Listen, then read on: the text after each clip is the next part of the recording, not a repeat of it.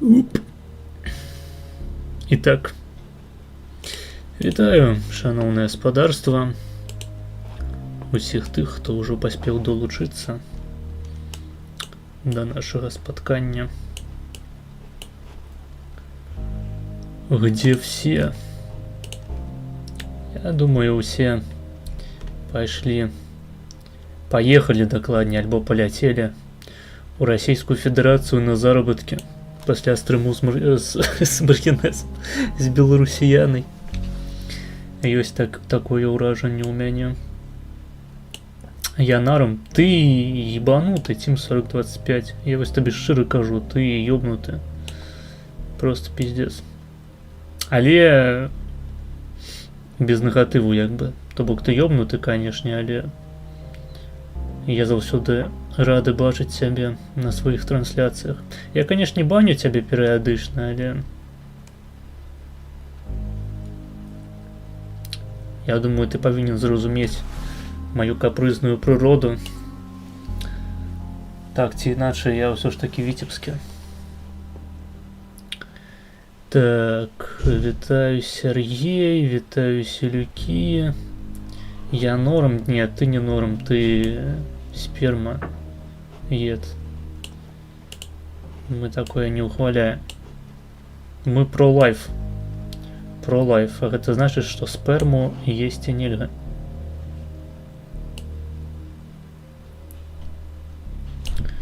Может, так само паспрабуеш чат-рулетку? Не ведаю. Мне здаецца, я чалавек іншага фармату просто. У беларусіяны вельмі добра атрымліваецца. Я лічу, што ён знайшоў свой фармат, альбо прынамсі яго узгадаў, бо раней ён таксама ладзіў чат-рулетку. Я просто не памятаю, наколькі гэта было эфектыўна, ну, з пункту гледжання праглядаў, донатаў. Мне здаецца, я магу разгубіцца ў такой размове з глыбінным народам. Просто дыягназ, без негатыва. Ну, дыягназ, ебануты, гэта не дыягназ, разумееш? Калі б у цябе быў дыягназ, гэта адна справа, але ты просто мудак. Вось. Цябе ў дзяцінстве пабілі галавой, але недастаткова сильна пры гэтым, разумееш? Уся трагедыя твайго жыцця заключаецца ў тым, што ты насамрэч псіхічна здаровы чалавек.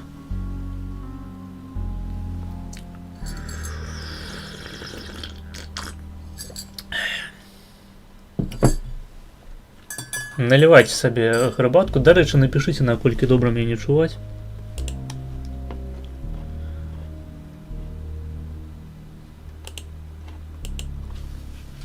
Прывітаннічкі, прывітаннічкі.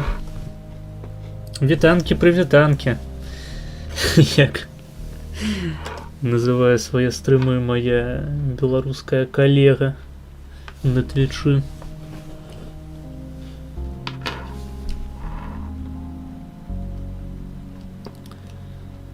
Текс. Распавядайце, як вашыя справы. Спадзяюся, што у вас яны яшчэ засталіся, бо тэндэнцыя назіраецца на тое, каб у людзей былі толькі злевы. Але мы паспрабуем сёння гэта выправіць у тым ліку. У мяне адносна добра, толькі часу не хапае на тое, каб займацца усялякімі трансляцыямі. Вось сёння я выкрыю сабе час замест таго, каб пайсці пасцірацца. Мне літаральна заўтра амаль што няма што апранаць ва універсітэт, але я вырашыў, што трэба стрыміць замест таго, каб займацца бытавымі справамі. Гэта добрая, ў прынцыпе, адгаворка, ведаеце. Калі ты стрымер, нават калі глядзяць цябе на стрымах 2 асобы максімум, ты можаш заўсёды сказаць: бля, ну я ж не магу пакінуць сваіх падпісчыкаў без контенту. Нахуй гэтыя бытавыя справы, хай мама ўсё робіць. Мама, дзяўчына, бабуля, мабыць, хлопец у вашым выпадку. Ну, карацей, разумееце. Партнер, так званы.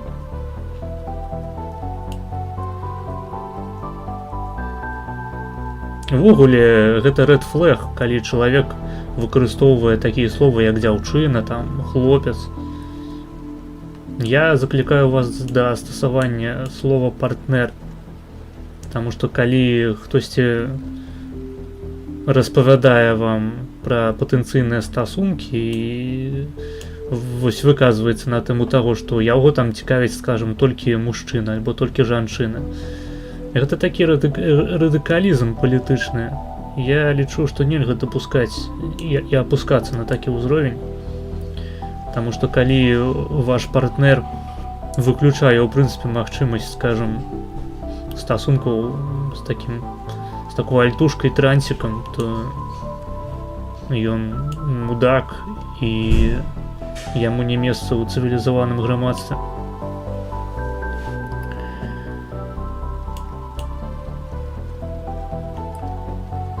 Тикс. Коллежанка. Ну, коллежанка, мне падаецца, гэтае слово з'яўляецца паланізмам. Але калежанка ўвогуле ў польскай мове азначае не тое ж самае, што калега альбо калежанка у беларусаў. Палякі калегамі называюць сваіх сяброў. Хаця хутчэй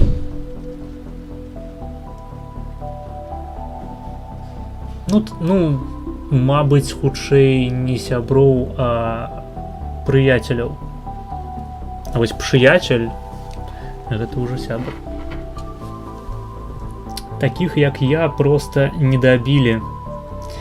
Так, ну ты спецыяльна збег у Польшчу на стадыі зыготы, каб цябе не ёбнулі камуністы ў Беларусі. Хто гэтак робіць? Гэта як? Дык заўтра ж свята, які універсітэт.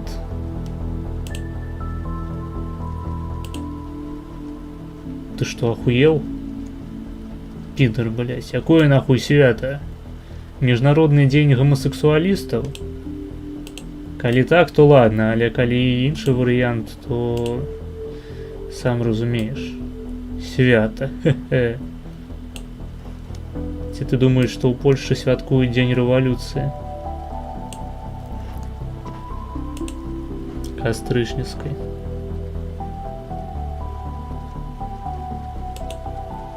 Дарэчы, адразу кажу, ставце падабайкі на трансляцыю, таму што няёмка атрымліваецца, калі стрымеш 6 гадзінаў, людзей в выніку паглядзець некалькі сотняў, а падабайку паставіць адзін чалавек. Прычым YouTube яшчэ потым гэтыя падабайкі спісвае нахуй. То бок літаральна скручваюць падабайкі ў мяне і накручваюць беларусіяне. Што за хуйня?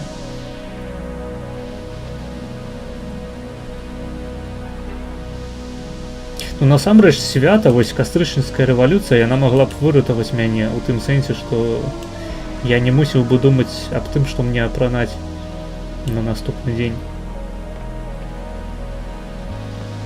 Вядома, там трусы я не мяняў яшчэ з мінулага году, з 24-го.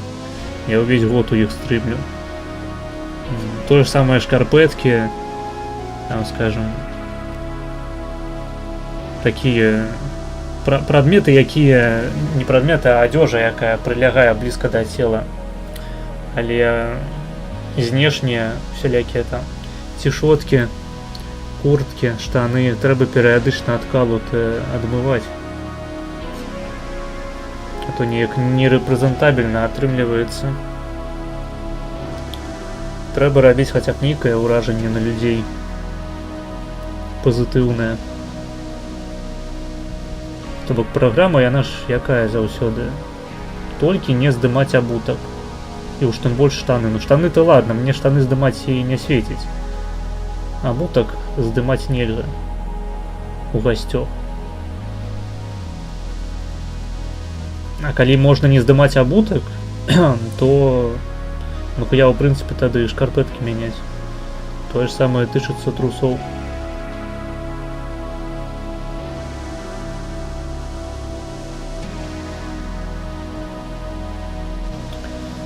Перед No Nut November. Ти маєш на увазі, що завтра починається No Nut November? А хуй ведає. Я не драчу, я просто не кончаю. Розумієш, у мене No Nut Year кожний год. Я коли почну драчить, то я не змогу спиниться, тому що я не кончу.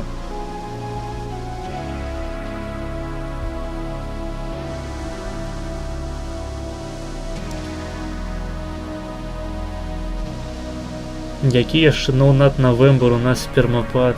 Так. Ох уж гэтыя старославянскія назвы месяцаў. Спермапад, спермань, спурмань, спермавік.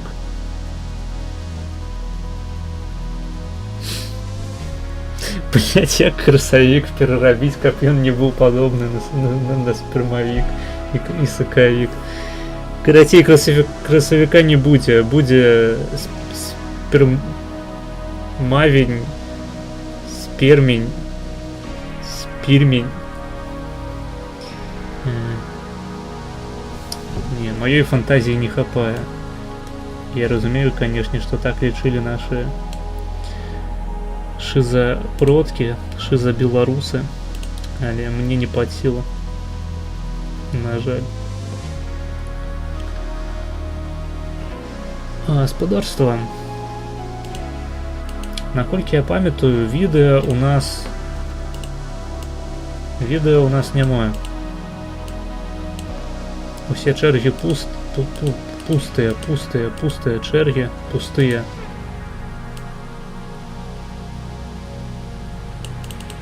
Донаты вітаюцца.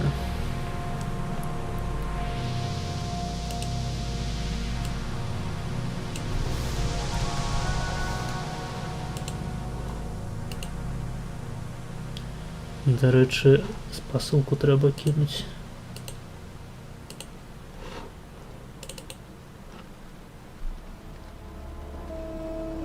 Адукаційний контент. Конечно.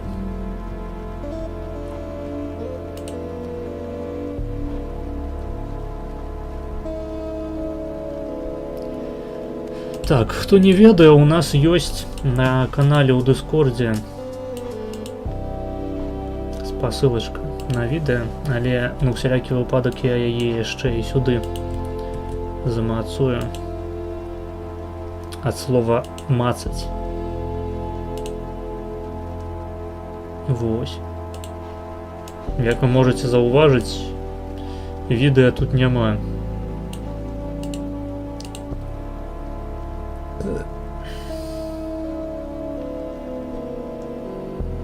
А вось я тут открыл интерактивный чат, где все поведомления показываются. Писали мне, что треба побрызгать кучу брудного одения дезодорантом и выкинь на холод на ночь.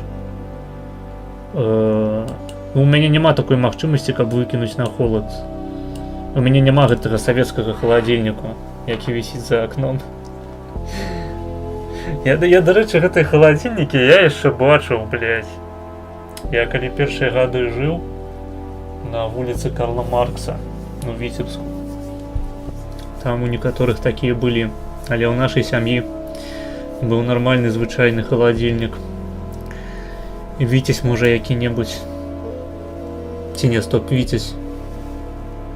Яны рабілі халадзільнікі ці тэлевізары? Я пераблытаў, хутчэй за ўсё. Віцязь, гэта ж тэлевізары, правильно? Ну, у нас быў халадзільнік звычайны, гэта 2000-е гады.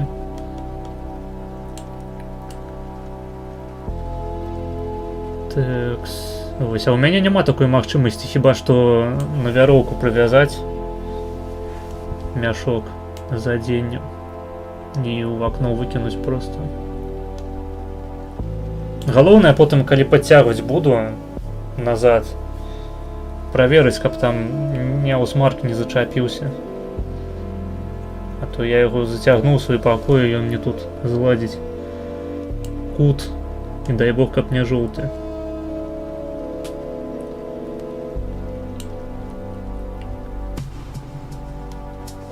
Так. Так, гэта дакладна тая спасылка. Ай, блядь, гэта не тая спасылка, сапраўды.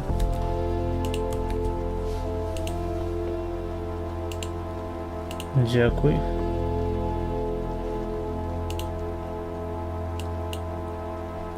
Вось.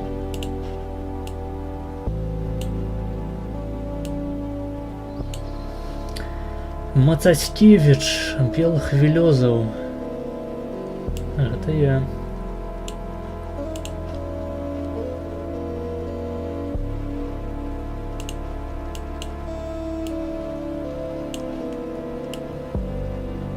У нас 0 відэа, але ёсць 8 даляраў у банку пазняка. Таму, калі хтосьці хоча глядзець пазняка, то можаце закінуць мінімальную суму і да яе дадасца сума з банку. Колькі ў цябе кубкаў у Clash Royale? Што такое Clash Royale? Патлумач, калі ласка. Але кубак у мяне адзін тут стаіць, з якога я гарбату п'ю, а другі недзе брудны валяецца, таму што менавіта для гэтага і патрэбны другі кубак, каб ён стаяў засраны паўгады і можна было піць з другога.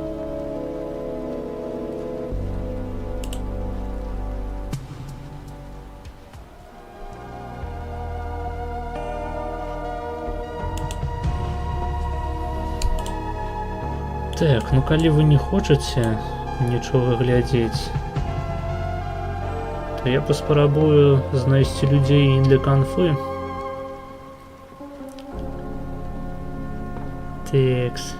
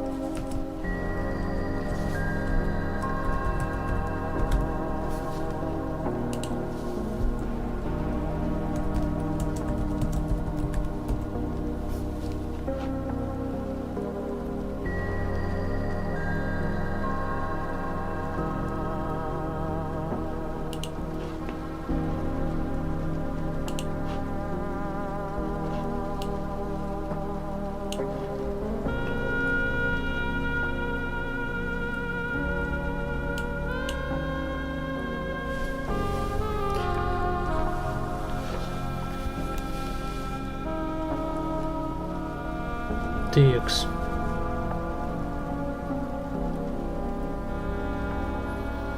Зараз, мабыць, хто-небудзь далучыцца, калі ёсць у онлайне. Амерыканцы знялі санкцыі з летакоў Лукашэнкі. Ён зможа паляцець у ЗША і купіць папяровае выданне Вашингтон Пост Хуана Гарсіі. Я думаю, яму могуць па пошце выслаць. Нормально. Гэта дакладна не тое, за чым трэба ехаць у Злучаныя Штаты. Тым больш, што той самы нумар ужо купіў Хуан Гарсія і каштоўнасць ён праз гэта згубіў канчаткова. Усе данаты пайшлі беларусіяне. Да я б не сказаў, што яго там закідалі данатамі, яму там, здаецца, закінулі 10 злотых.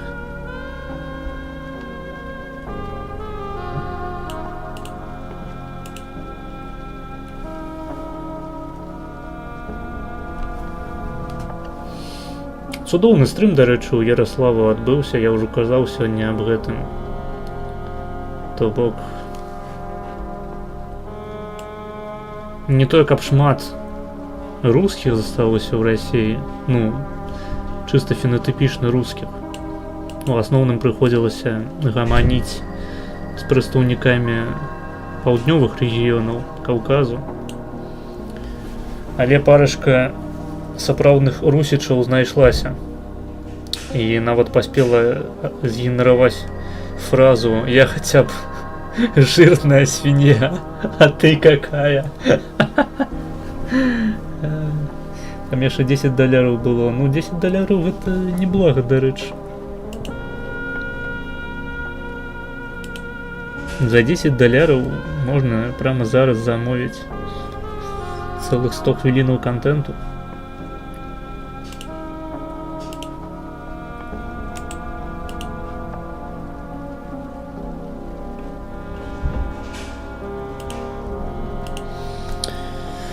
Полторы гадзіны Шабуцкага. Як полторы? Нават больш. Гадзіну 40 хвілінаў можна замовіць.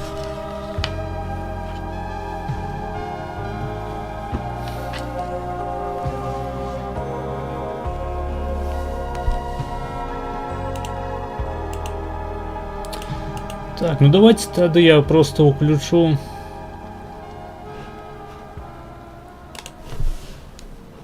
видосы з нулявой чаргі,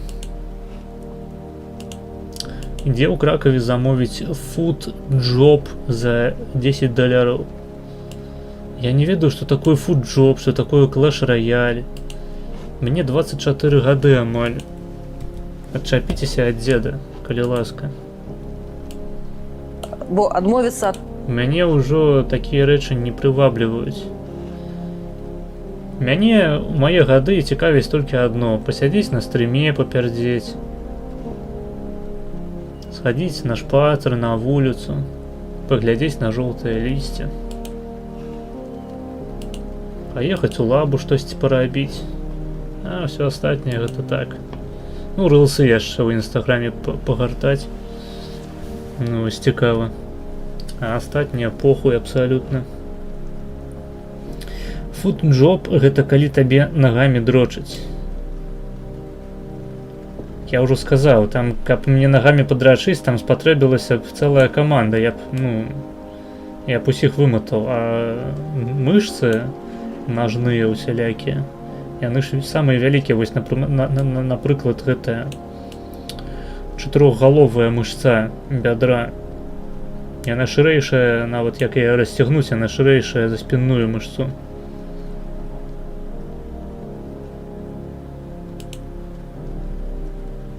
Вось этую шырокую я маю на ўвазе, шырокая спінная мышца. Там можна худнець па праграме дрожкі маргінезу, я так скажу. Калі я заданачу табе 10 доляраў, зробіш фуд-джоб, я магу пасяліцца ў цябе дома, разумееш, за 10 доляраў.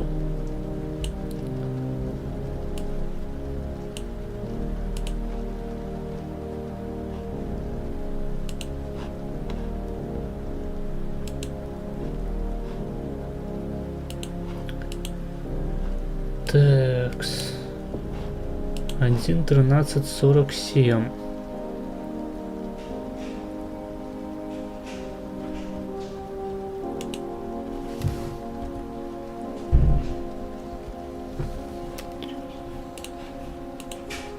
У нас значится видео.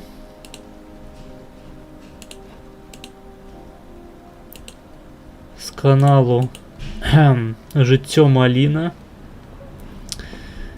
Называется Шарэнда Панасюк. Чаму ніякіх перамоў з Лукашэнкам, 4 гады катаванняў і як перамагчы?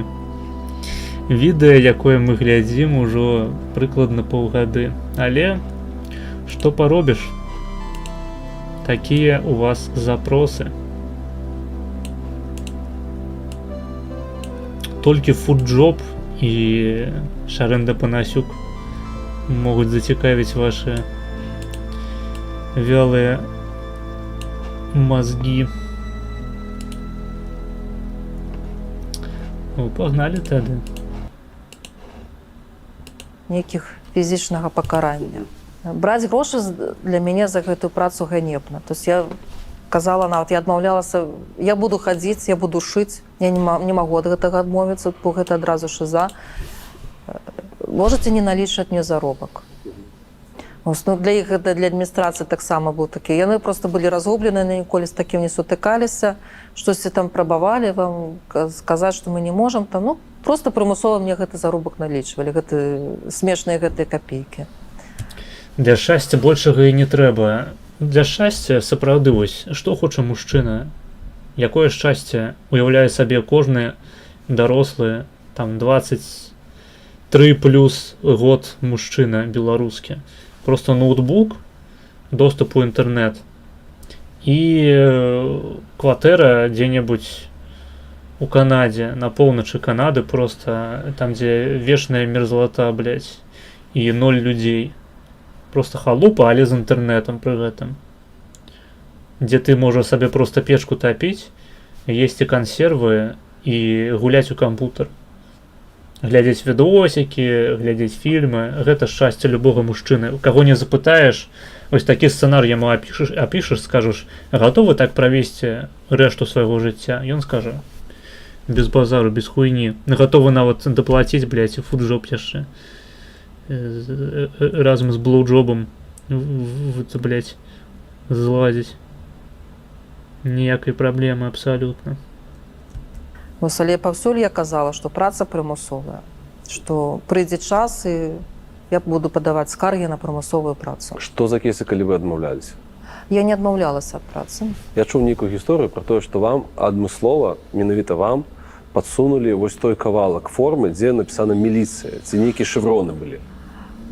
Я разумела, што гэта спецыяльна робіцца, гэта не толькі мне. Гэта яшчэ Усім палітычным, так? Так, гэта яшчэ на Антошкіна яны пачалі практыкаваць такой псіхалагічны ціск, псіхалагічнае катаванне. Калі падсоўваюць менавіта вось гэты там шэвроны міліцыя, ці вось гэты, што там на рукаве нашыўкі, становіцца, здымаюць гэта на камеру, як ты шыеш. Вось гэта такое. І ты разумееш, што ты мусіш гэта проста прышываць, так бы мовіць, з ненавісцю. В руках, в галаве. Таму што яны так, без задавальнення толькі за шчакой патрымаць, выплюнуць. І чакаць, як ты адмовішся.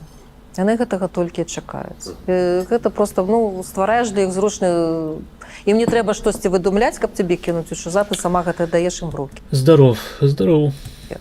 Такі рычаг. Ну і вы вымушаны былі пагадзіцца, напрыклад, я разумею гэта. Фізічнае катаванне, псіхічнае катаванне было вымушанае, так. Вы працягваеце заставацца грамадскай каардынатаркай Еўрапейскай Беларусі. Так. Якія у вас планы, какие творческие планы? На маім календары 20-й год. І таму мне застаюцца тыя ж самыя планы і мэты, якія мы... Ого, ты побрыўся. Ну, як бачыш, сапраўды. Я адразу зразумеў, што гэта была памылка, таму што... Вось. Але... Не сказаць, што гладзенькі, але... Нормально. Я худнею. Мне трэба...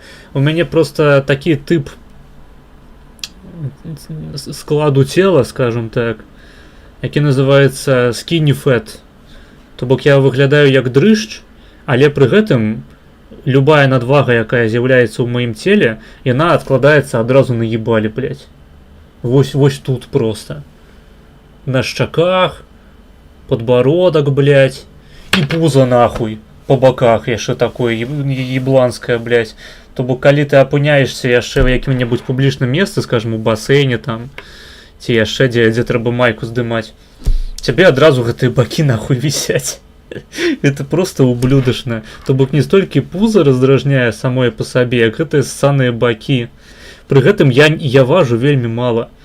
Нават для свайго росту. Я ростам 172 сантиметры і важу я 65 кілаграмаў. Гэта просто нішто, блядь. Але вось, адразу нахуй. Ебала, пузо. Не каб на задніцу ўсё адкладалася, каб усе глядзелі такія, блядь, ахуенны зад. Я б памацаў. Не, абавязкова. Кудах, так, вось тут з'яўляецца такая хуйня. Таму галіцца прыдумалі габрэі, канешне ж, без іх нікуды не падзенешся ў гэтым сэнсе, в гэтай справе. І жанчыны, таму што жанчынам прасцей вычапляць з куфоў адразу з усёй мужчынскай папуляцыі і адсеиваць іх, адфільтроўваць. З вусамі краще було. Я згодны. Грамадства на мяне паўплывала у горшым сэнсе. Пагаліўся, але шкадую. Гэта як змена трусоў, шкарпэтак. Вось нармальна ўсё было, нейкія змены ўводзіш, нейкія рэформы здзяйсняеш, бац, і ўжо выглядаеш як скуф 5гадовы просто. На моем календары 1933 год. Вусаны брый. У спортзалу запішыся. Так, ахуенна. 100 злотых аддай, як мінімум, у месяц. У мяне такіх грошей няма. Десь я Skinny Fat чув вже. Мабуть, Maybe Baby ты чув. Хаця вось Skinny Fat гэта добрая назва для гурту музыкальнага. Skinny Fat.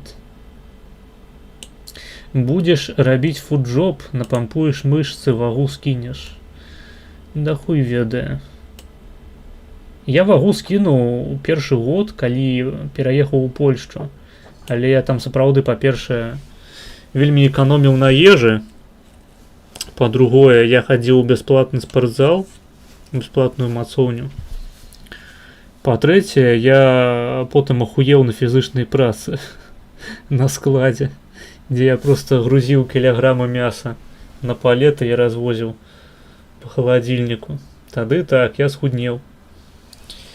Прычым схуднеў калясальна, там, скажем, я важыў недзе 72 кілаграмы, калі у Беларусі яшчэ жыў. І потым у Польшчы за год скінуў 12. І важыў там ужо каля 60.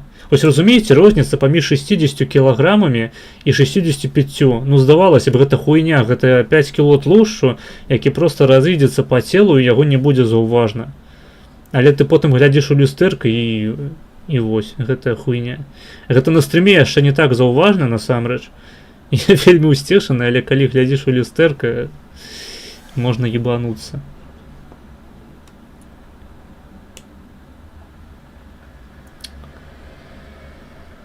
Так, что ты там выдаліў? Паведамленне адклікалі. Але на екране-то я яго бачу і магу прочитать. Мені все життя, що пахви бриють підори, а потім мені кажуть, хулі ти пахви не бриєш. Я в хуях. Згодне то ж саме. Я перестав галіцца под пахом і задоволений цалком. Розницы 0. То бок, что так, трэба мазацца дезодорантом, каб ад цябе не шманіла на ўвесь калідор, там, на ўвесь паверх. Але пры гэтым яшчэ трэба галіцца. І яны адрастаюць зноў. Ды ў пізду, блядь. І так трэба кожны дзень мыць, кожны дзень наносіць дезодорант. А які сэнс тады іх галіць, у прынцыпе? Хай вісяць. Маргінез праходзіць курс гармонаў тэрапіі, і мы ўжо даем досыць неблагія результаты. Так. Кілаграмы мяса трэба было грузіць у рот. Ну, слухай. Заўсёды гатовы, так бы мовіць. Мені все... А, ты гэта ўжо пісаў. Окей. Беларусы не дарабілі ў 20-м годзе. Я думаю, што ў кожнага чалавека, які... Так. Я думаю, праблема ў тым, што беларусы не ўдзельнічалі ў міжнародным руху No Nut November у 20-м годзе. Дрокалі свае пісюны замест таго, каб рэвалюцыю здзейсняць. І ўсё. Вось і прыебаліся. На волю, але які марыць вярнуцца ў Беларусь, прынесці в Беларусь гэтую волю, таксама мусіць быць на календары 20-й год і тыя мэты, якія мы не дарабілі. Ці плануеце вы синхронизовать свой календар на якім 20-й год з 25-м? Потому что абставіны все ж таки, пагадзіцеся, я думаю, что вы ўжо разумееце, вельмі памяняліся. Ну, гэта цікавы, дарэчы, аспект. Ці сапраўды у жанчынаў синхронізуюцца месячныя у турме. Ці трэба там неяк падстасоўваць свой календар, змяняць, синхронізаваць і гэтак далей. треба просто норм харчуватись на фізроботах, бо в мене така сама хуйня була, особливо важливо сніданок і обід. Сніданок – це складана реч, насамрэч. Галоўная праблема са сняданкам заключаецца ў тым, што яго трэба прыгатаваць. Альбо вечарам заебацца і прыгатаваць на 2 разы сабе паесці. Іначай раніцай ты, блядь, просто паленішся паесці. Гэта адна справа. Другая справа, што перыядычна, калі я ем сняданак раніцай, я адразу хачу сраць, а мне трэба бегчы на лекцыю, карацей. Альбо, што яшчэ горш, на які-небудзь практычны занятак ці на канверсаторый, дзе абавязкова трэба быць, дзе правяраюць наведвальнасць і ставяць адзнакі. Ці там якія-небудзь пункты за актыўнасць. А ты хочаш сраць, блядь. Ты вось пакушаў дома, адразу паехаў в універсітэт, і ўжо ў трамваі ты адчуваеш, што барацьба потихонечку прайграецца табой, што перамагаць не атрымліваецца. І той ціск, які прыходзіцца накладаць на дзверы выходныя са свайго арганізму, расце у геаметрычнай прагрэсіі. І ўсё, на што ты здольны пасля прыезду такога ва універсітэт, а ў мяне гэта каля 30 хвілінаў езды трамваем з перасадкай, ну, трамвай, аўтобус, там, хуё маё. У выніку адзінае, на што ты здольны, гэта пабегчы проста на унітаз і сраць хвілінаў 15, пакуль усё выйдзе. Гэта хуёва. Лепей ужо не есці, перацярпець першую пару, там першую, другую пару, калі яны ідуць у шэраг. І потым ужо нармальна пакушаць, схадзіць пакакаць, калі ёсць перапынак, ці заняткаў больш няма. Можна прямо там ва універсітэце проста прыйсці, наваліць кучу і не змываць. Тыпу, ну, па-мужчынску так. І дэзадарантам нават не пабрызгаць.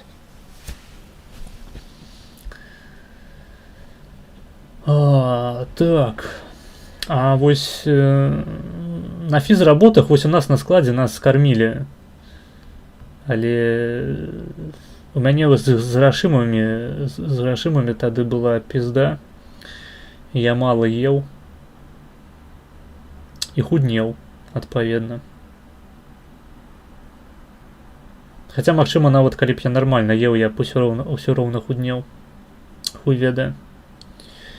Раней, скажем, год до 19, мабыць, я еў просто ўсё нахуй у бясконцых порцыях пастаянна па КД, і мне было паебаць.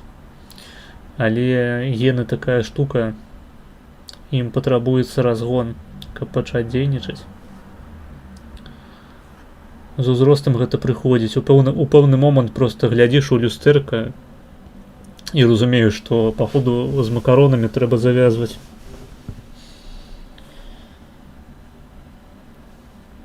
Так, дзень вялікай снежаньскай эакуляцыі разнясе гэты рэжым. Гэта праўда.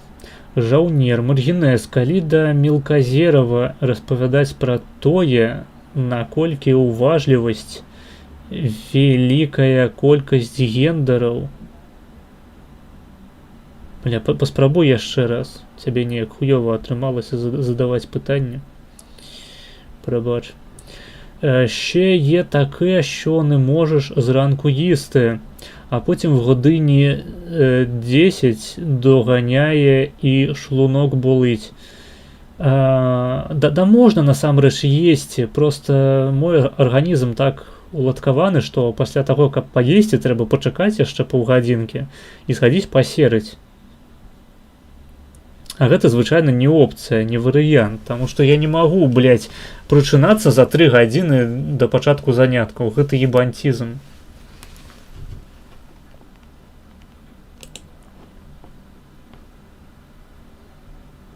Я і так ледзь падымаюся ранкам, я сава, блядь. То бок, калі мы кажам пра той сняданак, які адбываецца у звычайным рэжыме, там, скажем, на вакацыях, калі я сплю да абеду, А там так, просто прачынаешся і можаш адразу штосьці скушаць. І какаць пайсці. Але раніцай, калі ты ледзь устаеш, спяшаешся, трэба яшчэ паесці, потым пасраці. Ну, пізду. Лепей ужо галадаць. Паўдні. 1. Прачнуцца. 2. Пасраць. 3. Паесці. 4. Устаць з ложку. Так. Гэта з пляну Багрытыён, калі што. Трэба плотна снедаць, чысціць зубы і стрымліваць прыступы рвоты, як мужчына. Да ладно рвоты, як ты стрымаеш прыступы срання? Скажы мне, калі ласка. Што ты там пачысціш? Клізму зрабіць адразу просто перад выхадам. Даруй, Т9 выправіў. Я пытаю, калі ты пойдзеш да мелказёраў распавядаць аб важнасці гендераў і іх колькасць. То я думаю, яму ўжо неаднаразова распавялі. Я б на якое-небудзь нацыяналістычнае шоу прыйшоў, каб распавесці ім аб тым, што насамрэч гендеры ад нацыянальнасці не адрозніваюцца абсалютна нічым. Ну, ад нацыянальнай самасвядомасці, так званай. Вось гэта было б цікава. Зубы трэба чистити навіть, якщо все хуйово в житті. А якое гэта мае дачыненне да абмяркуемай тэмы? Скажы, калі ласка. Бо лишніх праблем не трэба. Не, ну я-то згодны. Зубы чысціць трэба не толькі аб ежу. Фуджоп больш, чым чысціць зубы. Ёсць і такое меркаванне.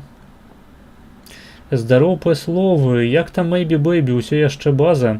Блять, дарэчы, ну у нас стрым сёння не на твічы, таму не важна, але ў прынцыпе я хацеў яе прыбраць сапраўды з алертаў, таму што званне народнага артысту маргінезу было страчана, на мой погляд. Такія рэчы не выбачаюцца. Ладно б яна там просто спізданула нейкую хуйню ці зладзіла канцэрт з шаманам, мне было б да пізды абсалютна. Але данаты на СВО, на нашых мальчыкаў, не. Усё ж такі гэта ўсё быў сон, мара, абсалютна беспадстаўная. І мы абасраліся, спадарства. Мы не змаглі вызначыць агентуру на першых парах. Прыйшлося разбіваць лоб аб гэтую сцяну, каб зразумець, што істинная прырода Maybe Baby заключаецца ў тым, што яна ходзячая блакітная пізда. Такс, які твой любімы нацыянальна самасвядомы гендер? Я думаю, стары Ліцвін. Смокі, о, а гэта той самы Смокі? Смокі, гэта ты? Ебать, сапраўды, прывітанне. А Смокі, ніхуя собі, ты і в клонах маргінала. Культура скасавання ў дзеянні. Франшызу трэба пашыраць. Так, як мой анус. Maybe Baby паехала абуджаць быдларусаў на Донбасе. Так. Магчыма, яна іх абудзіць, сеўшы на крэпкі чачэнскі хуй. Гэтага таксама нельга выключаць. Я вось думаю просто зараз, а што паставіць на падпіскі? Ну, так, здаецца, яна на падпісках стаіць зараз. То бок, што павінен пачуць чалавек, які плоціць мне грошы за тое, каб глядзець, як я гляджу кліпы Івана Дарашэнкі, відосы Максіма Шабускага, беларускага Леніна, между прочим.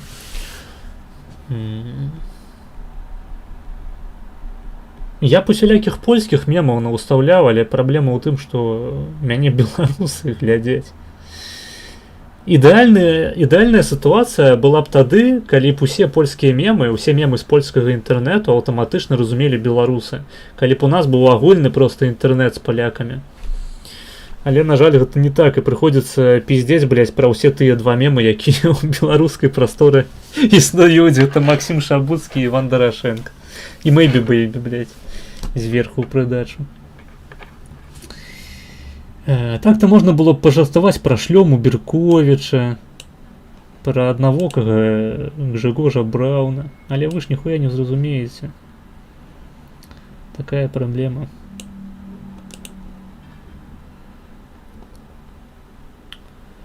Шалом Смокі. Так, Смокі-Мокі. Пастаў на алерты падпісак Фуджоп. Не. Толькі калі Фуджоп гэта не новая праграма Максіма Шабуцкага. Пастаў нейкую базу ад Шабухі на кшталт ягонай прамовы аб тым, як ён паважае Латушка. Я не ведаю, гэта шукаць трэба, разумееш, я не знаўца контенту Шабуцкага. У чаце ёсць людзі аматары, так бы мовіць, такой творчасці. Я ніколі ў гэтым заўважаны не быў. Прычым сам за сабой таксама. Я там глядзеў некаторыя ролікі Шабуцкага, але ў асноўным мяне цікавілі ягоныя блогі, так бы мовіць, Шабуцкі крочыць па Віцебску і па іншых гарадах. А так-то я цытату ягоных ніякіх не ведаю. Трэба штосьці такое драйвовае, музыкальнае, ведаеце? Была Maybe Baby, але Maybe Baby гэта ватная скаціна, блядь, блакітнавалосая, якая сваю задніцу прадала. То бок яна ад інстасамкі не адрозніваецца проста нічым, яна нават горш, таму што яна ганьбіць беларусаў. Я неяк залпам яго відэа глядзеў, можа крыху звар'яцеў ад яго думак. Ну, судзячы па тым, як ты фармуеш сказы, можна такія высновы зрабіць.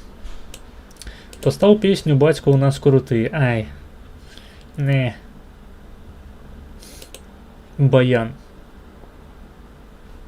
Я нават не хачу Лукашэнку Вітаўта ставіць. Гэта, ведаеце, такія проста мімалётныя мемы, нявечныя. Калісьці мы пра іх забудзем. Вось калі б хтосьці з беларускіх артыстаў напісаў музыку на словы Зянон Хоп, вось гэта можна было б паставіць. А так, хуйня.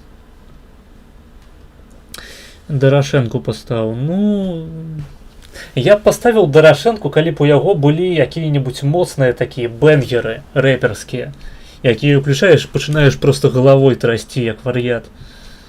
Як быццам ты робіш фуджоп галавой, разумееце. Але у яго нават песня, якая называецца «Улыбнись»,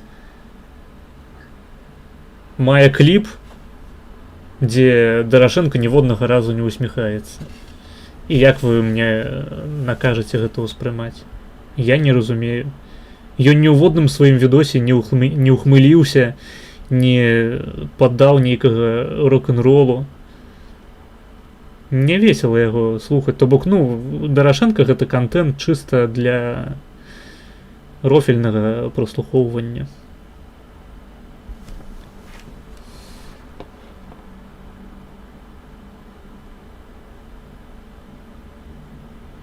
У яго нават па бітах чуваць, што made by Дом культуры ў Пінску. Таму як бы не ведаю. Я хачу нешта драйвовае такое, што чалавека адразу зарадзіць на падпіску вось на другі месяц, а потым на трэці, а потым і на чацвёрты яшчэ. Гэта не нацыянальныя людзі, гэта агентура, гэта людзі, якія скампраметавалі сябе, гэта маргінез, якія зайшлі ў тупік. Так. Аковы гатовы заданаціў $5 з пакрыццём камісіі і піша: з таго, што я бачу, чэргі пустыя, хай будзе па другой. Так, чэргі сапраўды пустыя. Мне прыйшлося запусціць плян Панасюк, Каб прымусіць вас данаціць.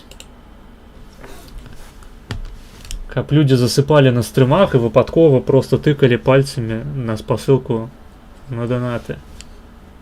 Так, значит, 5 доляраў. Гэта у нас 25 хвілінаў. Дзякуй за 5 доляраў. Ты неверагодны. Ако вы готовы. Давайте тады адразу і паставім гэты цудоўны контент.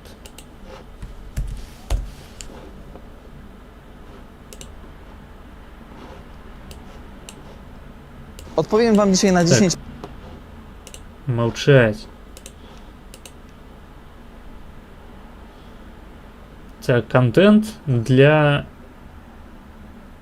крэсаў усходніх.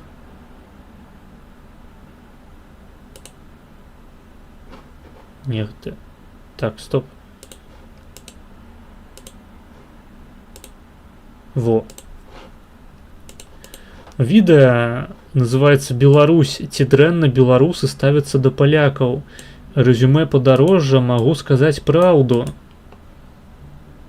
А гэта аўтаматычны пераклад? Ці ён па-беларуску просто напісаў апісанне і назву? Дзіўна. Дзіўна. Ну да ладно. Мы глядзелі ўжо відосы з гэтага каналу. Так. Зараз мы яго паглядзім і адкаментуем. Але спачатку мне трэба схадзіць папісяць. Давайте. Пачакайце хвіліначку.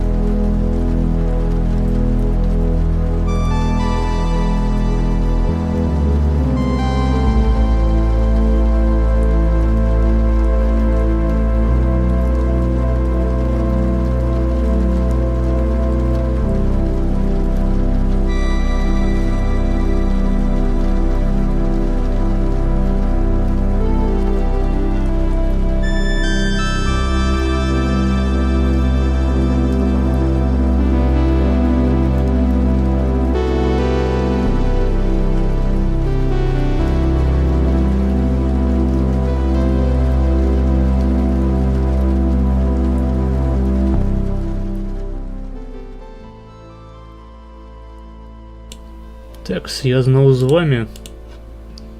Велизарнейшая струя з майго хуя опустела. Теперь я готовы глядеть замовленные вами відео. Давайте. Контент, який мы заслуговуємо. Маргінез сцить у кутку своїх покоїв під електромузику. Покоїв. Ну, коли під покоями, разумеется, дом Няуса Марка правого кута, то я не супраць такого меркавання про сябе. Донатьте больше гой дзеля такого контенту на будучыню. Зноўку пайшоў сюськаць. Я не ведаю, што значыць сюськаць, але пайшоў я святло памяняць. Мне здаецца, што так трошку лепей. Як зараз. Кут зноў жоўты. Шарыш. Шарыш. Давайте, глядзім. Нагадваю відос. Карацей, палякі прыехалі ў Беларусь і распавядаюць аб тым, як беларусы да іх ставяцца. Пагналі? Odpowiem wam dzisiaj na 10 pytań, które... А, так, відос по-польску, таму не ведаю, які тут ёсць субтитры. Блять. О, по-беларуску. О, супер. Погнали. Odpowiem wam dzisiaj na 10 pytań, które nieco bardziej zbliżą was do Białorusi i tego, jak się podróżuje po Białorusi, a może też będą złotą wiedzą na temat, czy chcecie tutaj przyjechać, czy może ten kierunek kompletnie nie jest dla was.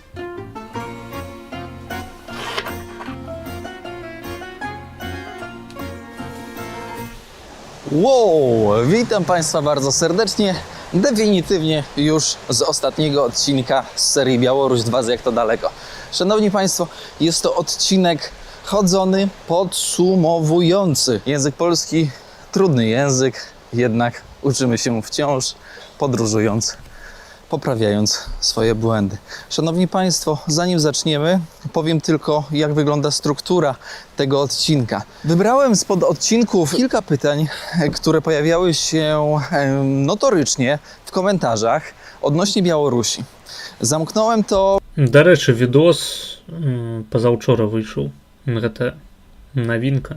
W 10 pytaniach w sumie, bo odcinek też nie jest nieograniczony, więc ma swój, że tak powiem, czas. Odpowiem wam dzisiaj na 10 pytań, które nieco bardziej zbliżą was do Białorusi i tego, jak się podróżuje po Białorusi. Я пакуль не магу зразумець, што гэта за вуліца. Я так разумею, Менск, але... A może też będą złotą wiedzą Што гэта? na temat, czy chcecie tutaj przyjechać, czy może ten kierunek kompletnie nie jest dla was. Więc ja tak będę sobie po mieście chodzić, a dokładnie po mieście Orsza, ponieważ Aha. kolejny odcinek, Orsza. następujący po tym odcinku, będzie już, moi drodzy, z drogi na granicę białorusko-rosyjską, która stoi pod ogromnym znakiem zapytania, ale o tym oczywiście opowiem w kolejnym odcinku. Dziś skupiamy się na pytaniach dotyczących Białorusi. Zatem zostawcie łapeczkę, komentarz i rzecz jasna podajcie odcinek dalej pocztą sandałową. Dziś... Я думаў, што Ворша гэта проста вёска, якая складаецца з некалькіх хрушчовак і праз якую чыгунка праходзіць. Але апынулася, што гэта цэлы горад. Цэлы горад. Ебать. pocztą trzewikową, żeby to szło w świat. A ja zabieram się za odpowiedzi. Pytanie pierwsze. Czy Горад гэта складанае слово для вымаўлення, трэба казаць месца. jadąc na Białoruś, Polacy potrzebują wizy i zaproszenia? Odpowiedź brzmi: wizy nie, zaproszenia nie. W sumie wizę troszkę tak, tylko że ta wiza turystyczna, podkreślam słowo turystyczna, bo to jest bardzo ważne, jest wizą darmową. Nie jestem w 100% pewny, czy ta wiza turystyczna pozwala być miesiąc, czy nawet dłużej. W każdym razie zajeżdżasz na granicę, dostajesz tam pieczątkę, nie potrzebujesz ani zaproszenia, nie potrzebujesz ani ubezpieczenia specjalnego turystycznego, nie potrzebujesz tak naprawdę nic, po prostu paszport.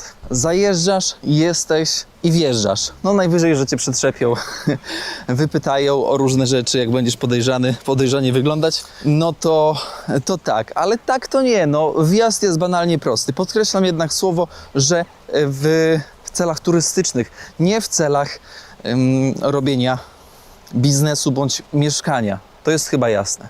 Pytanie numer 2. Dlaczego pokazujesz kraj, który robi tyle zła dla Polski? Dobre pytanie, bardzo dziękuję osobie, widzowi, który to zadał, bądź która to zadała. Moi drodzy, trzeba rozróżnić, fakty są faktami, nie zaprzeczam temu, co padło w tym pytaniu, jednak trzeba zaznaczyć, że Białoruś to nie tylko jedna masa, która jest jednolita i że ci wszyscy ludzie, których tutaj mamy dookoła, oni wszyscy Гэта Шабуцкі вывучыў польскую мову і пачаў насіць акуляры. Я думаю, не, ўсё ж такі на галаве Шабуцкага менш валасоў. chcą nam źle. To jest prostolinijne myślenie. Tak nie jest. To, że ktoś decyduje się, znaczy nie ktoś, tylko rząd, polityka, wyżej postawieni, decydują się na ruch taktyczny Я, дарэчы, цалкам за тое, каб такія відосы рабіліся і за тое, каб як мага менш у іх узгадвалася, што ў Беларусі існуюць вуліцы імя Берута. ze swoim sąsiadem w naszą stronę, to nie znaczy, że wszyscy Białorusini tutaj chcą w tym brać udział i to popierają. Więc ja bym tutaj rozdzielił polityka jedno, a zwykłe życie i Białorusini drugie. I ja bym tego nie mieszał, naprawdę, bo na vlogach widać przecież, jak ta podróż przebiega, jak Białorusini się odnoszą do mojej osoby, jak się odnoszą, słysząc, że jestem Polakiem. Nie mieszajmy polityki. Ja tutaj nie przyjechałem po to, żeby pomagać, poprawiać wizerunek polityków i ich działań.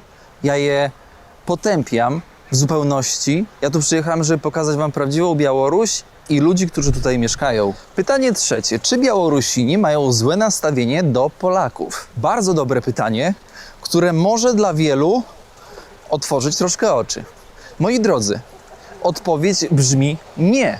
Nie mają złego nastawienia, a wręcz odwrotnie. Mają bardzo przyjazne, ciepłe nastawienie. My dla przeciętnego Białorusina jesteśmy, szanowni państwo, bratem, siostrą. Te tereny, jak wiecie, nie Насамрэч, досыць павярхоўны аналіз, то бок вядома, калі вы турысты прыязджаеце на некаторы час у Беларусь, то вас сустрэнуць вельмі цёпла, асабліва калі вы грошы яшчэ пакінеце нам у двайным памеры за які-небудзь гатэль ці нацыянальную кухню. Але даўжэй беларусы нікога цярпець у сваёй краіне не хочуць звычайна. Колькі я там не праводзіў часу у, здавалася б, патэнцыйна лівацкім асяроддзі ва універсітэце, там, прычым у розных універсітэтах, што правінцыйных, што у найвялікшым універсітэце ў БДУ. Ніхто не любіць туркменаў. Усе хочуць насраць на галаву туркменаў. Усе прыклінаюць, блядь, туркменаў, кітайцаў і іншых. Ну, кітайцаў яшчэ ладна, там, могуць сустрэцца аматары. Але туркменаў хейцяць усе. Расейцы, калі прыязджаюць, часта думаюць таксама, што вось, беларусы, братушкі, прымаюць нас з хлебам і соллю, і мы трапляем у іхнія цёплыя, мяккія, чорна-зялёныя абдымкі. Але потым з цягам часу апыняецца, што ты ёбаная русня, якая не ведае, як сябе захоўваць сярод ветлівых людзей, і тады людзі пачынаюць ставіцца па-іншаму. Хаця не сказаў бы, што хаця адкуль мне ведаць, блядь, як сябе палякі захоўваюць у іншых краінах. У мяне досведу такога не было, ведаеце. Там у хуй ведае, як беларусы да палякаў ставяцца, як сябе палякі паводзяць на тэрыторыі РБ. Ну, я не ведаю, як у іншых, але маё атачэнне добра ставілася да Польшчы ды палякаў. Да я пра іншае, хутчэй, я пра стаўленне да турыстаў. У маім атачэнні на палякаў збольшага ўсім было похуй. Я памятаю, калі ў нас наогул у мясцовай шаурмечнай адбылася цікавая гутарка на нацыянальным грунце. На нацыянальным грунце, а на якой мове гэтая гутарка адбылася?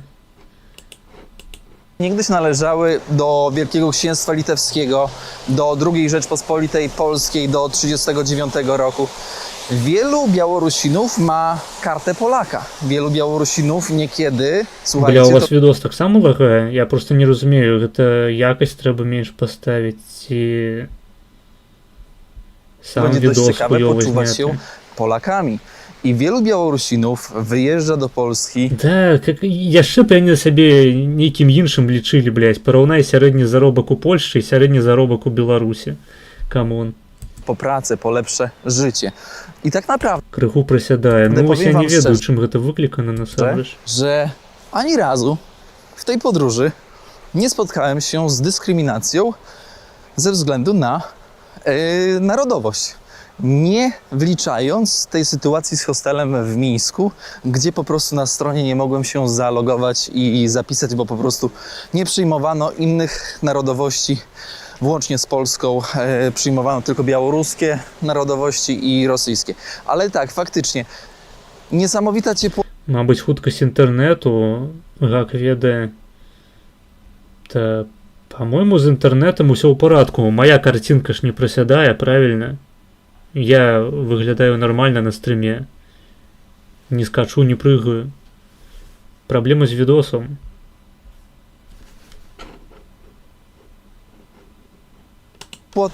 Niesamowity szacunek, niesamowita cierpliwość do tego, że ja nie mówię płynnie w języku rosyjskim i białoruskim i tyle. Nic więcej tak naprawdę nie mogę powiedzieć. No nie mogę powiedzieć złego słowa na naród białoruski. В Білорусі є польська меншина, що говорить польською. У Білорусі ёсць польская меншасць, якая размаўляе па-беларуску. Пра менавіта, што палякаў, такіх польскамоўных, я чуў мала. Мне здаецца, яны даўно ўжо ўсе паз'язджалі. А вось было бы смешна, калі б ён гэта казаў, і там мясцовы Сансаныч, сидячы на бутэльке, пачаў крычаць: «Поляк, что ли, бля? Ёбаный, блядь, козёл, блядь». Ну, я думаю, хутчэй яго пераблыталі з украінцам, казалі б «Спірдалей на Украіна». Польская меншасць у Беларусі размаўляе па-беларуску. Ёсць такое. Białorusini są nam bardzo bliscy. Zresztą sami wiecie, bo jeżeli jesteście starsi, to w latach 90., w 2000 jeszcze przepływ Białorusinów, Polaków na Białoruś była ogromna. Każdy z tego korzystał, jeździł po coś. Я думаю, што калі па 90-е гады беларусы прыдумалі карту беларуса, то вельмі шмат палякаў паехала б у Беларусь рабіцца сапраўднымі літвінамі. Każdy jechał potargować, kupić coś sprzedać. Wiecie, o co chodzi. No więc tak, czy kierownik był zatrzymany bądź przesłuchiwany na terenie Białorusi podczas pierwszej bądź drugiej podróży po tym kraju? Odpowiedź brzmi nie. Ani za pierwszym razem nie byłem zatrzymany, a rzucam się mocno w oczy.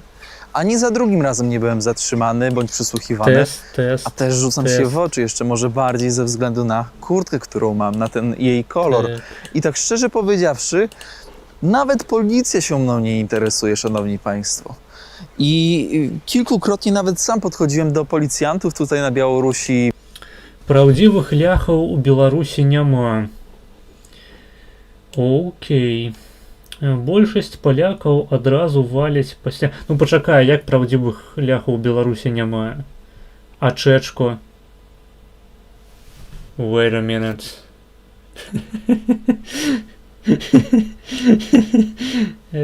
Большасць палякаў адразу валяць пасля дасягнення 18-летняга ўзросту. Таму я сумняваюся ў тым, што існуе нейкая вялікая і пастойная польская дыяспора. Ты маеш на ўвазе, што беларускія палякі валяць у Польшчу? Ну, ёсць такое. Хаця збольшага гэта нават не палякі, гэта проста людзі, у якіх былі польскія сваякі, і яны своечасова зразумелі, што лепей быць палякам, чым беларусам. Тым больш, што людзям з карты паляка даюць рознага кшталту ільготы і паслабленні. Так, секундачку, мне трэба Телефон на зарядку поставить.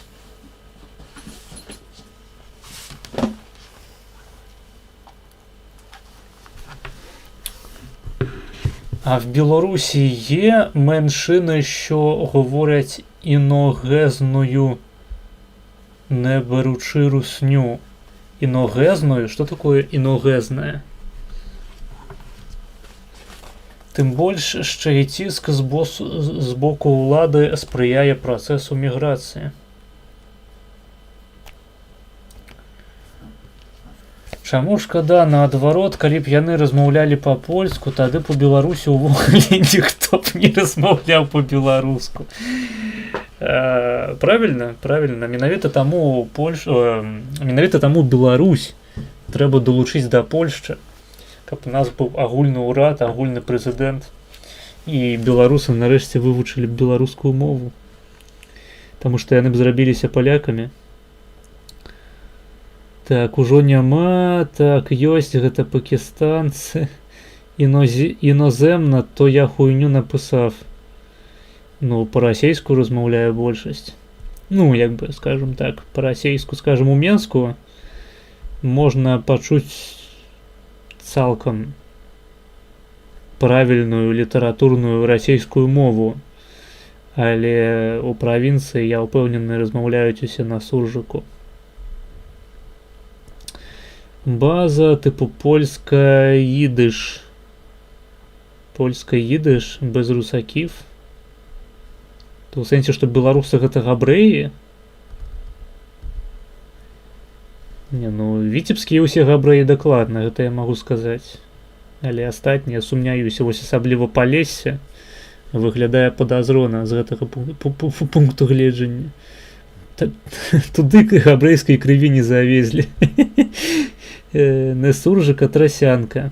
А я сказал суржик? А, ну так, тросянка. Тросянка, сапраўды. Сапраўды. Я просто так давно не чуў слова тросянка, што развучыўся ім карыстацца.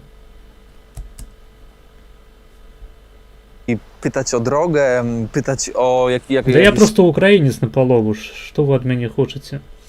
У мяне прабабка жудоўка з Віцебску. Ну, гэта цябе і ратуе насамрэч. Калі б цябе прабабка не была жудоўкай з Віцебску, то ты б такія сказы на маіх стрымах не пісаў. Складныя, ты б там, вось як Іван Дарашенко. Мне палітыкі не трэба. І беларускі Сергей Есенін. Блядь, питання, чи є меншини, що говорять іноземною, не білоруською, в не рос. Не ти поляк. Блядь. Походу знайшовся чоловік у чаті, якому габрейської криві не хапіло. Вам треба об'єднатися мозгами з жаўнером, тому що у вас у кожного по паловачцы, магчыма, разам агульнымі намаганнямі вы зможаце скласці сказ, які будзе зразумелы. Хаця б у тэорыі. Вось яны, 3 вершніка апакаліпсіса. Маргінез, Няўса, беларусіяна, якія выступаюць за беларускую вобласць у складзе Польшчы. Я думаю, беларусіяна хутчэй выступае за беларускі раён у складзе Вільні. Выбачаюся, Вільнюса.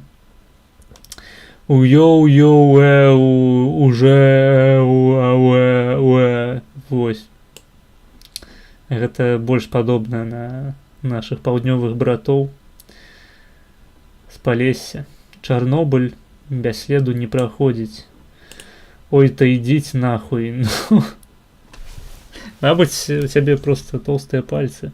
І ты неудала потрапіў по клавіатуры. Дух Мстислава. Дух Мстислава.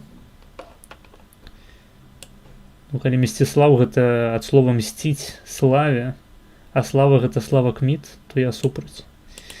Не трэба такім займацца. Смоленск, не забудьте забрати. Так, у склад Вільнюса Смоленск, абавязкова. Найлепшая моя думка гэта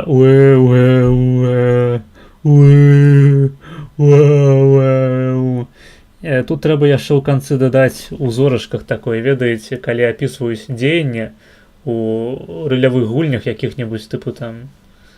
Хаця ў сампе гэта, здаецца, не так выглядала. Ну, карацей, дзеянне, калі апісваецца лёгкім рухам рукі, трэба было ўпісаць погляд у далечыню у bok Полесья. Miejsce, które szukałem, sklep, więc tak na dobrą sprawę nikt tutaj, ja mówię o zwykłych, normalnych ludziach, bo takich właśnie na tym Tak, kanale zwyczajne, oglądacie, normalne taki oglądacie emocje. świat. To jest zapisek zwyczajnego gościa, który pokazuje wam to, co widzi wokół siebie w miejscach, gdzie jest. Ja nie jestem politykiem, ja nie jestem, wiecie, człowiekiem, który tutaj przyjechał zmieniać Białoruś, bo ja tej Białorusi nie zmienię. Ja Jestem zwykłym Polakiem. Nie potrzebuję polityki. przyjechałem wam pokazać to, jaka ona jest aktualnie. Jaka będzie... Albo jak сказал Полишук, nie wstydzę Polesi, nie wstydzę się.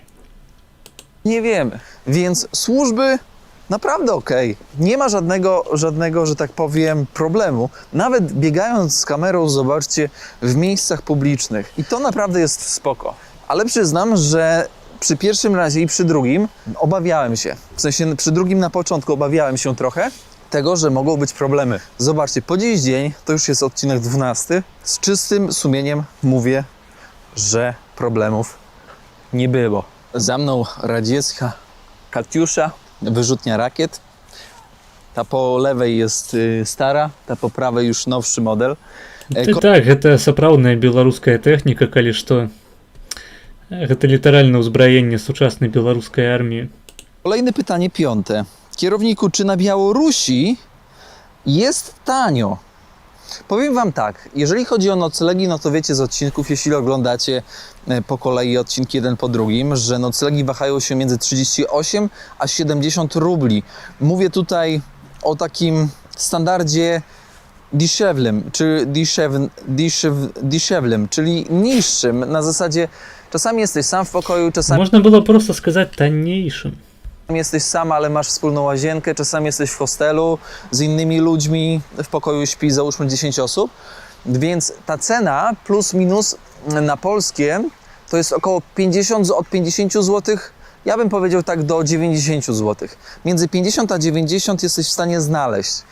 Oczywiście w sezonie letnim te ceny mogą być o wiele wyższe, bo jest więcej turystów, zwłaszcza lokalnych, więc tak. Jeżeli chodzi ogólnie muzea, miejsca, jakieś do zwiedzania, są Я калі ў Польшчу прыехаў упершыню, гэта быў 22 год, і курс быў 1 до 2, то бок 1 беларускі рубль, гэта было 2 злотых польскіх. Таму я просто перакладаў у сваёй галаве любыя кошты польскія, дзяліў на 2 і прыкладна разумеў кошт, цану, якую можна параўнаць з беларускай. Вось. І выходзіла на тое, што я што ў Беларусі, скажем, 60 рублёў марнаваў на ежу чыста. Ну, яшчэ там на нейкія мелкія расходы. Што ў Польшчы я марную 120 злотых на ежу і мелкія нейкія рэчы, дробязныя. Але потым, я не памятаю, у якім годзе гэта адбылося, курс выраўняўся амаль што 1 до 1. І зараз 1 польскі злоты гэта 1 беларускі рубель, прыблізна. І гэта ўжо выглядае досыць забаўна, таму што калі ты ў Польшчы марнуеш якія-небудзь 100 злотых, то ты, марнуеш хуйню, гэта нішто, блядь. Гэта не хопіць нават на тое, каб, я не ведаю, пакушаць цэлы тыдзень. Нармальна так пакушаць. Альбо 100 злотых. Вось кебаб у Польшчы, калі мы не бярэм усялякія студэнцкія варыянты са зніжкамі, каштуе, скажем, 20 плюс злотых. Можна купіць 4 кебабы на 100 злотых. У Беларусі на 100 рублёў, я думаю, можна купіць все ж таки больш за 4 кебабы. І ў такой сітуацыі складаецца ўражанне, магчыма, у палякаў, што ў Беларусі гіга танна ўсё. Таму што яны могуць абмяняць свае грошы на даляры, прыехаць у Беларусь, абмяняць на беларускія рублі, потым зайсці ў краму і ахуець. Таму што ўсё каштуе мінімальных грошай. Раней так не было. Але трэба браць пад увагу, вядома, сярэднія заробкі ў Беларусі. У Беларусі гэта, мабыць, каля 800 еўра у пераліку. У Польшчы гэта каля 1700. Ну, больш, чым у 2 разы. Больш, чым у 2 разы больш зарабляюць палякі ў Польшчы, czym Białorusy u Białorusi. To naprawdę bilety bardzo tanie. Pomijam tutaj miejsca takie jak Mińsk, bo tam no to bilet do muzeum, na przykład, nie wiem, kotów, do jakiegokolwiek muzeum kosztuje mniej więcej około 30 paru złotych, więc taka cena, powiedziałbym, bardzo europejska, taka, powiedziałbym, Які 800 еўра, ты жартуеш? Ну я з акадэмічнай шчодрасцю падышоў. Таму што калі б я сказаў менш, у мяне па чаце адразу з'явіліся эксперты, якія мне пачалі б тлумачыць, што Беларусь ахуіцельна заможны край, і я проста адарваны ад рэальнасці. wręcz Заробак сярэдняга міма кракадзіла гэта 1500 рублёў. І гэта ў Менску. Ну так, але статыстыка. На што я магу яшчэ абапірацца? Я ж не жыву ў Беларусі. Толькі на статыстыку, альбо вось на міма кракадзілу ў маім чаце, які мне напішуць, што сярэдні чалавек зарабляе 1500 рублёў.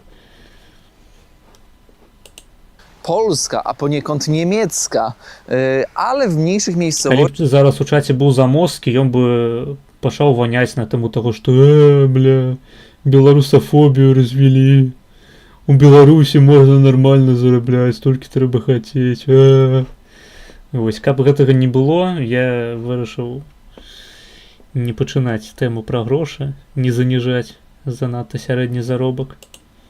te bilety są naprawdę przystępne, to jest do kilkanaście złotych, więc jest naprawdę spoko. Jeśli chodzi o restauracje, takie nawet bardzo dobre restauracje, jak widzieliście z odcinka w Lidzie, tam byłem w tej... Яго маглі б там затрымаць проста на месцы за тое, што ён паказвае вайсковую беларускую тэхніку.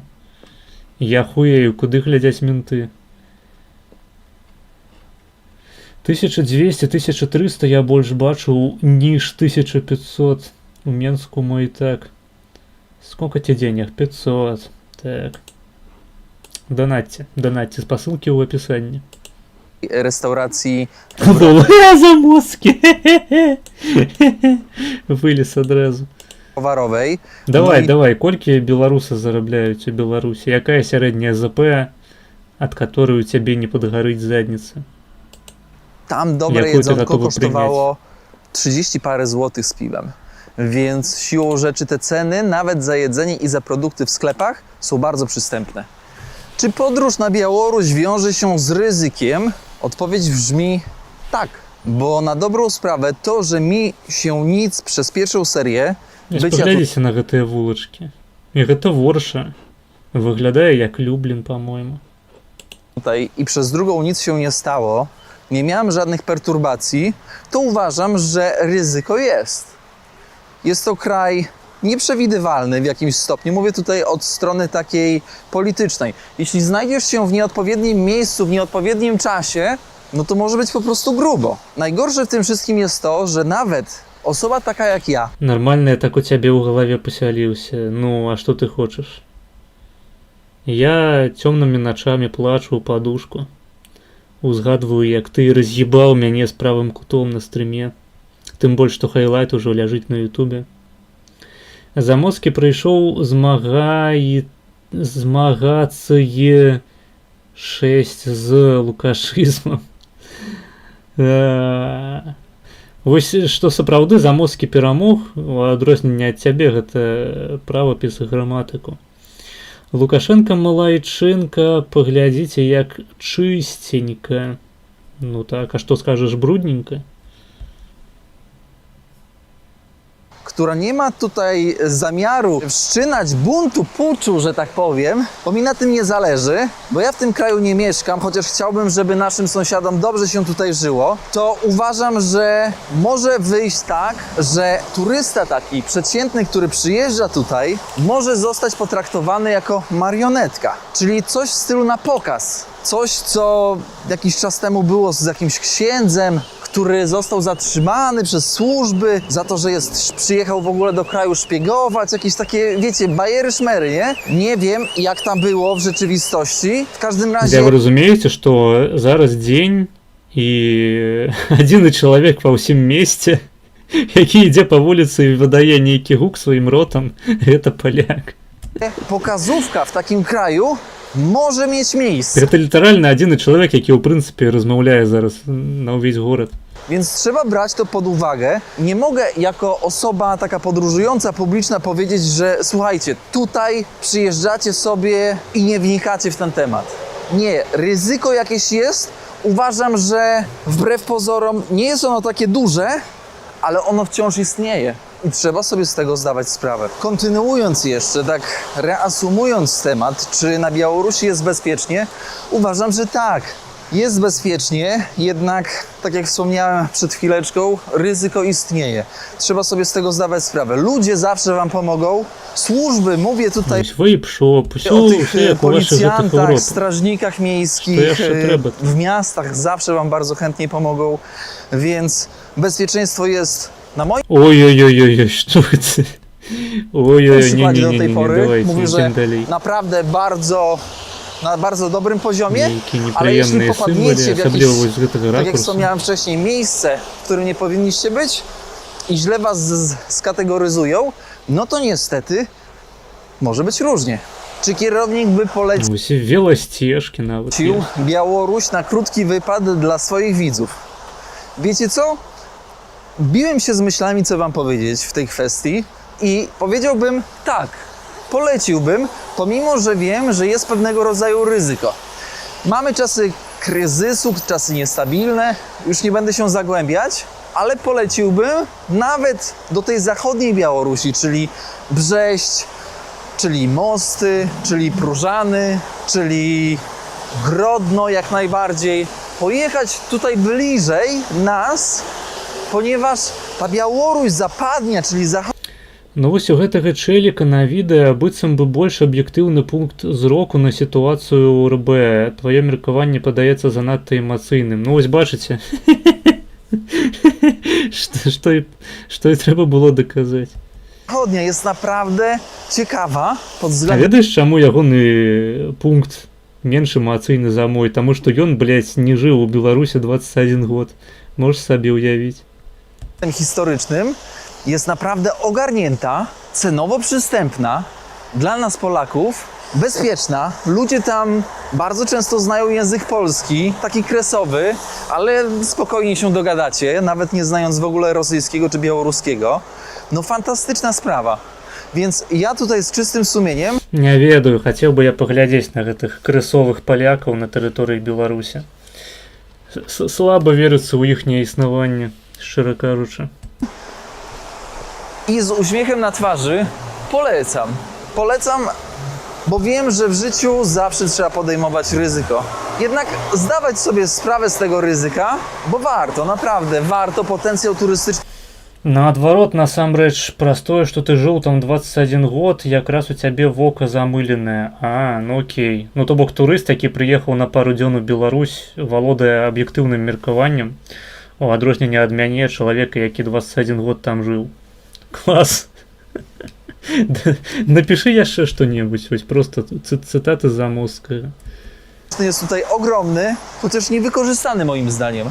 Bo kiedy byłoby tutaj więcej turystów na przykład z Polski, z Czech, z Rumunii, ze Słowacji, Słowenii, z Niemiec, słuchajcie, Białorusinom żyłoby się lepiej. Turysta przychodzi, turysta je, turysta śpi, turysta chodzi do sklepu, turysta korzysta z transportu.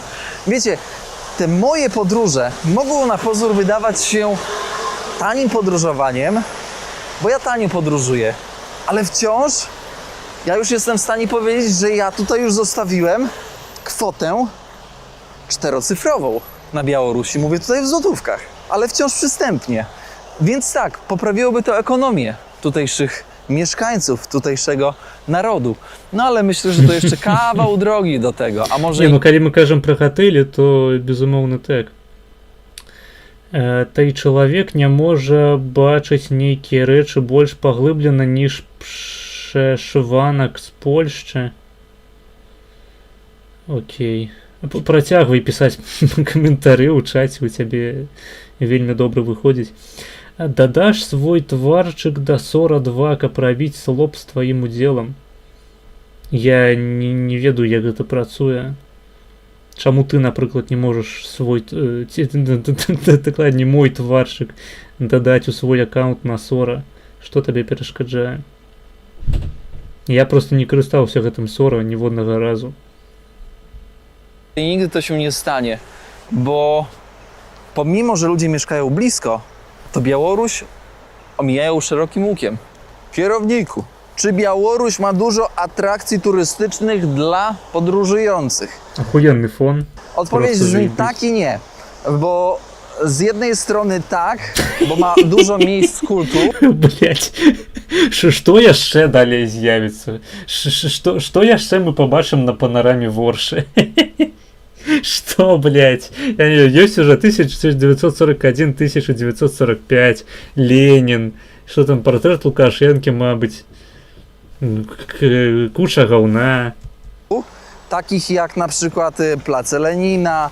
Kurde, muszę się stąd zawijać, bo muzyczka. Dobra, wyłączyli.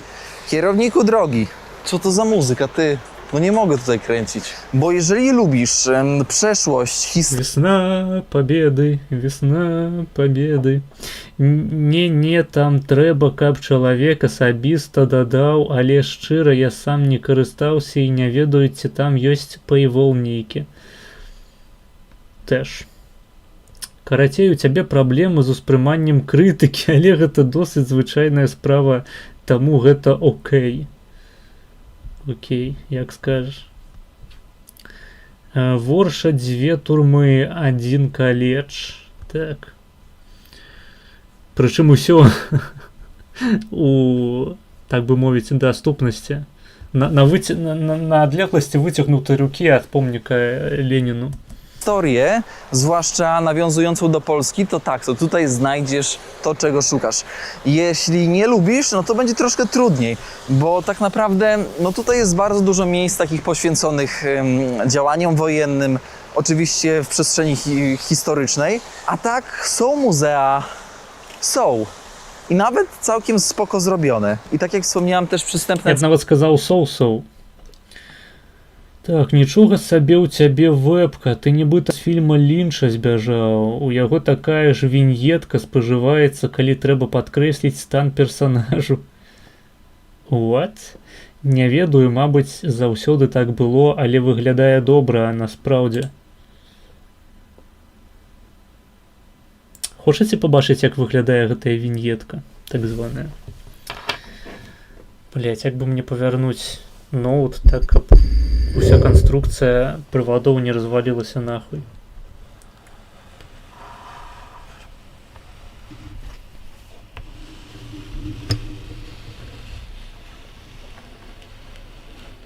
Гэта, калі што, лямпа, якая завешаная проста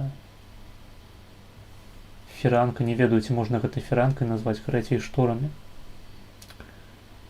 Вось. Такая студыйная абстаноўка, я разумею, сапраўды прафесіяналізм узроўню Лінча, спецэфекты.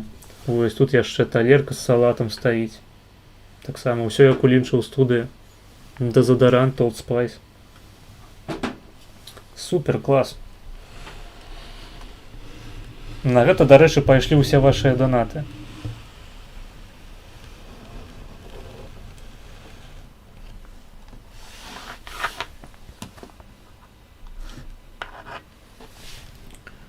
На думку Лявона, калі ты не згодны з крытыкай, то ты апрыёры гідрацэфал Сойджак, ды не ўспрымаеш крытыкі. Ну, паходу. Маргінес атрымаў грант. Так, прычым ад вас. Шаноўнае гаспадарства. Зараз ноут спадае, а там маргінез сядзіць з яйкамі, выпаўшымі з майтак. Да ладно. Я нават не ў трусах зараз. Няма адкуль выпадаць. Так.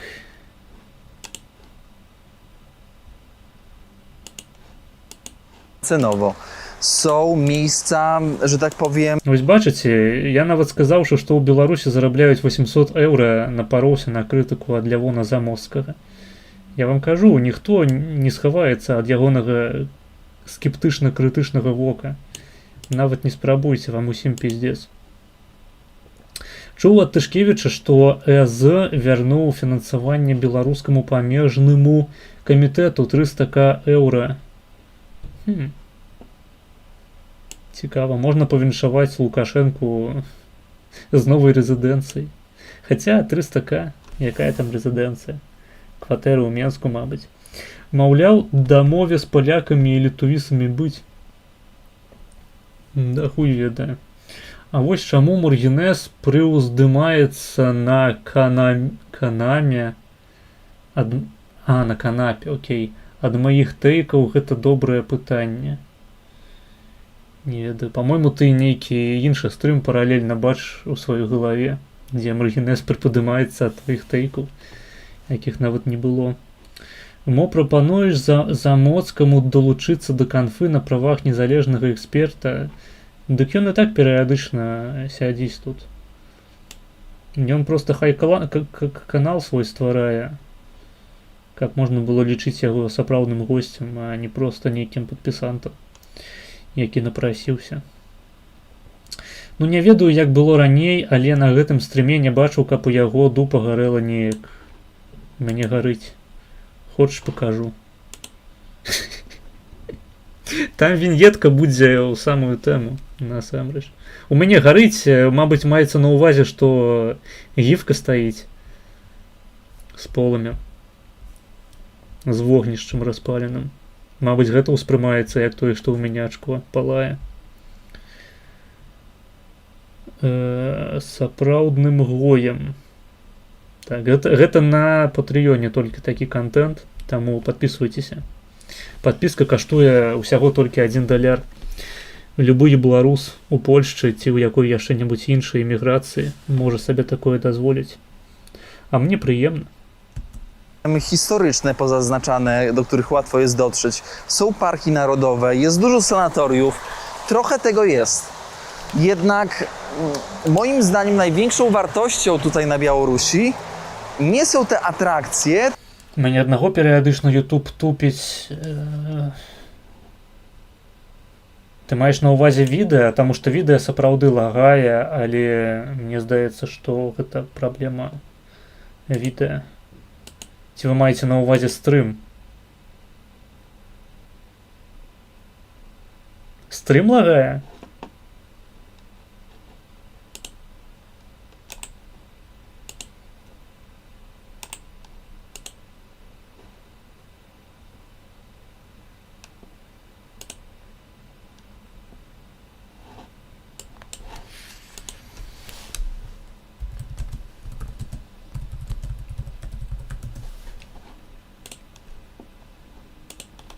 Стрым мае на ўвазе. Да хуй ведае насамрэч.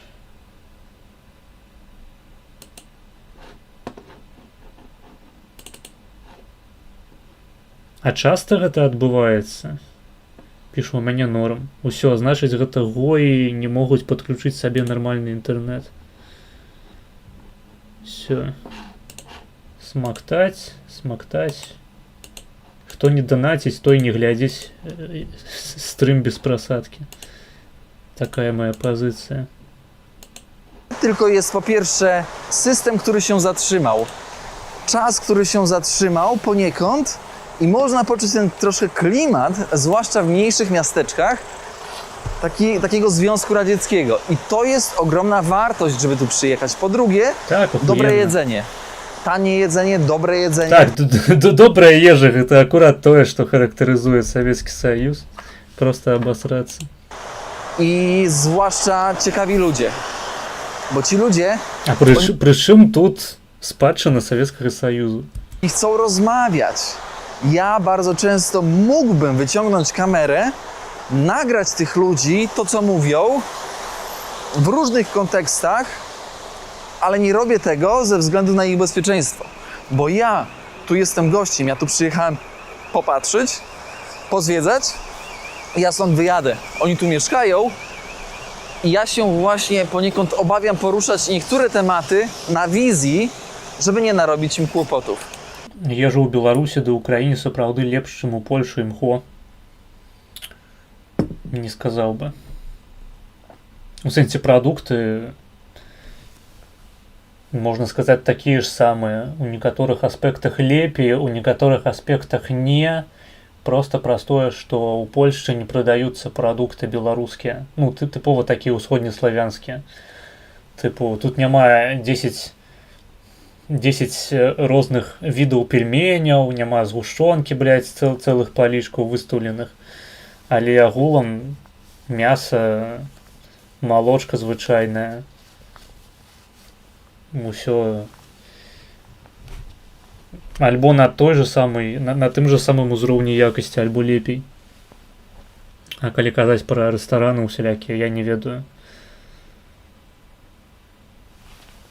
Я просто ў такіх месцах не кушаю. Вось і спаліўся Шабуцкі. Танней адносна заробкаў ды смачней. Дзе ў Беларусі танней? Неяк я гэтага не заўважыў, будучы студэнтам. Не, пра кавярні ды рэсцікі. Ну, я не хаджу ў рэсцікі. Кавярні часамі, але ў кавярнях ты проста п'еш каву. Каву по-рознаму робяць у розных месцах. І я, зноў ж такі, я не знаўца кавы. Я ў Беларусі піў каву, у Польшчы піў каву. Для мяне гэта адна хуйня абсалютна. Як ты ставішся да рэйхкамісара В. Куба, калі ўжо пра ўклад Саўкоў на Беларусь?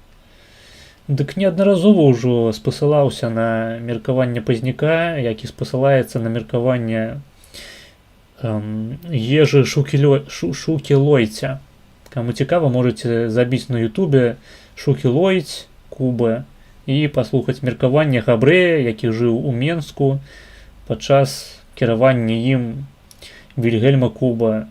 Калі каротка, то Куба проста кіраваў грамадзянскай адміністрацыі, часта спрабуючы паменшыць уплыў больш радыкальнага нямецкага кіраўніцтва. Спрачаўся з загадамі, пісаў лісты да Гітлера. Карацей, быў занозай у задніцы. І тое, што яго забілі саўкі ці не саўкі, я не гісторык, я не ебу, хто насамрэч яго там забіў. У выніку нічога добрага беларусам не прынесла. Хаця, вядома, па-мойму, не трэба нават адзначаць, што Куба быў проста часткай акупацыйнай адміністрацыі і параўноўванне яго з іншымі больш крывавымі мяснікамі таго часу гэта проста такая спроба паміж калам і сцулямі абраць сцулі. Кавярні гэта кава па X10 прайсу. Ну так, таму туды ніхто і не ходзіць, акрамя дзяўчын. Ну, прычым такой досыць канкрэтнай катэгорыі жанчын. Куба адносна нармалёвы быў, калі параўноўваць з Готбергам, Панамарэнка ці Машэрава. Так, а калі параўнаць з Дарашэнка, то гэта проста пиздец. Лепей ужо хай Гітлер кіруе Беларусю. Так, ну пра Машэрава, дарэчы, я згодны абсалютна. Машэрава гэта проста Лукашенка да Лукашэнкі. Кавярні гэта ў першую чаргу месца, дзе можна пачыліць, паразмаўляць з кімсьці без алкаголю, а добрая кава як бонус. Ну і некаторыя кавы не зробіш у дому. Ну, залежыць ад таго, якое у цябе дома ўсталяванне. У мяне, напрыклад, няма ані кавы машыны, ані яшчэ нейкай хуйні для таго, каб рабіць узбітае малако, напрыклад, з пенкай. Але я, у прынцыпе, ўсё жыццё п'ю просто распушчальную каву, і мне поебать. Мне похуй, блядь, абсолютно. Тэкс. Пры Кубы адбылося шмат беларускіх рухах праз яго дапамогу СБМ, БНС, БСА, БКС. Ну, калі ты хочаш гэта бачыць з такога пункту гледжання, окей. Я не той, каб вялікі прыхільнік гераізацыі усялякіх СБМаў, БНСаў, БСА, БКС, але ў рамках грамадзянскай дзейнасці я не бачу нічога благога ў тым, што беларусам пад немцамі дазволілі ствараць беларускія школы, беларускія усялякія газеты і гэтак далей. Як жа факт заснавання ім па сутнасці СБМ? Ужо адказаў. А ты спецыяльна паставіў 60 FPS на стрым? Не ведаю. У OBS больш 60 нельга паставіць, калі што. Ну, прынамсі, я не умею ставіць вышэй. У мяне напісана тут вось справа ўнізе 60 з 60 FPS.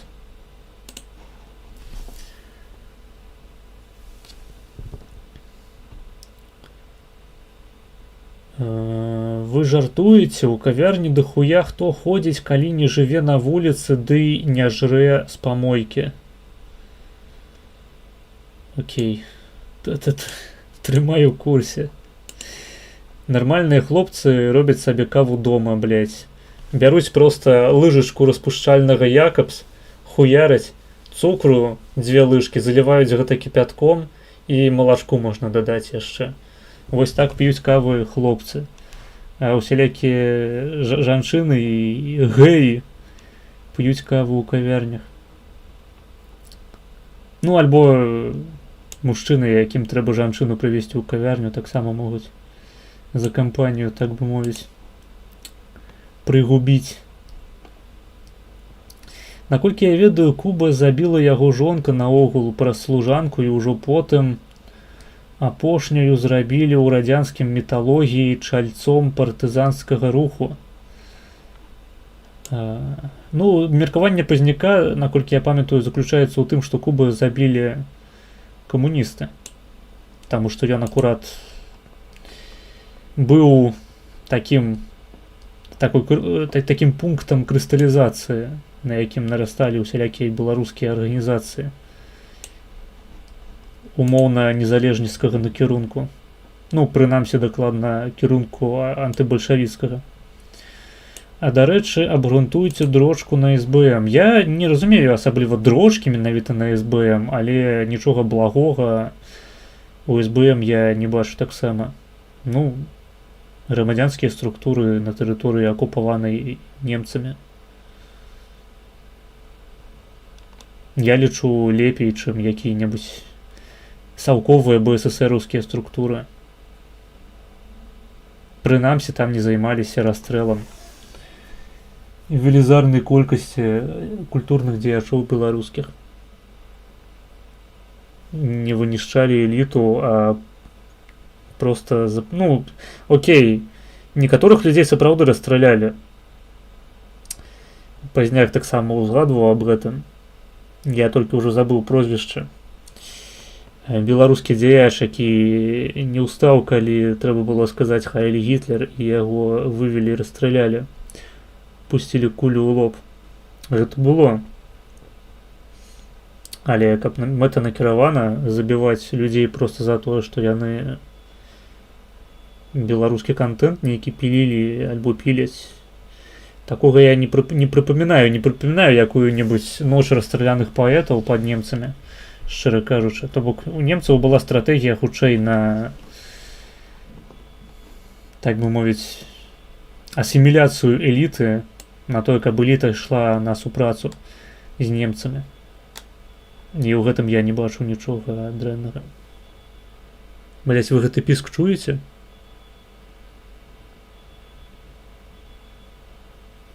Чуеце піск?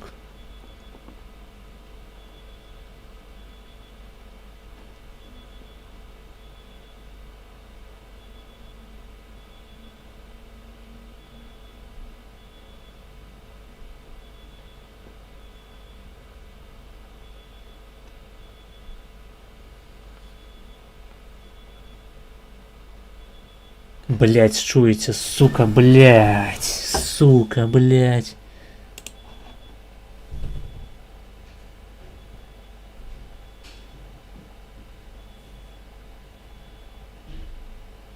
Блять, ладно, чекайте зараз.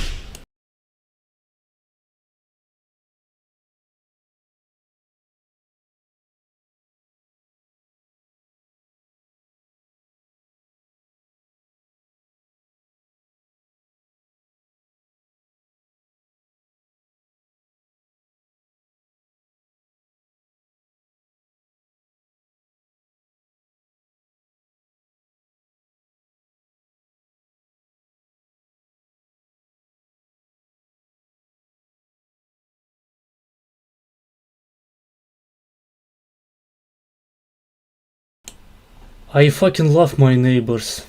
Просто охуеть. Так.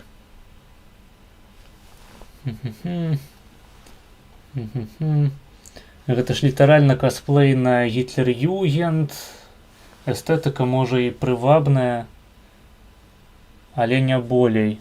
Блять, а калі размаўляю, цяпер у мяне... У той момант, калі я размаўляю, самого ў галаве пішчыць, блять. СБМ, БКС, БК, БСА, Дальвиц, першы звяз штурмовы, 30-я дывізія СС, па сутнасці такія ж самыя, як і радзяны, як і радзянскія беларускія фармавання. Ну, тады тым больш я не разумею дрочу на гэтай арганізацыі. Гэта ж тэма слова удрачыць на бядоту ды называць усіх, хто можа сабе дазволіць трошкі больш па-словамі. Так, гэта чыста расіянская тэма. Ніхто так больш не жартуе, ніхто такіх меркаванняў не выказваюць, толькі расейцы. А таму што расейцы, яны, блядь, патрыярхі. Патрыархалы ёбаныя. Не могуць сабе дазволіць лішні раз панежыцца ў кавярні, папіваючы, прыгубляючы каву. Так, не так думку выказаў. Распушчальная кава гэта кал, адзіная прычына яе піць гэта недахоп грошай.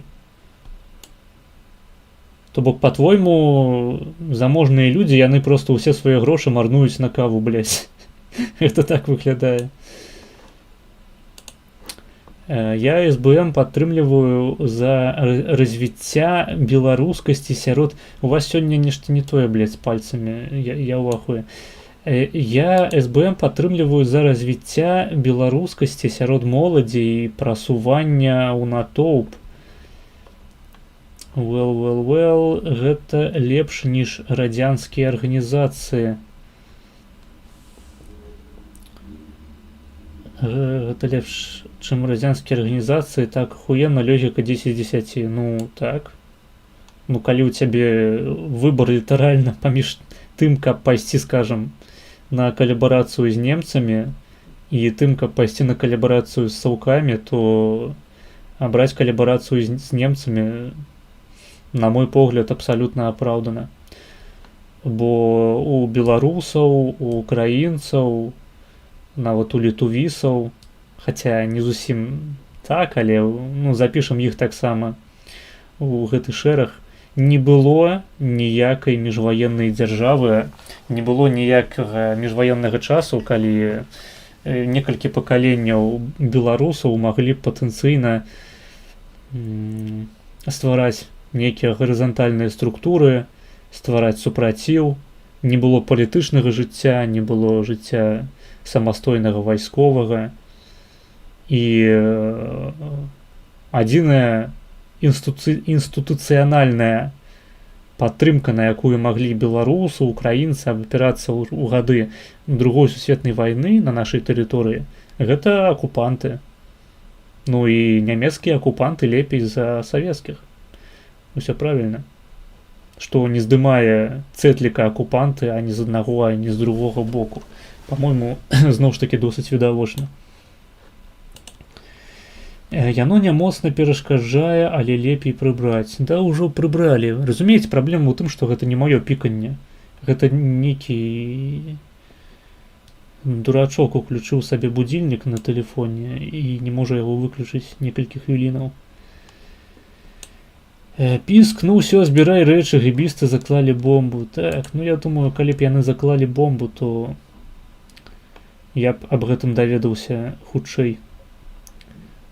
Хутчэй нават за вас, таму што затрымка некалькі секундаў, прынамсі. У гэтым прыпадку тэарэма Эскабара прымяніма. Да... не ведаю.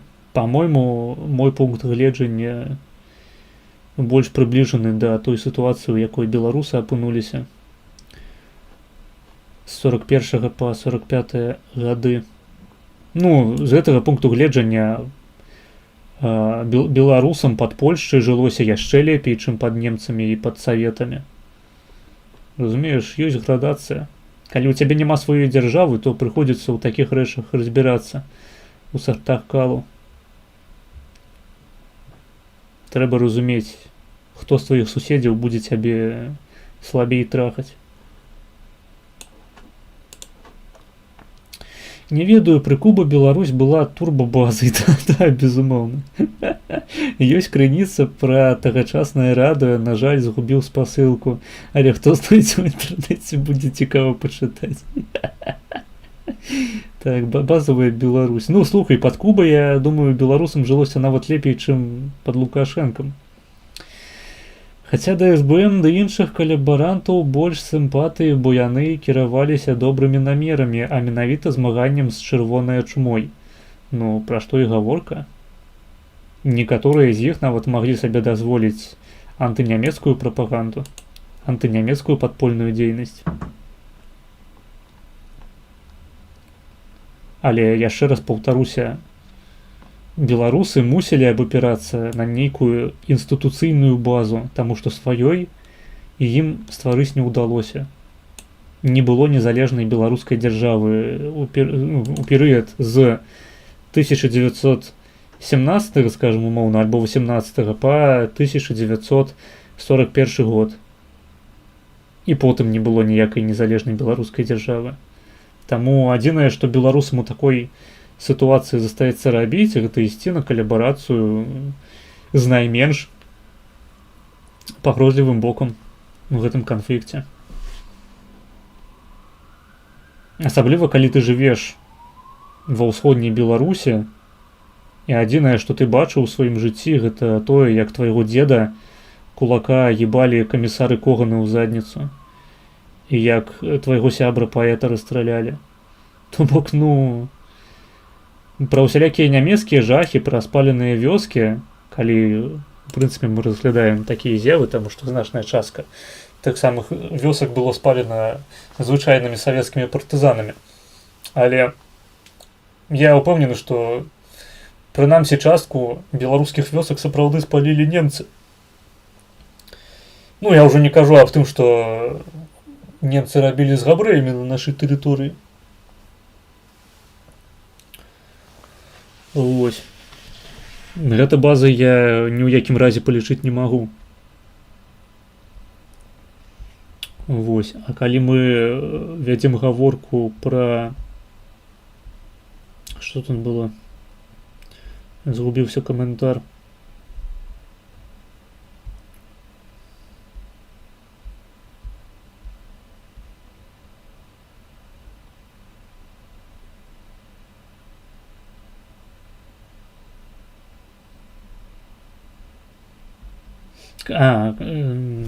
Згадаў, пра што я казаў. Калі гаворка ідзе пра людзей, якія проста жылі на тэрыторыі, скажам, усходняй Беларусі, то яны не ведалі, што немцы будуць іх трахаць у задніцу. Яны памяталі яшчэ тых немцаў, якія ім дазволілі стварыць Беларускую народную рэспубліку.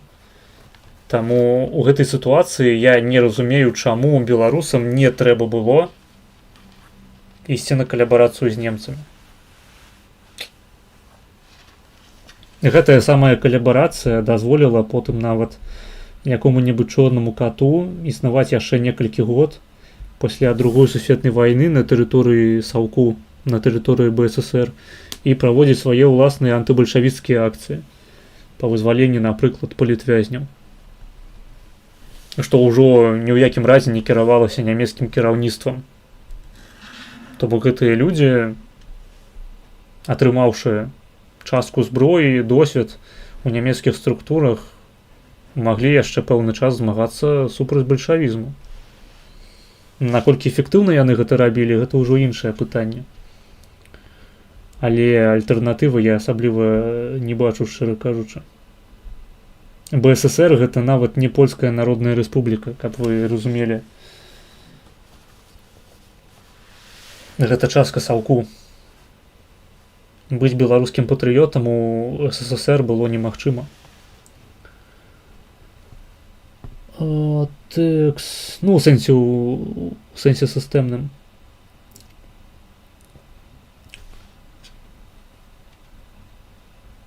Добра, калі ты хочаш абраць замест СБМ пустоту, якая наогул не будзе прасуваць беларускасць і толькі яе вынішчаць, то толькі твае права да ЮСЛС. Ты альбо за Сраліна, альбо за Гітлера. Трэцяга не дадзена, трэба разумець. А што трэцяе? Скажы, калі ласка, якая трэцяя альтэрнатыва была ў беларусаў у тыя часы, улічваючы, што ў іх не было сваёй дзяржавы.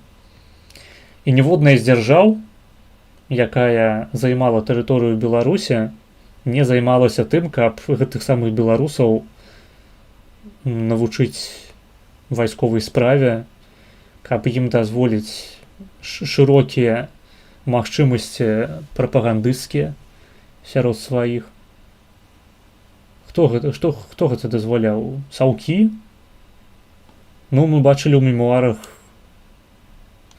мемуарах Аляхновіча, чым абярнулася супраца з саўкамі і гэтая наіўная вера бальшавікам у беларусіфікацыю БССР.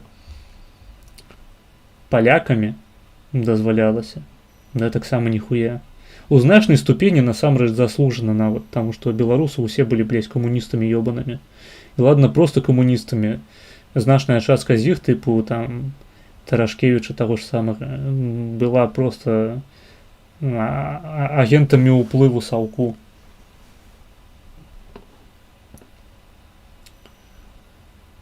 Развіцця нібы так і будзе на Тарашкевіц. Ну так. Не, ну ты напісаў развіцця просто неправільна скланяючы слова. Там павінна было быць развіццё, калі мне не здраджвае памяць. Ну я згодны, што былі такія часы, але і героямі іх лічыць гэта перабор. Чаму? Блять, што гэта за піск, нахуй?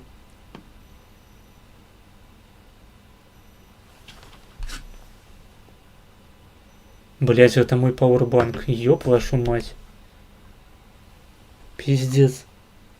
Бомбу заклалі і ў суседзяў, і мой пауэрбанк. Гэта, походу, той самы пауэрбанк, пра які відос здымаў Дарашенко, што ён яго выбухнуў падчас таго, як ён спрабаваў у задніцу сабе яго запіхаць. Так, яны былі шчырымі людзьмі, хто трапіў у хуёвыя абставіны і былі выкарыстаны гітлераўцамі, ворагамі белых людзей. Я не лічу, што яны былі... Ну, яны былі ў пэўнай ступені выкарыстаны, але немцы самі па сабе таксама былі выкарыстаны гэтымі людзьмі, разумееш? Там просто абодва бакі карысталіся узаемна адно адным.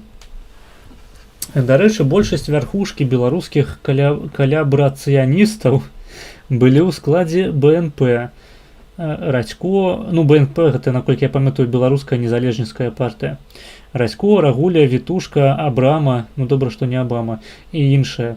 Ой, як смешна пашутаваў Маргінэс. І рыхтавалі зруйнавання. Вось чаму ты пішаш зруйнавання? Зруйнаванне. Вось да чаго я даебаўся. Зруйнаванне. Ці ты украінец? Калі ты украінец, то табе выбачальна так пісаць, але калі не, то трэба ўзгадваць сцэну з жыцця Брайана па Монты Пайтону, дзе дурашка вучаць пісаць абразы на латыні правільна. Тэкс. Дык вось, рыхтавалі зруйнавання акупацыйнай улады з боку Нямецчыны і стварэння БНР 2.0.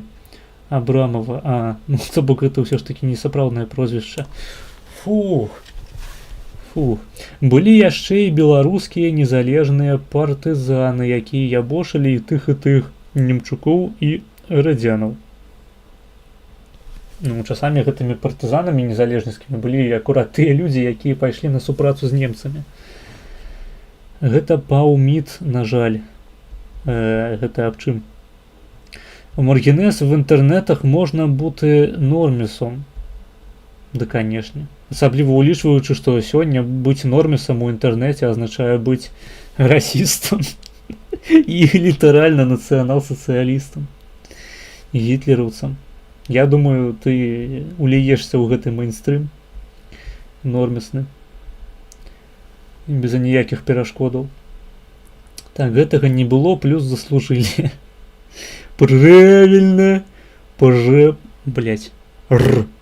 Правильно, з нашим народом толькі так і трэба. Не дай бог апынуцца перад такім выбарам, але я думаю, я пайшоў па шляху супрацы з польскімі партызанамі. Ну гэта калі ёсць такі варыянт у прынцыпе. Нешта мне падказвае, што калі ты быў беларусам з-пад Віцебску, то ніякія польскія партызаны побач не праходзілі, каб з імі супрацоўнічаць. Мы ўжо на скрыжаванні. Альбо Лукашенко, альбо Пыпа і Еўропа далёка намака не дапаможа. Ну, як бы так. Лукашенко лепей за Пуціна. Таксама трэба сабе вельмі цвяроза ўяўляць. Вельмі канкрэтна. Я б не ставіў такога абмежавання паміж Лукой ды Пыпай, адно пяройдзе ў іншае. Не. Текс. Яно ёсць, Пыпа за Масковію, Лука за сваю ўладу. Па аксіёме для Лукі яго ўлада гэта існаванне Беларусі як дзяржавы, хоць і ў квазістане. Я не зусім згод. Костка, бо Кітай нас кіне ў пастку Расіі, калі апошні будзе трэба. Квазістан, Ашаба це агент КГБ Беларусі в Польщі, чи він подвійний агент? Я думаю, что докладно в выпадку Шабуцкага мы маем дачыненне с подвойным дном. Так, а на конт агента я не ебу. Квази, становішчы дзяржавы. Блять. Вы можете просто мычаннем там паміж собой коммуниковать? Мабыць, это было б больш эффектыўна. А ты факт, што немцы спалілі жыўцом хуй ведае колькі беларусаў мы абмінаем. По-моему, я уже сказаў, што па-першае, значная частка гэтых самых спаленых жыўцом беларусаў была спаленая савецкімі партызанамі, каб беларускае насельніцтва супраць немцаў настроіць. Па аповедах маіх сваякоў, маёй там прабабулі, скажем, напрыклад, немцы былі абсолютно лагоднымі. Ну, вось гэта Віцебская вобласць. Галоўнае было асабліва жанчынам на вуліцах не паказвацца. А так, нормально, ніхто нікога не паліў, ніхто нікога не страляў. У адрозненне ад цалкоў. Я думаю, беларускія сяляне ад цалкоў нашмат больш нацярпеліся, чым ад немцаў.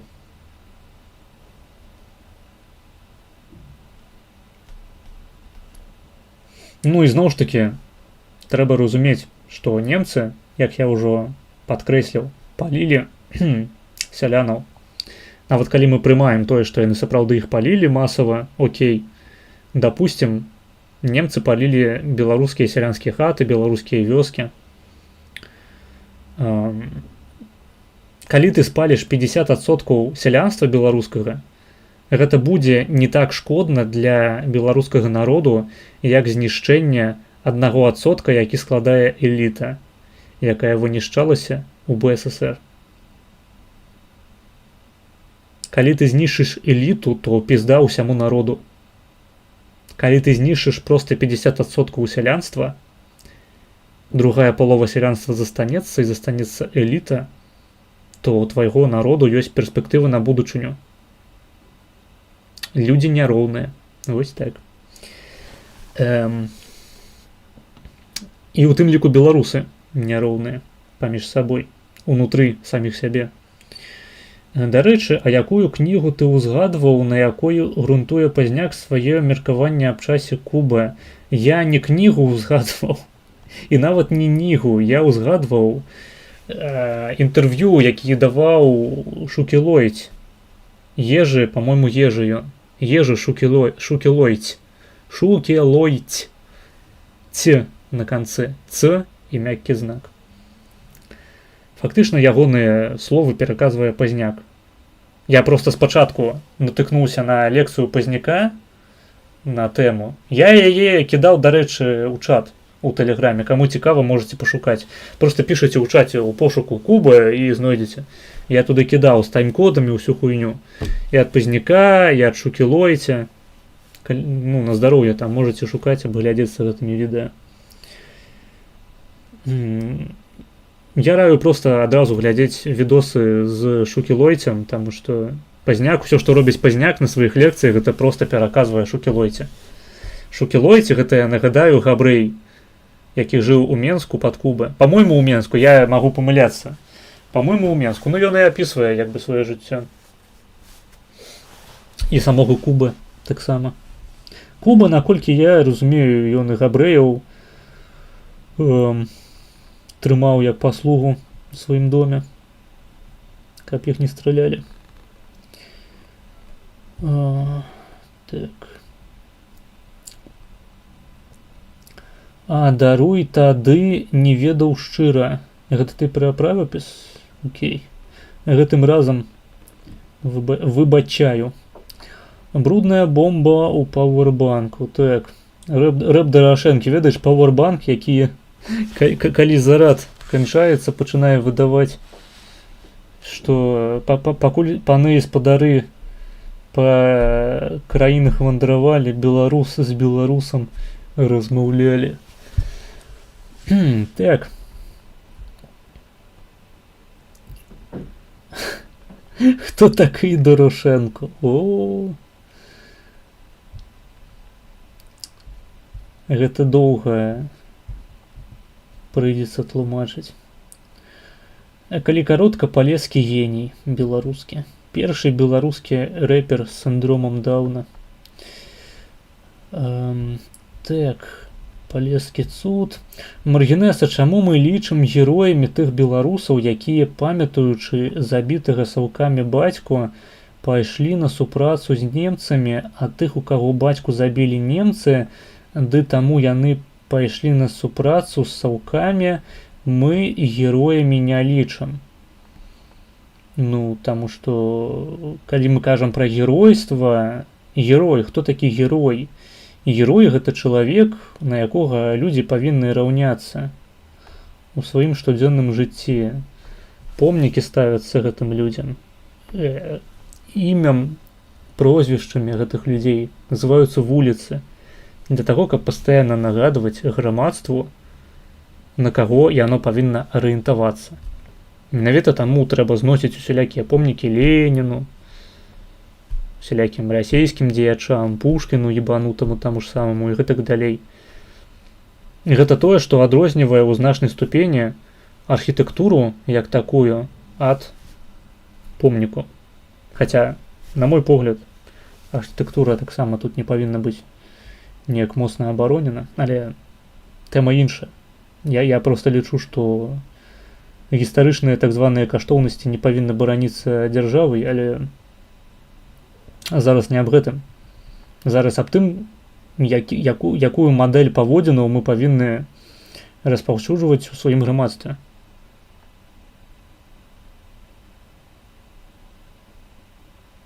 Каштоўнасць гэтых людзей не проста ў тым, што яны ўзялі зброю ў рукі і пайшлі помсціць за сваіх сваякоў забітых. Забітых сваякоў я ўзгадваў толькі для таго, каб матывацыю гэтых людзей патлумачыць. Чаму я, напрыклад, магу іх зразумець. Я магу зразумець і тых людзей, якія пайшлі змагацца супраць немцаў, у шэрагах савецкай арміі чырвонай. Але гэта не значыць, што я лічу гэтых людзей героямі. Скажам, у Польшчы таксама часамі добрым словам узгадваюцца жаўнеры, якія ваявалі ў польскім войску людовым, створаным як марыянетка саўкоў. Так, яны падкрэсліваюць проста баявыя здольнасці і волю, смеласць жаўнераў, звычайных салдатаў, якія змагаліся супраць немцаў і адкрыта проста кажуць аб тым, што кіраўніцтва было саўковым зборышчам агентуры. Я думаю, што гэта самы здаровы погляд на людзей, якія ваявалі у складзе чырвонай арміі.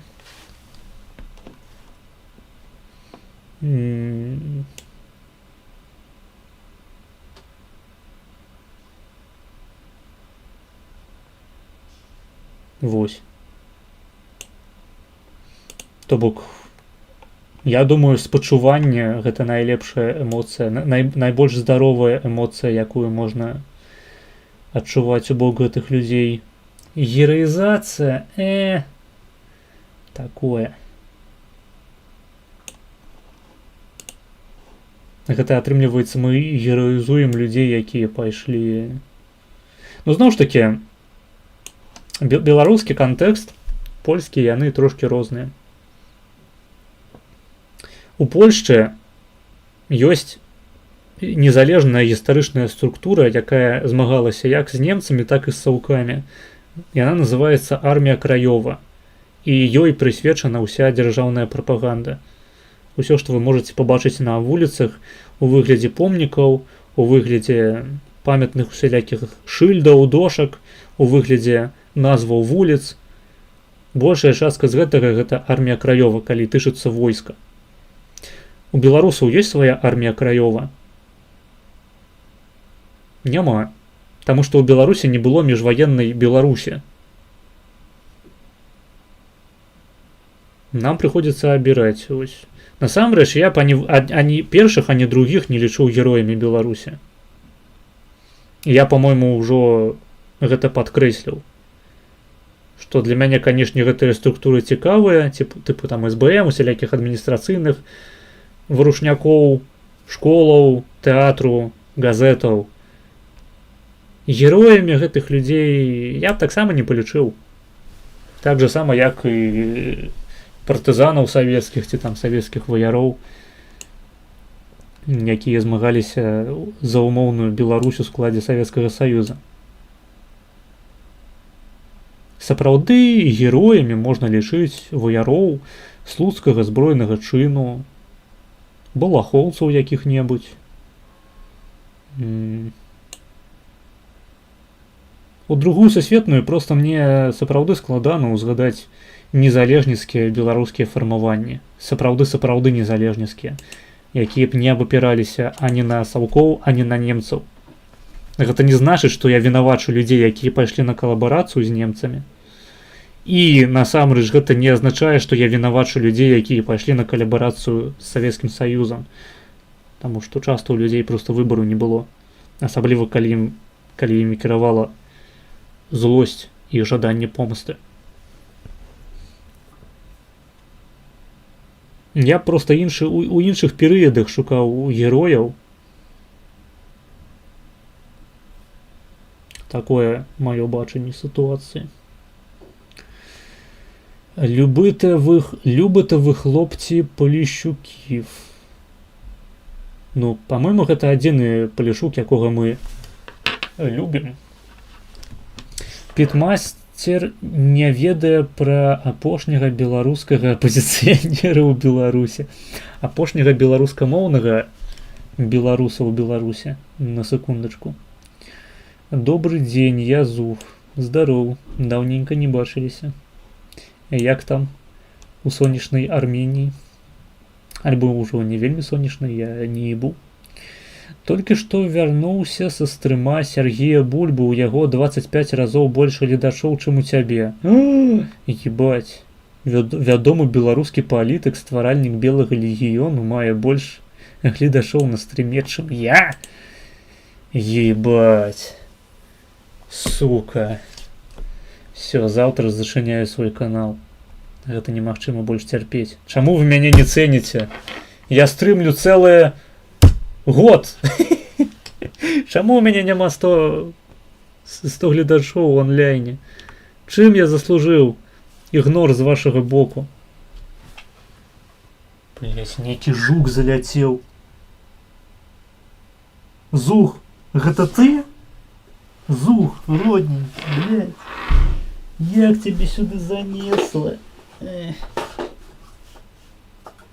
Грузіны зусім да сябе хуёва ставяцца, так? Вырашыў заляцець, пагрэцца. Ладно. Сядзі сабе, адпачывай. Мы ў Польшчы ўсіх беларусаў гатовыя прыняць. Неважна, з Грузіі вы, з Арменіі. Галоўнае, каб не з Беларусі. Тэкс.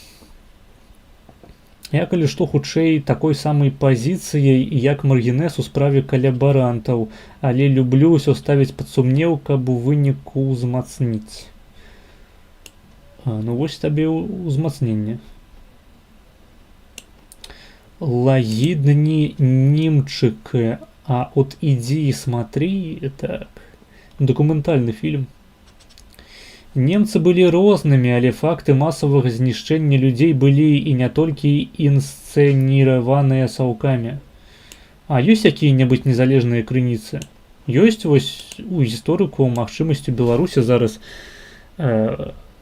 не заангажавана, не апылявана да ніводнага боку даследаваць гэтыя падзеі на месцы. Каб шукаць усялякія канкрэтныя прадметныя доказы.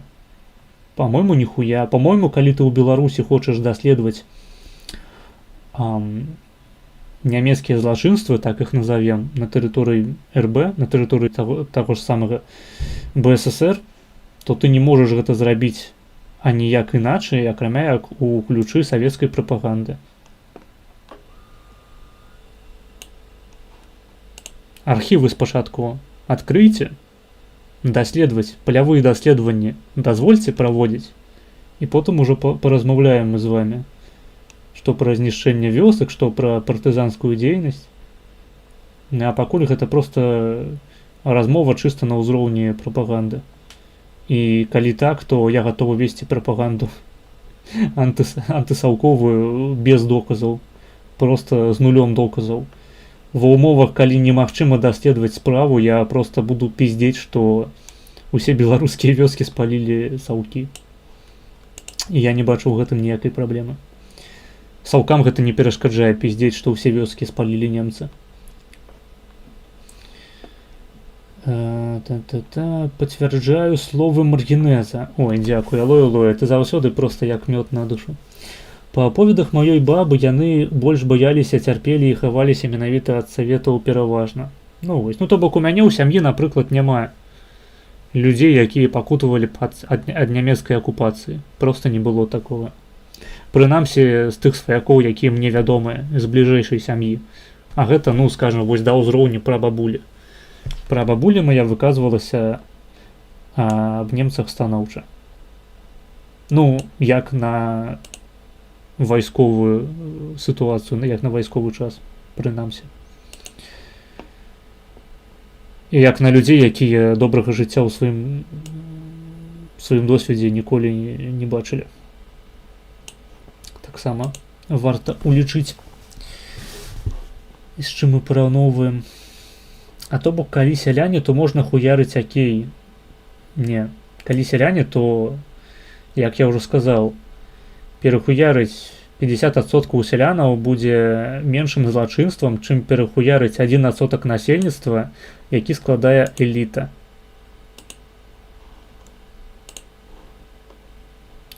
Мне таксама бабуля апавядала, як немцы вярнулі ёй будаўнічыя матэрыялы, калі яна прайшла ў камендатуру ругацца. Але гэта не значыць, што заўсёды так піздата было. Для мяне, значыць, калі магчымасці правесці альтэрнатыўныя даследаванні няма, то я буду піздзець, што мой асабісты досвед і досвед маёй сям'і мае вышэйшую каштоўнасць, чым нейкі піздзёж савецкіх прапагандыстаў.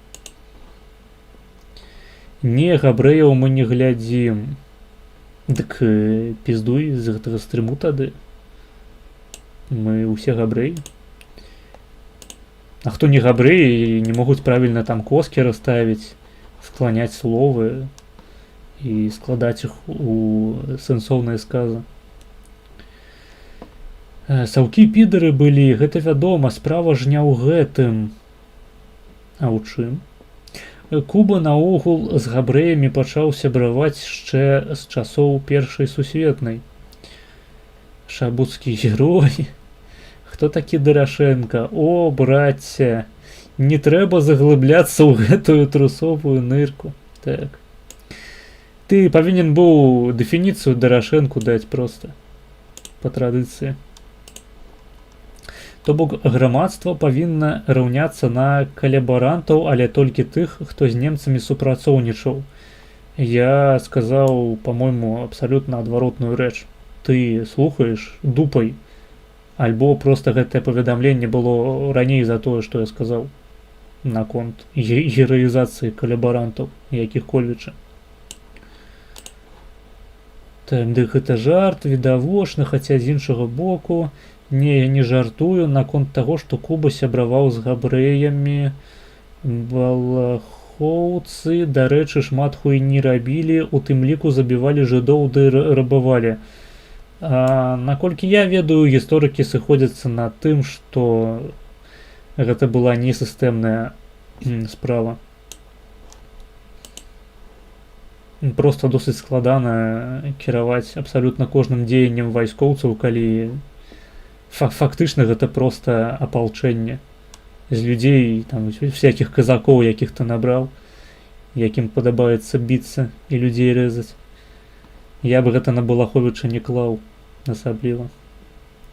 Ну і зноў ж такі, я ніколі не чуў, каб габрэйская супольнасць беларуская мела нейкія прэтэнзіі да беларусаў праз Балаховіча. Так, пачакайце, мне трэба акошка адчыніць. Становится душновато.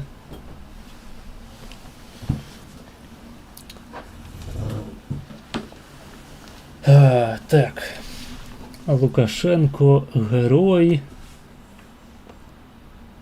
Мова про грамадзянскую вайну ў Расіі. Путін герой Беларусі. Ціхановскі вось герой Беларусі. Гляджу са спазненнем, у Ваве ёсць алея арміі Людовай.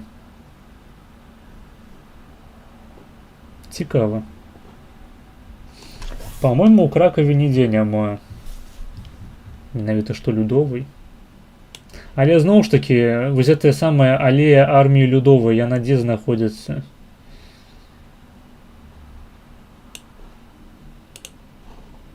У цэнтры ці проста недзе на ўскраіне.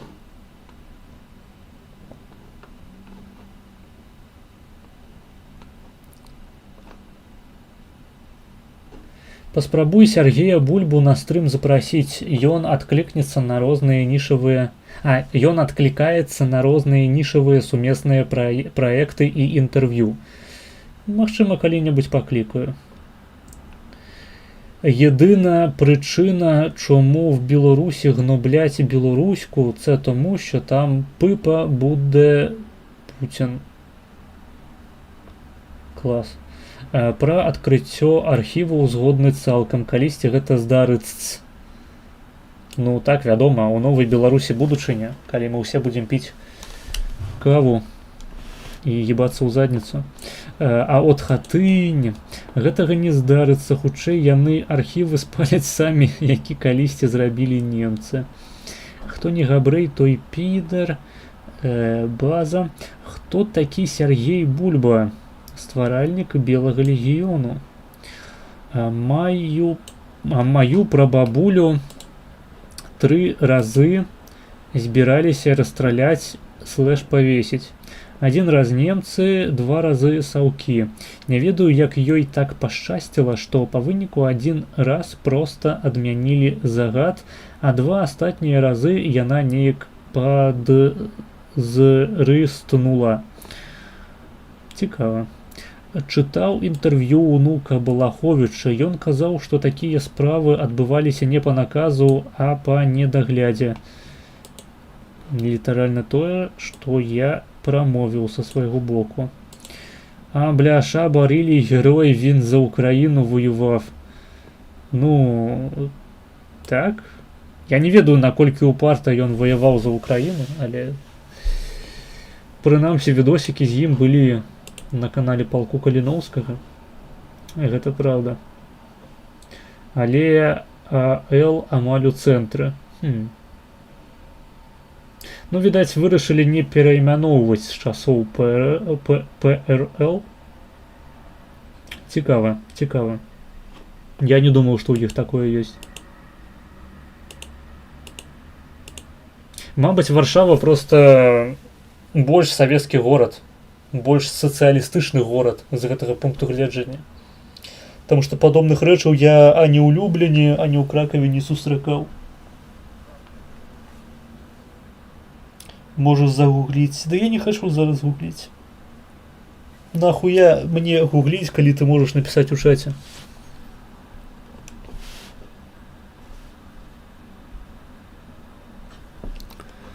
Так, попишите яшчэ што-небудзь, я пакуль адайду папісаць.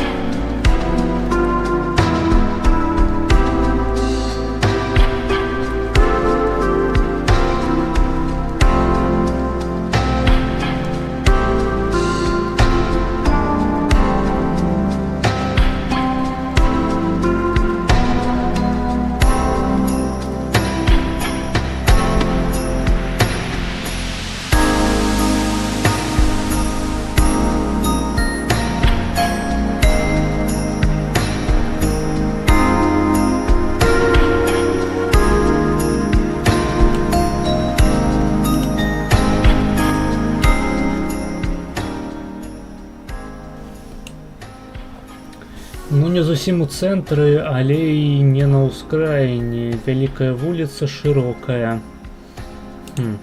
Окей.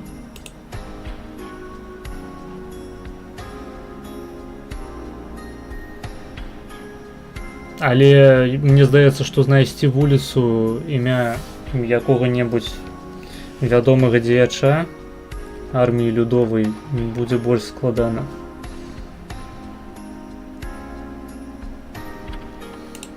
Окей, можна вось, дарэчы, загугліць, напрыклад, скажем. Калі гэта проста будзе адразу у артыкуле напісана, тыпу упамянтненне. Так. Вось, карэце, на магіле невядомага салдата ў Варшаве. Але гэта проста там было напісана яшчэ ў часы Польскай Народнай Рэспублікі пасля 45-го году.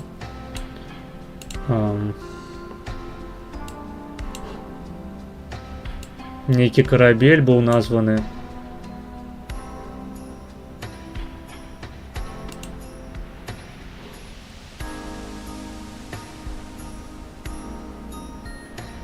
Але яго больш не існуе, наколькі я разумею. Ну і ўсё. Ну, прынамсі, польскі артыкул на Вікіпедыі пра нішто большае не кажа. Неяк так.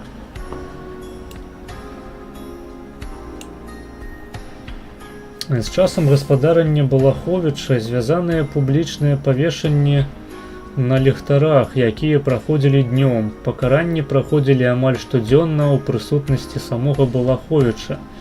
У ліпені пасля пратэсту прадстаўнікоў саюзнікаў пакаранні смерцю ў цэнтры гораду былі спыненыя. Балаховіч таксама прымяняў смяротнае пакаранне ў дачыненні да прадаўцоў нюхательнага какаіну. Таксама за некаторыя злоўжыванні расстраляў некалькі байцоў сваёй сотні. За 10 месяцаў было павешана агулам каля 120 чалавек. Таксама Балаховічам практыкаваўся прымусовы збор заможных элементаў, у асноўным жыдоў, на ўтрыманне частак белай арміі. Ну, мінусы, так бы мовіць. Нешта мне падказвае, што вешалі людзей не за тое, што яны жыды. Разумееш? У шматлікіх месцах Польшчы ёсць уліца Дворцова. Дворцоў гэта такі камуністычны пісьменнік. Трэба гэта дэкамунізаваць. Зноў ж такі, сапраўды так. Проста калі вы мне будзеце прыводзіць прыклады саўкоўшчыны у Польшчы, якія засталіся яшчэ з часоў Польскай Народнай Рэспублікі, то, вы просто мне тлумачыце адзін з пунктаў дзейнасці Інстытуту народнай памяці. Да функцыяў Інстытуту народнай памяці акурат належыць дэкамунізацыя польскай народнай памяці. Гэта тое, чым у свой час займаўся цяперашні прэзідэнт Польшчы Карл Наўроцкі. Нішчэнне усялякіх помнікаў Леніну, перайменаванне вуліцаў. Вядома, засталіся усялякія помнікі сацыялістычныя у Кракаве ў тым ліку. Тут недалёка ад мяне ёсць вуліца Кіеўская, на адным з доме якой вісіць шыльдачка яшчэ часоў Польскай Народнай Рэспублікі, дзе фактычна, не памятаю, які быў тэкст канкрэтны, шыльда прысвечаная братэрству польскага і украінскага народаў. Разумею, гучыць смешна, але такая ёсць. І на ёй, там сяброўства хутчэй менавіта што Кракава і Кіева. І на шыльдзе выявы дзве гербоў Кракава, які не змяніўся з тых часоў, асабліва там вось гэтыя 3 вежы, і Кіева. А герб Кіева, ён застаўся з тых самых часоў яшчэ, калі Кіеў быў савецкі, то бок там герб з серпом і молатам. Таксама можна сказаць, што гэта, ахуіцельная саўковая спадчына. Але фактычна, каб гэтую шыльду знайсці, яшчэ трэба прабрацца там праз хмызняк, Зянон Станіславович, і даебацца канкрэтна. То бок, каб гэта знесці адтуль, трэба напісаць заяву ў Інстытут народнай памяці, і магчыма, яны б гэтым заняліся, проста ўсім насраць.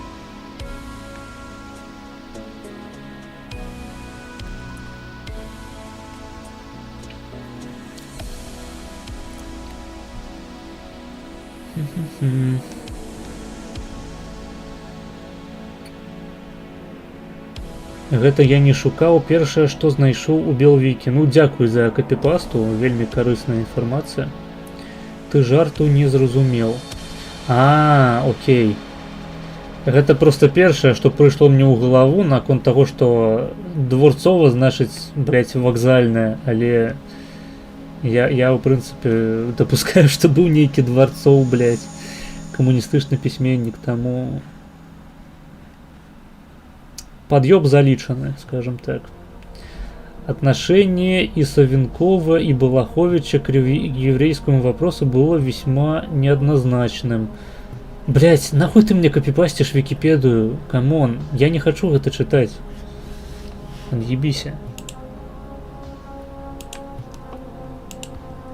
Усе крыніцы кажуць аб тым, што антысемітызм у войску Балаховича быў несістэмным. На астатняе мне поебать.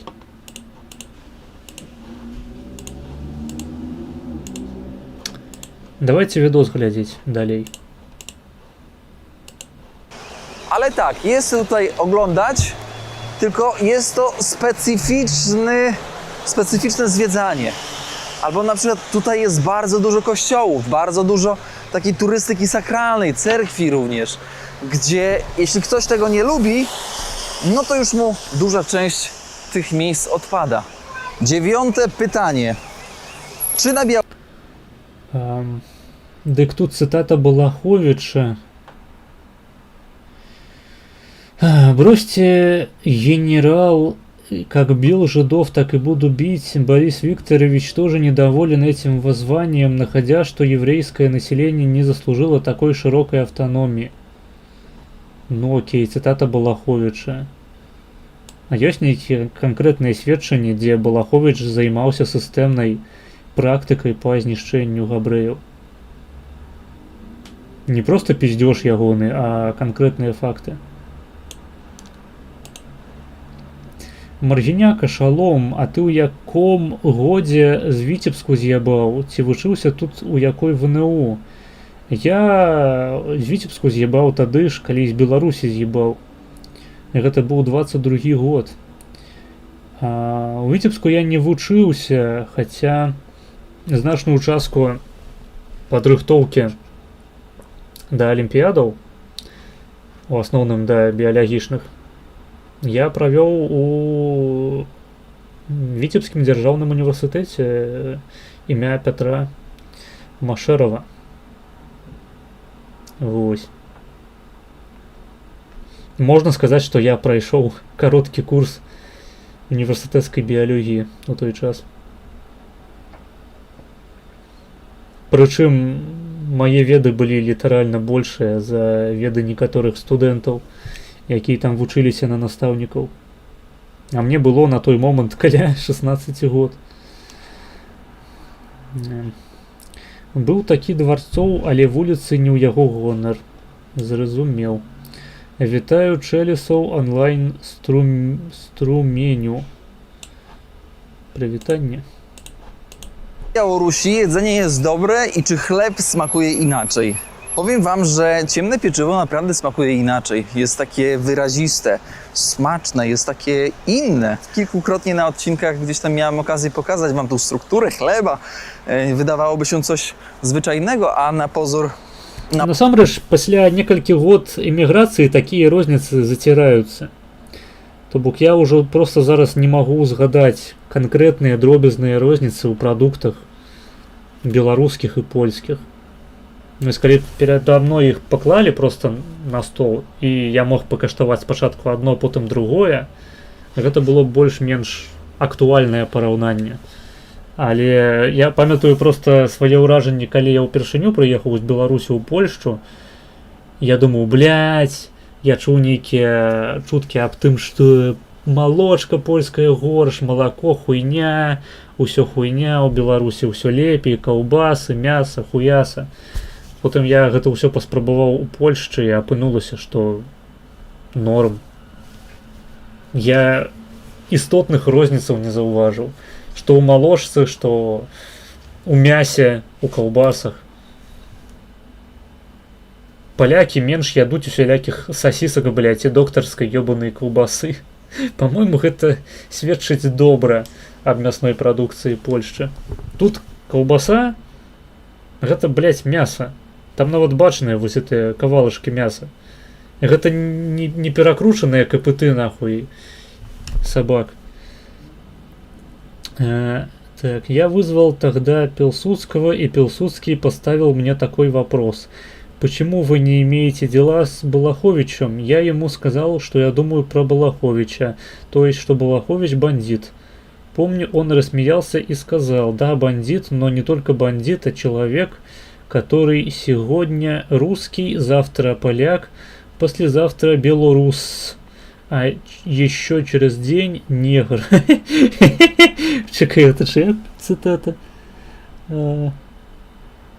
Пилсудскага? Ну, тут складана не пагадзіцца насамрэч канкрэтна з гэтым фрагментам. Далее, ну, хотя сам Пилсудскі, блядь, ён беларус. Пры гэтым польскі нацыянальны герой, таму тут яшчэ хто, блядь, метается, кто, блядь, негр сапраўды.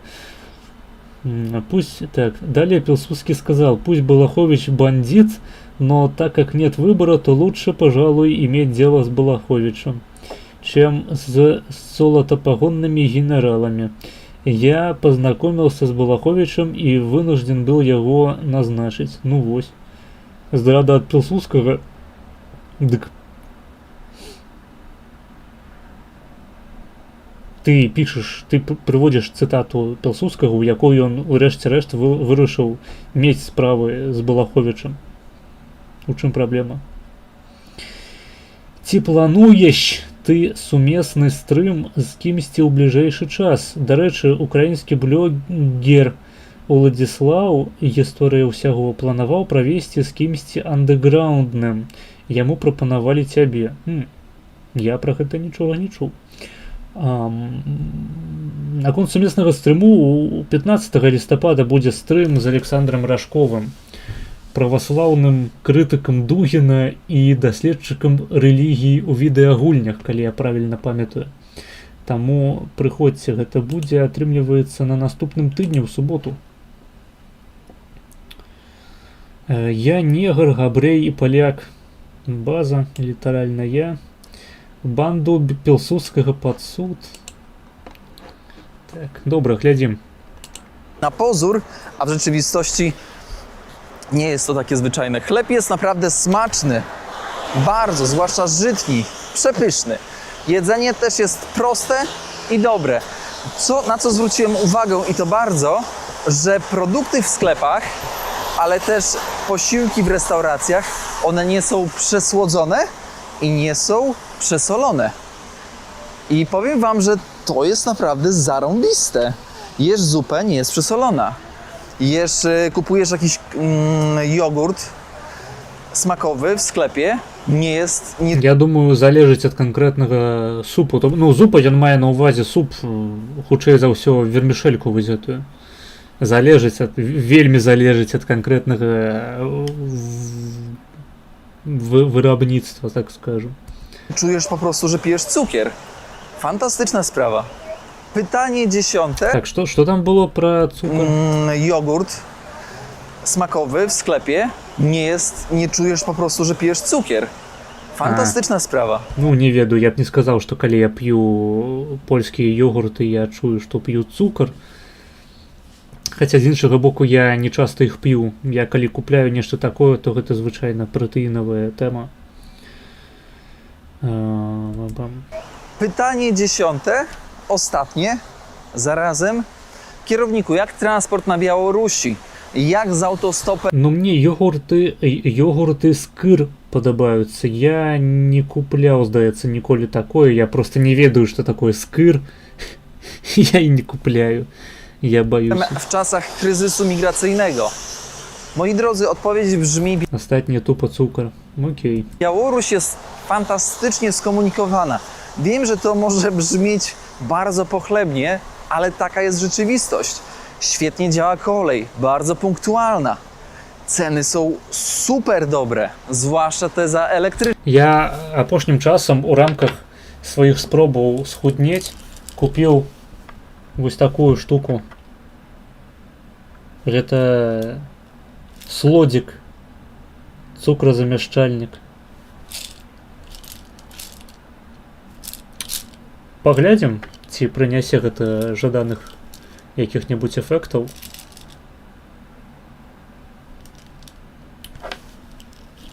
Гэта такая хуйня, тут націскаеш, падае невялікая МДМАшка гасцевая. Пишут, что одна такая таблеточка равняется лыжцу цукру. Але походу гэтая лыжка вельмі маленькая, потому что мне приходится додавать 2 у якости одной лыжки. Я звычайно хуяру 2 лыжки цукру у гарбату, у каву. То бок гэтых штук мне приходится додавать 4 на 1 кубок. Осуждаем наркотики і іншыя небяспечныя рэчывы. Гэта АД, ну, у нейкім сэнсе. Трэба проста прыняць сябе як кірмаш і не камплексаваць. Не ведаю. Калі б я быў жанчынай, то я б сапраўды не камплексаваў. Таму што які-небудзь скуфды знайшоўся на такую прапанову, але мы жывем у свеце, дзе самкі абіраюць самцоў.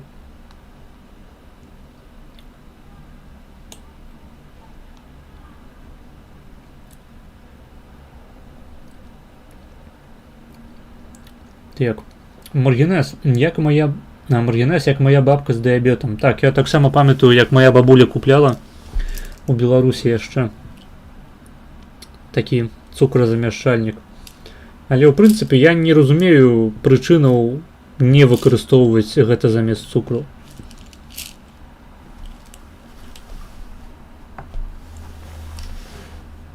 Я, напрыклад, калі п'ю колу, ось у мяне, я недавно купіў 4 колы. Прычым, ну гэта, я так разумею, гэта не рэальная кола, гэта нейкі колавы аналаг, просто я не мог узяць нічога іншага. Я звычайна бяру пепсі, альбо вось гэтую хуйню. Кола просто зера, мне ўжо так не асабліва укатвае. Гэтая хуйня без цукру таксама. Я купіў 4 бутэлькі нядаўна, таму што па акцыі было 3+1. Яны ўсе без цукру, таму што калі б я піў столькі колы з цукрам, я реально быў бы як Наста Базар. А потым мікрапластык у яечках ад такіх слодаколаў. Ну, цябе мікрапластык ад усяго можа з'явіцца ў яечках. Прычым тут кола? Так, эрытрытол лепш жа. А я не ведаю, што тут канкрэтна. Я просто ўзяў самы танны. Разумееш, у чым справа. Дзе тут? Цыкламіняны, сахарыны, рэгуляторы квасовосці, вęgляны соду, цытрыняны соду, лактоза з млека, ночнік, Л-леўцына.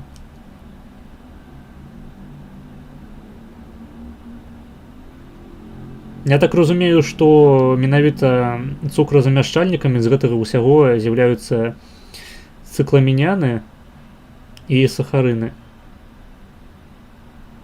Цыкламіняны гэта хутчэй за ўсё ў перакладзе на беларускую будзе цыкламаты, цыкламінаты, мабыць. Ось. 2+2 у бедры, але 3+1 было. Прычына, каб не выкарыстоўваць гэта замест цукру, смакуе як саніна у шпітальным талкане. Секундачку. У мяне закралося одно пытанне. Так. А ў гэтай хуйні няма нейкіх пабочак? Чуў шмат пиздежу на гэтую тэму. Ніколі не бачыў пруфаў. Таму похуй. Дакладна менш пабочак, чым у цукру. Так скажу. Піва лепш, тыскі, асабліва банка БЧБ колеру. Я не аматар польскага піва, яно ўсё нейкая ссаніна для мяне. Мне падабаецца чэшскае цёмнае піва з лімонам. Прычына, каб купляць тыскі. Да, купляць тады ўжо зубра польскага. Kolej. 200 km jesteście w stanie przejechać za 10 zł polskich.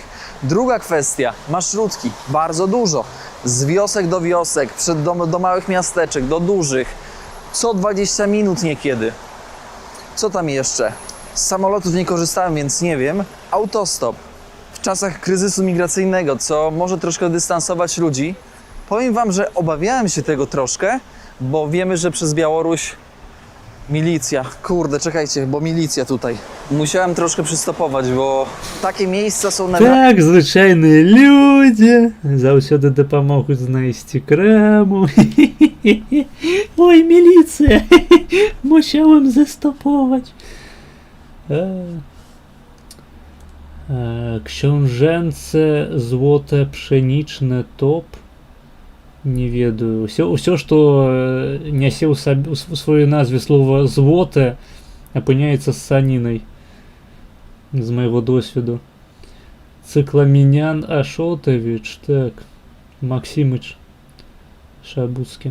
Вось што рэальна сакі, гэта польскі цыдар, не ўмеюць рабіць увогуле. Ну, гэтага я не спрабаваў пакуль што. Добра, што я і так не п'ю ўжо амаль. Я, в принципе, амаль не п'ю. Я п'ю толькі ў кампаніі. Tragicznymi miejscami. Гэта бывае рэдка. А калі я п'ю ў кампаніі, гэта звычайна любое піва, просто якое ў доступе ёсць. Я замаўляю тое ж самае, што замаўляе мой суразмоўца. Альбо суразмоўцы. І не ебу сабе мазгі. Дарэчы, хто на стрыме зараз, не забывайце ставіць падабайкі, падпісвацца, данаціць. Пераходзьце па спасылках усіх у апісанні, падпісвайцеся. У нас весело. А Імперіял прабаваў хто? Геть добрая брага. Здаецца, не. Książęce pszeniczne падобна да беларускага аліварыя белае золата. Маё любімае піва было. Ой, в Беларусі я амаль не піў піва. У мяне просто грошай на гэта не было. І ніхто мяне асабліва ніколі не клікаў ні ў якія бары.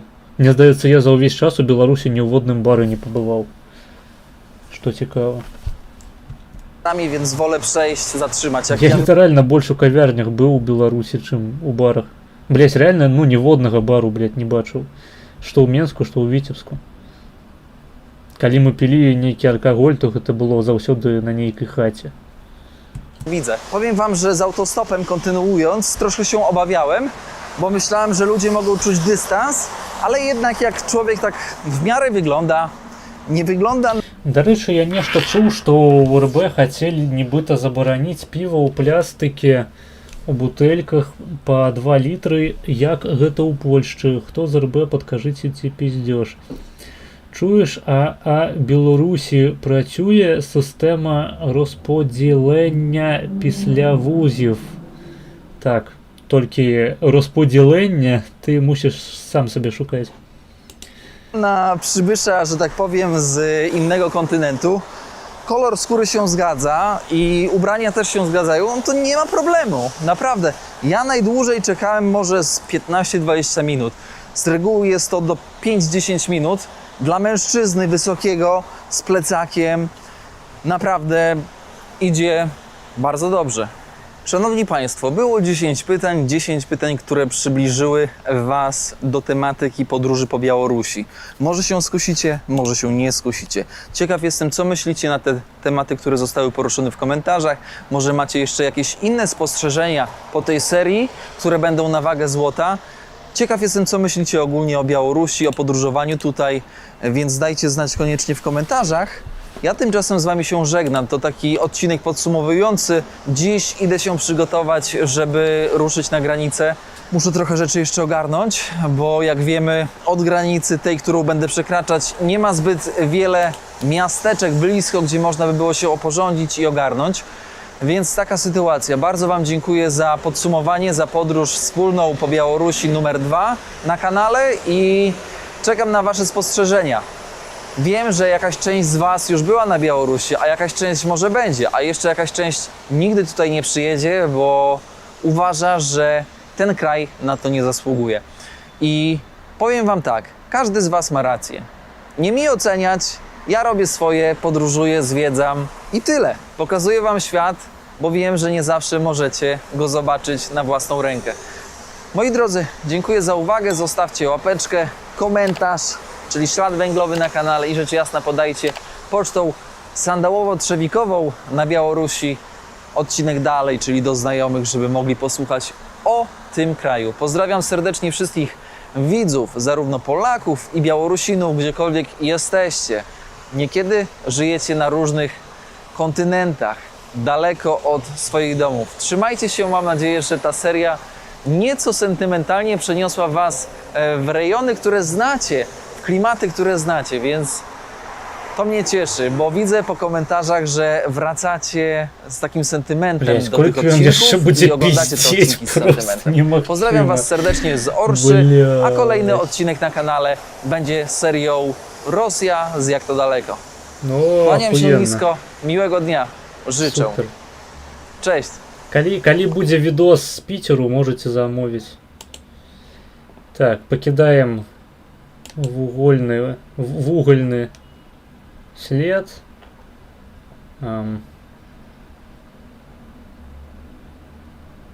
Хацеў нешта сказаць наконт ягонага завяршэння.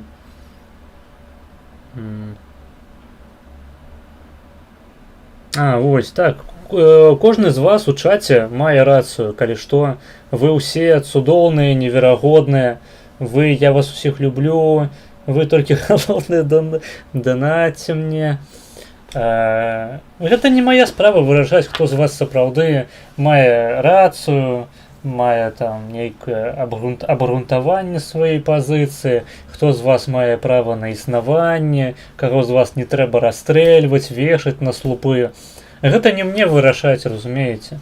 Хто я такі? Вы ўсе цудоўныя людзі. Так.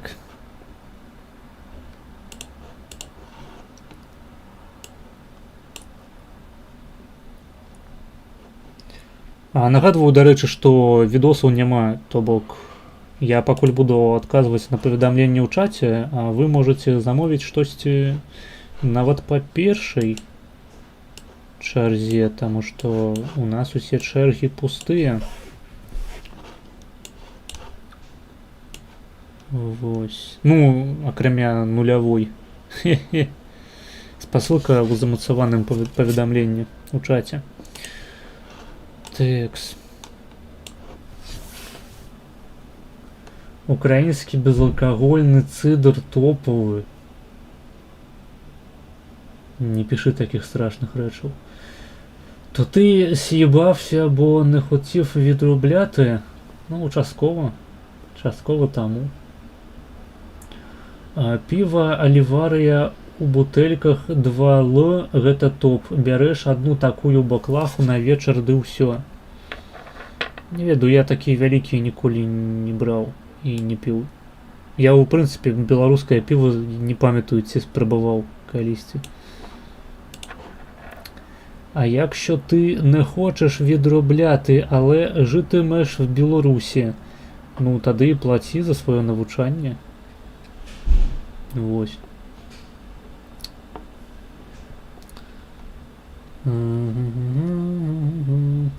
За універ прийдеться виплатити каля 20к долярів. Гэта правда. Платиш за всі години... Блять. Це тільки для держвідробітки. Ну, гэта для ўсіх людзей, якія навучаюцца бясплатна. Калі ты платна навучаешься, то пакуль што для цябе няма адпрацоўкі. Пакуль што. Тэкс. Прыватных няма навучальных устаноў. Якщо ты на платнаму, пра платнае я ўжо сказаў. Цяпер у РБ нават школаў прыватных няма. На плацы не трэба адпрацоўваць, у дужках пакуль. Так. Падкрэсліваю яшчэ раз. Аплоціш за навучанне... Стыдно и больно. Стыдно и больно. Так. Стыдно и больно. Стыдно и больно. Стыдно и больно. Гэта не нацыянальныя людзі, гэта агентура, гэта людзі, якія скампраметавалі сябе, гэта маргінез, якія зайшлі ў тупік. Так, зараз усё прачытаем. Питмастер B заданаціў $1. Дзякуй, ты неверагодная. Спасылка, толькі ты не напісаў па якой чарзе. Пакуль што закінем у першую.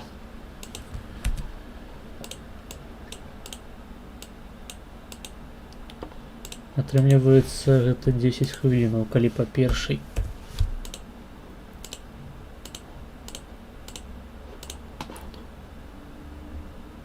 Так, дзякуй за донат. Ако вы гатовы заданаціў $3 з пакрыццём камісіі па першай.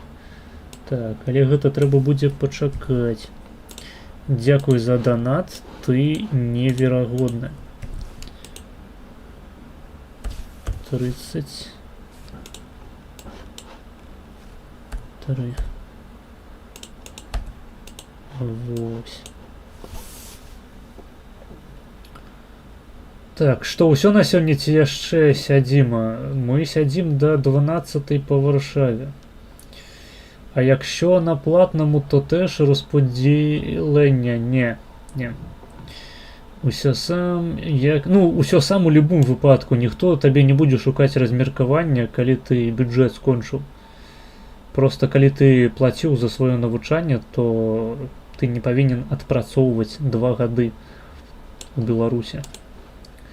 Я калі замоўлю, то сёння па першай толькі бо заробку чакаю. Окей. На плацы няма размеркавання, табе можна неяк данаціць крыптой. Блядь, я насамрэч думаў аб гэтым нядаўна. І я паспрабую нешта арганізаваць. Таму што гэта сапраўды гучала б добра, бо асноўная частка гледачоў маіх з Беларусі. Пры гэтым, блядь, ананімных спосабаў заданаціць мне не існуе. Я папраўлю сітуацыю, паспрабую у бліжэйшы час стварыць якія-небудзь рэквізіты для крыпты. Але пакуль што такога няма. Ну, хіба што там у Тэлезе ёсць, мабыць, магчымасць у трыб'ют закідваць крыпту, але я не ў курсе. Я піў аліварыю 10 год таму 1 раз, смак з сулі з зернем. Окей. Як вы ўсе добра знаецеся на стулях, я ў ахуе. Сапраўды неверагодныя беларусы. Ты кажаў, з тэлефона стрымеш? Што, блядь? Я з тэлефона не стрымлю. Вось ён, гэты тэлефон. Там пыша 1. Што 1? Што за аплікацыя? Якая аплікацыя? Вы аб чым, блядь? Ну, у мянтоўку дашлюць ці ў калгас, калі не знайшоў сам. Ну, тыпу таго. Трыб'ют зрабі, трыб'ют ёсць. Трыб'ют ёсць. Калі ў трыб'ют ёсць магчымасць данаціць крыптой, то данатьце праз трыб'ют. Ну, калі давяраеце гэтай пляцоўцы, вядома. Ну, тыпу, 1 перша чарга. Дзе там такое напісана? А, ты маеш на увазе вось эту, блядь, цифру 1, якую ты напісаў у канцы пасля спасылкі? Дзякуй. Я гэта безумоўна, блядь, адразу заўважыў. І гэта безумоўна не так, што я просто не ўзяў і не скапіяваў усё паведамленне як адну спасылку. Гэта добра, што ты зараз аб гэтым сказаў, бо іначай я просто яшчэ паўгадзіны думаў, чаму ў мяне відос не запускаецца.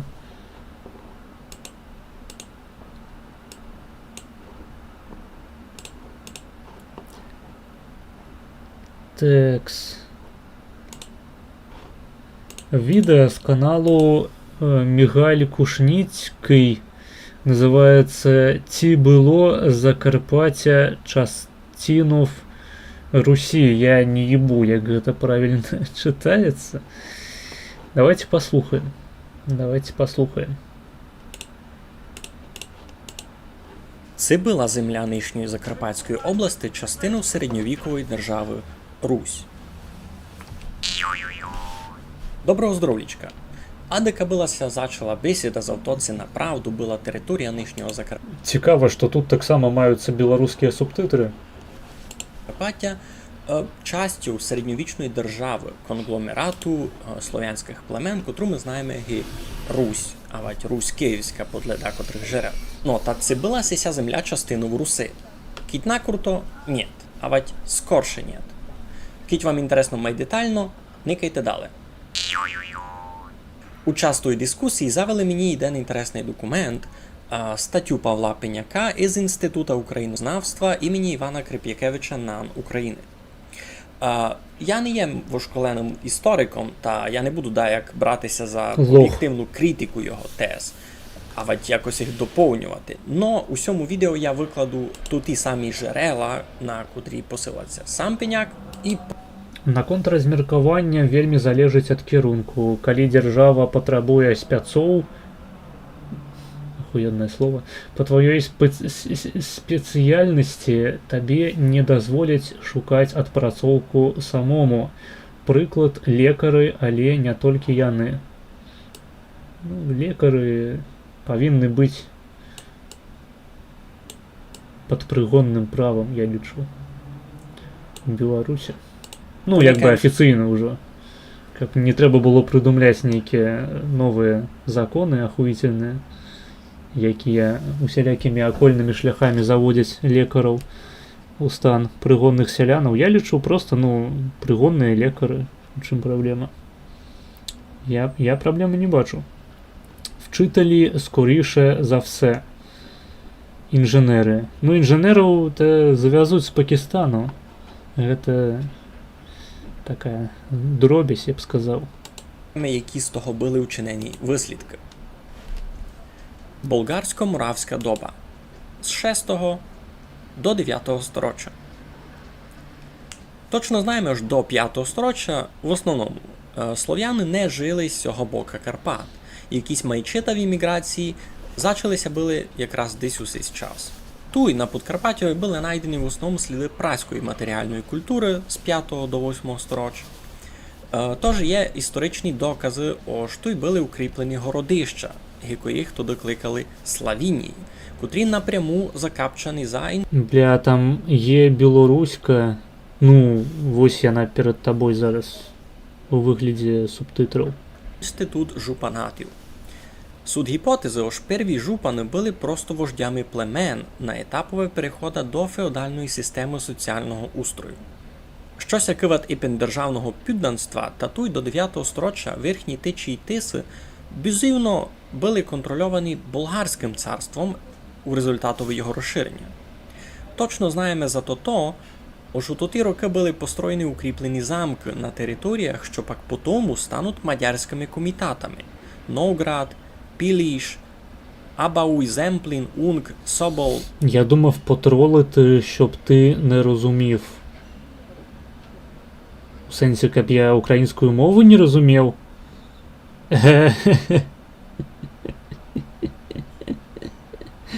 Я не ведаю, як гэта табе сказаць.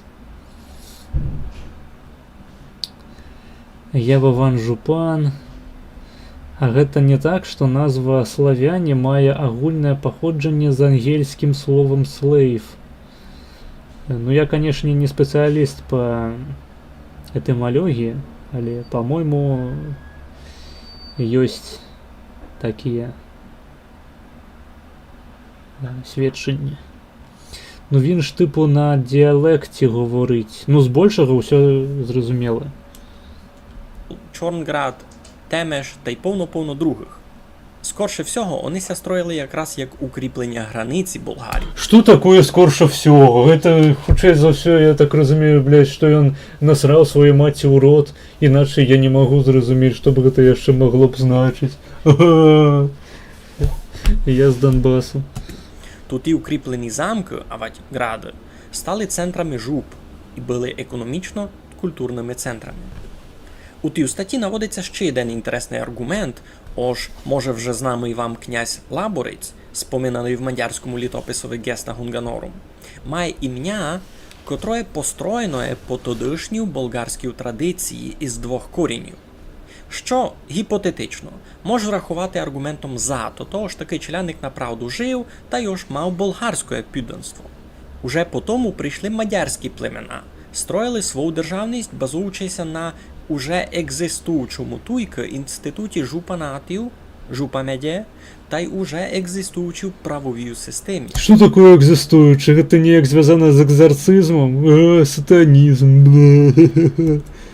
Щось як от Моравського князівства, та точно знаємо, що вони воювали з болгарами, точно знаємо, що ай перві... Що таке воювали? Це нечто зв'язане з Воловиною. Мусульмані були, так. І другі інтересувалися Головне, каб не свинина. місними соляними банями. Но самі так чеські та й словацькі вчені не мають єдностайної позиції, зато то це була земля нижнього Закарпаття частю Моравської держави. Бо, наприклад, Євген Перфецький та Іржи Карл казали, що скорше всього у 9 сторіччі частина Подкарпаття була під контролем Моравії, но виходна половка точно була болгарська. Но вже як Іржі Неуступний та й Ян Капра сказали, що землі нижньої виходної Словакії та й Подкарпаття не могли Що таке виходне? Це виходне як анус, виходне оттулено, блядь, з задниці. бути частю Моравії. А пак прийшли мадяри 9-11 сторіччя. Точно знаємо, що племена угрів та й повно других кочових племен Угрі, це риба така, знаю. зайняли були і степову частину Панонії, там де сяме легко садить, де сяме легко ходить. Гори їм були Електричні не аж дуже угрі. інтересні. Попіля року 899 нашої ери мадяри почали активно воювати із вшиткими сусідами, за що маємо доста письмових споминок в тих такої респективних Що таке поможить? Що за антисемітизм? Не зрозумів зараз. Який я ще жить. народів. Є читава гіпотеза, висунута Олександром Мицюком. Ож по тому, як зайшли Міцюк, що це пацюк? мадяри, територія нижнього Незрозумілая некая діалектная мова, блядь, мойва. Гэта тая самая мойва, на якой немагчыма размаўляць, тому што сківіца ламаецца, блядь. Закарпаття, а то У майбіж двох месцах одночасово. була нічийною землею, а кить май конкретно територією, яка не була під політично-економічну домінацією, а не єдною. З бусамі було б смішніше. Ну, магчыма. Магчыма, я сапраўды допусціў непоправную помилку. Моя кар'єра стрімера йде на дно. держави. У доказ того приводяться топоніми. Подакотрі города, котрі за мадярською традицією маркувалися приграничними із префіксом «юр», що значило «сторож», авать «сторожка». І, наприклад, «юрмезю» на березі Тиси, «юрладань» поміж Тисою та Кішварду, «юрпатрог». А значить, границя мадярської державності лежала маленько май на юг від нижнього кордона між Україною та Мадярщиною. Значить, політично-економічна домінація Мадярщини на сесю територію почалася була уже Сісю. лише як в 11 сторіччі. До того територія була, кить можна так оповісти, буферну зону поміж державами, нічийну територію. Сліди Руси. Автор статті Пеняк наводить Пеняк.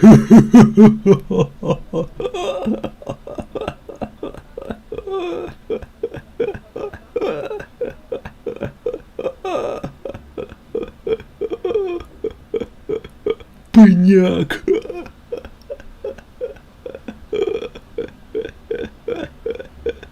Алегории с сучасным днем. Пыняк. Ой. Ну, насмешил, насмешил. А й деякі лінгвістичні Это и есть той самый штендап Сабуцкого? тезіси, в основному від Дзензелівського, котрі нам указують аж по деякі язикові характеристики нинішнього населення Закарпаття, можуть указувати, аж сися чилять, наші предкове, жили тут ще до 10 сторіччя. І з цим спорити ніко не буде, но цей тезіс лише означає, що та чилять мігрувала сюди до 10 сторіччя, но не є прямим доказом політично-економічної домінації Руси над цим краєм. Далеся споминат, аж у 10-11 сторіччі на Сіверові дуже активно формувалися дві читаві слов'янські держави – Русь та й Польща. Карацей, наколькі я зразумеў, гэта не была тэрыторыя Русі, але русіны туды вандравалі. Пакуль паны і спадары, пакуль князі і баяры па краінах вандравалі, русіны емігравалі.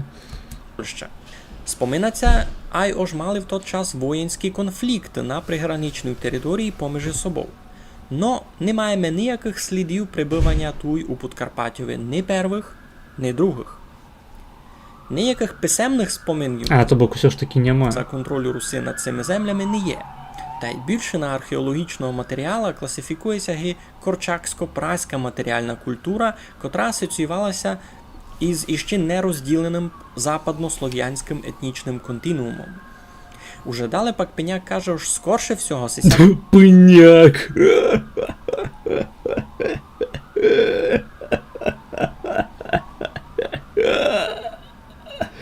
Пыняк. територія Закіт не була підконтрольна ні булгарам, ні моравакам, ні мадярам, ож мусила була попасти під контролу руського князя Володимира Святославовича. Хоч ніяких доказів тому направду не маємо. Вислідки. Но татуйся звідаємо, частю якої держави тоді була сися земля поміж 9 та 11 сторіччями. Кіть ай болгарська, ай моравська держави утратили контроль Ай, болгарська, ай, моравська. над цю землю спозад атак Мадярщини. Ну айбо і самі мадяри не мали туй ніякого контроля до 11 сторіччя. Чий був цей здирав? Туйка вже сам Пеняк наводить Пыняк, бля. гемінісся видить маленький Вибачаюсь. сумбурний та й нелогічний висновок. Цитую. З-позад вище наведених факторів не можемо набізівно казати, ось ця земля не була під політично-економічного контролю Руси у кінці 10-го на початку 11-го сторіччя. Кіть перефразувати, та Павло Пеняк каже, ось ця земля Ладно, все. Супокоїлися. була під контролем Руси, бо не може доказати другое. Я не знав. Я рахую такий висновок аж дуже смілим, бо тяжко мися вірити у то, що доказати домак не може. В плюс до того у нас є повно топонімів, наприклад, назви сел. Руська Мокра, Руське поле, Рускова. Русское мокре. А сухое. Та й так далі. А й бо вони вшитки були закладені уже за добрих 2 сторіччя по тому. Перві споминки за туті села йдуть згруба з 14 сторіччя, коли вже Руси не було Київської держави. Ну, айбо можете перечитати ту роботу самі, може вам прийдуть у голову другі вислідки. Я вам і лишу в коментарях. А на цьому видав раз конець. Красно вам дякую, майтеся. Ніводного слова не зрозумів. Смешная мова. Специально придумал канал и вядзе яго. Каб чесны народ ніхуя не мог зразумець того, что ён кажа. Падлюка, блядь. Гэта троллинг беларусаў. Відэа было створана спецыяльна для того, каб мне яго замовілі на стрыме, і я ніхуя не зразумеў. Ох уж гэтыя русінскія нацыяналісты. Як я іх ненавіджу. Як же я іх праклинаю. Ублюдки, блядь, сволочи. Як можна?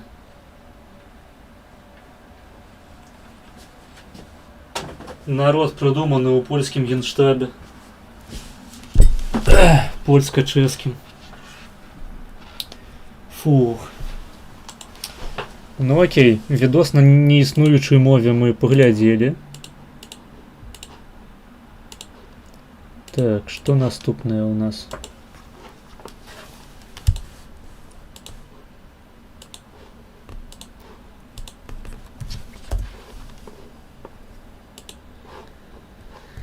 Так, а что у чате? У чате, так.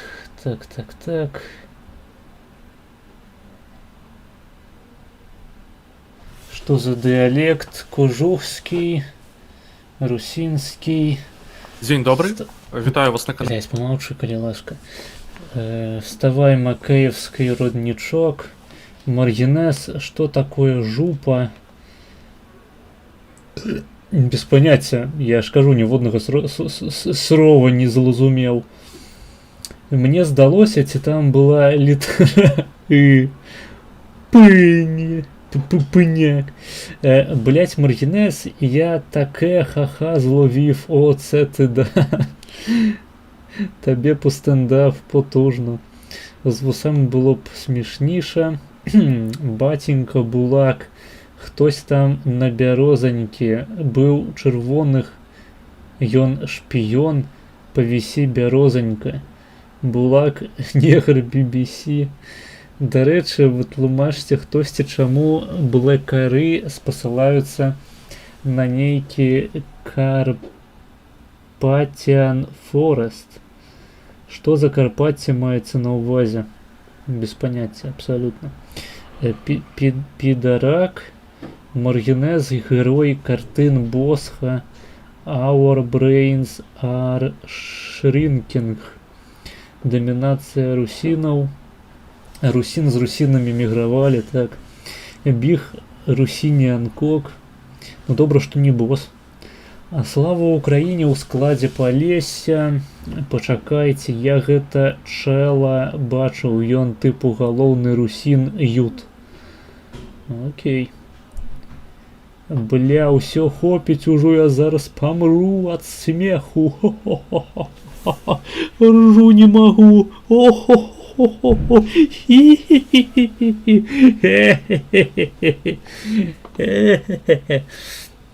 Маргінес, гіпатетычна, якія змены ўнутры РБ пераканалі б цябе вярнуцца жыць у Беларусь? Ну, скажем, увядзенне польскага злотага у якасці афіцыйнай валюты і увядзенне польскай канстытуцыі і польскага войска, вось, магло б мяне прымусіць задумацца аб тым, каб вярнуцца ў Беларусь жыць. А гэта была русінская мова, я толькі цяпер зразумеў. Тут, у сэнсе, толькі слова «цяпер» ты зразумеў. Я ніводнай літары, нават ніводнага гуку не зразумеў з гэтай мовы. Я літаральна думаў, што гэта украінская. Ну, я спачатку таксама, але потым, калі я зразумеў, што нічога не зразумеў, таму што гэта нейкі дыялект, якім мяне вырашылі затроліць, і я зразумеў, што незразумелая гэта нейкая мова, неіснуючая. Кхе-кхе, не заўважыў падвоху. Так. Пасля гэтая фраза ў маргінальнай маршрутцы пачаўся люты жах пра неіснуючую мову. Карпатскі лес — гэта, па-мойму, антычны лясны масіў, які пакрываў усю Еўропу. Ад яго засталіся толькі кавалачкі, як Белавежская пушча. Так. Як Белавежская пушча, як Полессе. Менавіта з такіх лясных кавалачкаў, дэфіс масіваў і выйшаў вядомы беларускі палескі артыст. А польскага гэка... Гэка? Што за польскі гэк? Не ведаю такога. Бля, а калі гуглю Carpathian Форас толькі гурт знаходзіць. Дзе пачытаць пра лес менавіта? Ну, попытаю ў чаце, я не ведаю, пра што вядзецца гаворка. Так, у нас відэа з каналу Ecolinguist. Называется Belarusian Language. Can Polish, Ukrainian and Bulgarian speakers understand it? Так, відосы замоўлены цалкам. Глядзім. На канале Эколингвист. Не, ну калі сур'ёзна адказваць на пытанне пра Беларусь, то вельмі шмат усялякіх рэчаў павінна змяніцца. Каб я падумаў, ну, як бы мне ў Беларусі павінна быць лепей, чым у той краіне, у якой на той момант я буду жыць. Мне павінна быць прапанована нешта лепей, каб я пераехаў у Стыдно и Беларусь. больно. Стыдно и больно. Стыдно и больно. Так, секундочку.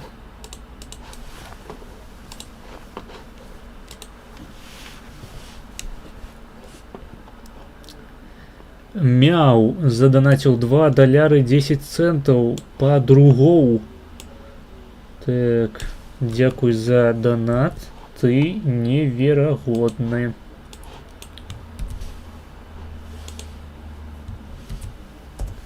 По другой. Опа. Так. У мяне чамусьці на секунду на экране з'явіўся тысак. Хаця, мабыць, я тысака пераблытаў з павуком. Окей. Вось. То бок, калі пра Беларусь, на гэта складаная тэма. Павінны быць фундаментальныя змены проста ў мысленні аб тым, як павінна функцыянаваць дзяржава.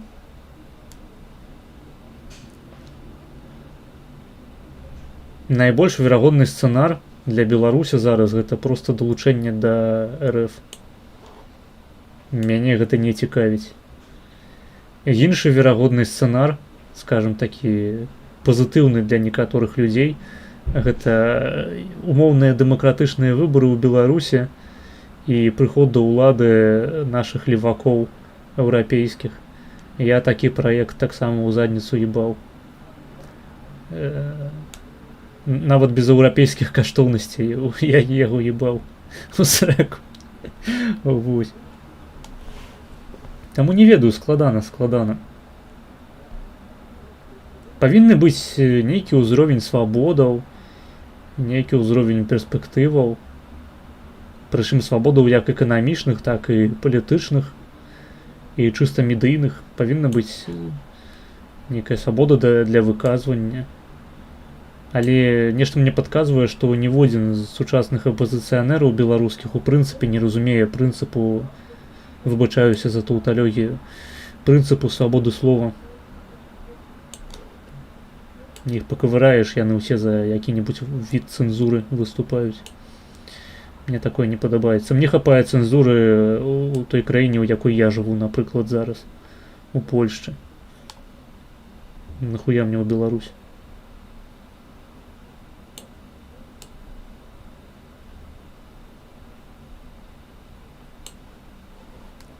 Ну і зноў ж такі ўсё залежыць яшчэ ад таго, у якім стане буду знаходзіцца я сам на той момант. Таму што адна справа прыехаць у Беларусь, каб будаваць вольную краіну уласнаручна, а іншая справа прыехаць бамжом на умовах тых людзей, якія кіруюць у гэтай краіне. Вось другі сцэнар мяне зусім не цікавіць. Асабліва улічваючы, што ён фактычна будзе звязаны з велізарнейшымі затратамі па пераездзе. Нахуя, калі я ўжо больш-менш інтэграваны ў тое грамадства, якім я зараз знаходжуся. А мабыць, я кудысьці яшчэ пераеду на той момант. Зноў ж такі. Мае прагнозы такія, што мне ў прынцыпе не трэба асабліва клапаціцца аб тым, якія канкрэтна ўмовы павінны быць здзейсненыя ў Беларусі, каб я тут і вярнуўся, таму што хутчэй за ўсё гэтых умоваў не будзе там створана яшчэ гадоў 100. Я столькі жыць не пляную, шаноўнае спадарства. Таму пытанне не мае актуальнасці, скажем так. Неверагодны сцэнар. Гэта ты аб чым? Гэта ты пра выбары? Ну, нават калі ён верагодны, то ён мне не падабаецца. Я супраць дэмакратычных выбараў у Беларусі. Такой постлукашэнкаўскай Беларусі. Я лічу, што людзі масава проста пайдуць галасаваць за новага беларускага дыктатара. Я не збіраюся ў гэтую лавушку лезці. Я не хачу несці адказнасць за ебанатаў, якім далі выбарчае права. Ідзіце ў пізду. Я лепей буду жыць у больш-менш, вядома, таксама дэмакратычнай, што мне не падабаецца, але больш-менш прынамсі стабільнай краіне, у якой людзі галасуюць, ну, не за Лукашэнку, скажам, а за іншых ебанатаў такіх. Трошкі далей, стоючых ад таго, каб увесці ў краіне дыктатуру, тыранію, скажем так. Мне не здаецца, што Наўроцкі гэта ідэальны прэзідэнт для Польшчы. Мне не здаецца, што Туск гэта ідэальны прэм'ер для польскага ўраду. Але паміж гэтым становішчам і беларускім проста мільярд крокаў палітычнай культуры.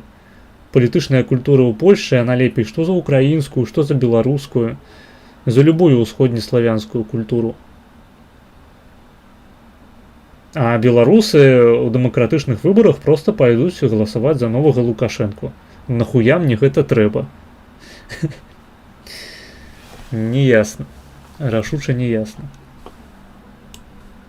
То бок, калі мы кажам, вось мы касуем у Беларусі дэмакратыю і ўводзім вайсковую хунту, я такі падумаю, цікава. Сапраўды нешта новенькае. А калі ў нас дэмакратыя, то, блядь, я ведаю, чым гэта скончыцца.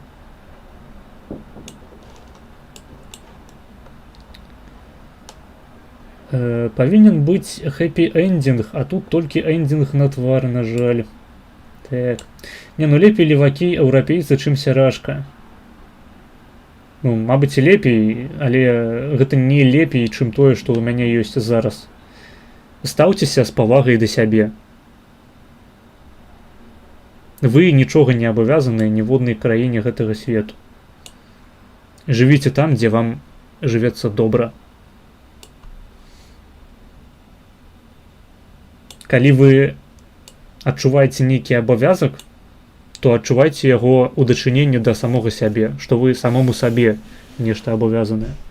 Калі вы лічыце, што вы абавязаныя нешта беларускаму народу, беларускай дзяржаве, то ў вас комплексы нейкія нездаровыя. Вам трэба з гэтым нешта рабіць. Таму што, улічваючы, што ў Беларусь вы не можаце вярнуцца, альбо калі вы жывяце ў Беларусі, зменаў там ніякіх не настане ў бліжэйшыя дзесяцігоддзі, вы ёбнецеся на гэтай глебе. Я раю вам паважаць самога сябе ў першую чаргу. Абірайце, галасуйце нагамі. У вас забралі права голасу ў гэтай краіне. Вас не рэпрэзентуюць. Вы не маеце іншых магчымасцяў выказаць сваё стаўленне да сітуацыі ў краіне. І адзінае, што вам застаецца, гэта галасаваць нагамі. Галасуйце нагамі, карыстайцеся з апошняй магчымасці, з апошняга права, якое вам пакінула беларуская дзяржава.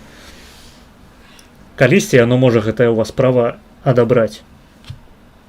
І вам не застанецца нічога, акрамя накаплівання злобы бяссільнага. Пачуйце сябе грамадзянінам, пачуйце сябе патрыётам сваёй краіны і прагаласуйце нагамі. З павагай як да сябе, так і да сваіх суайчыннікаў. Таму што, а што калі апынецца,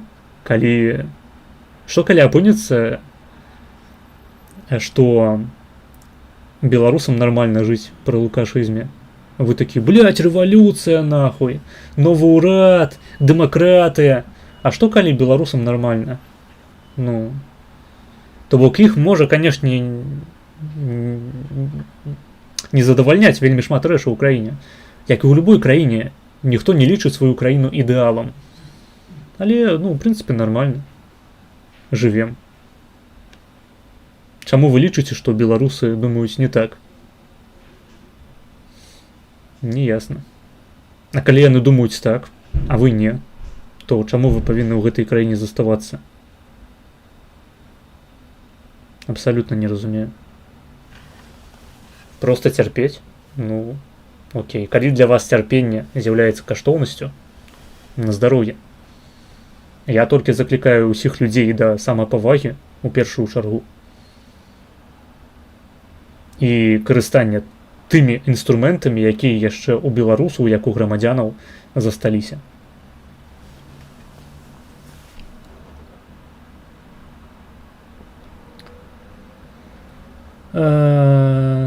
Але гэта я распіздзеўся, здаецца, пытанне было аб нечым іншым, наконт левакоў, еўрапейцаў. Не да таго, што не трэба несціся, сламя галаву, у новую Беларусь будучыні, калі яна адбудзецца, проста каб апынуцца ў яе засценках. Як гэта ўжо было ў нашай гісторыі, скажем, у 20-е гады мінулага стагоддзя.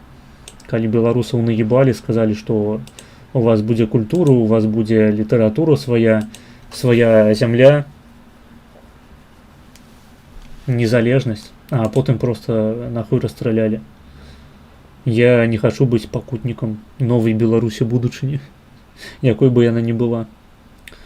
У Беларусі маёй мары ўсе галасуюць за Саладуху. Ну, гэта-то я не сумняюся.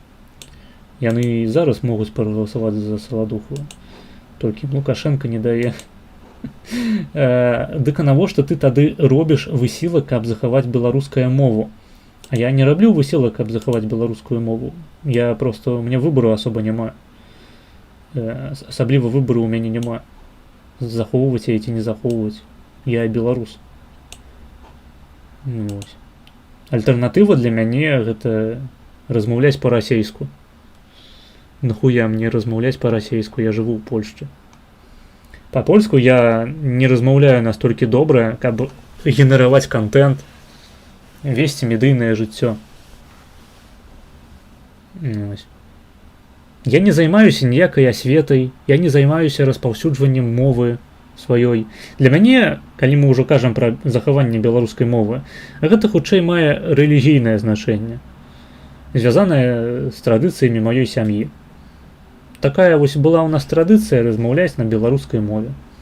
Хочацца захаваць. Некаторыя рэчы беларускай культуры мне падабаюцца. Я б хацеў таксама іх захаваць. Магчыма, ў рамках польскай культуры. Вось такая хуйня. Польская культура ў шырокім сэнсе слова, яна ў сябе ўключае і беларускую, і русінскую, і украінскую, і шмат якіх яшчэ. Таму, што мне перашкаджае, напрыклад, быць палякам беларускага паходжання і беларускай культуры? І сваім дзецям, калі яны будуць перадаваць гэтую самую культуру. Ну, ёсць жа польскія татары, ёсць польскія гуралі, ёсць польскія кашубы і іншыя. Ну, яны перадаюць гэтую культуру. Вось у Сілезіі нават сваю мову ўвялі на дзяржаўным узроўні. У чым праблема?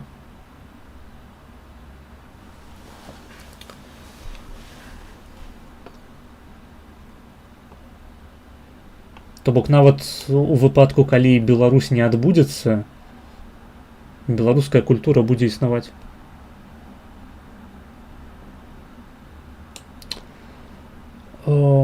Пагуглі Ancient Carpathian Forest. Бла-бла-бла. У твоей сям'і менавіта на мове ці на трасянцы размаўлялі?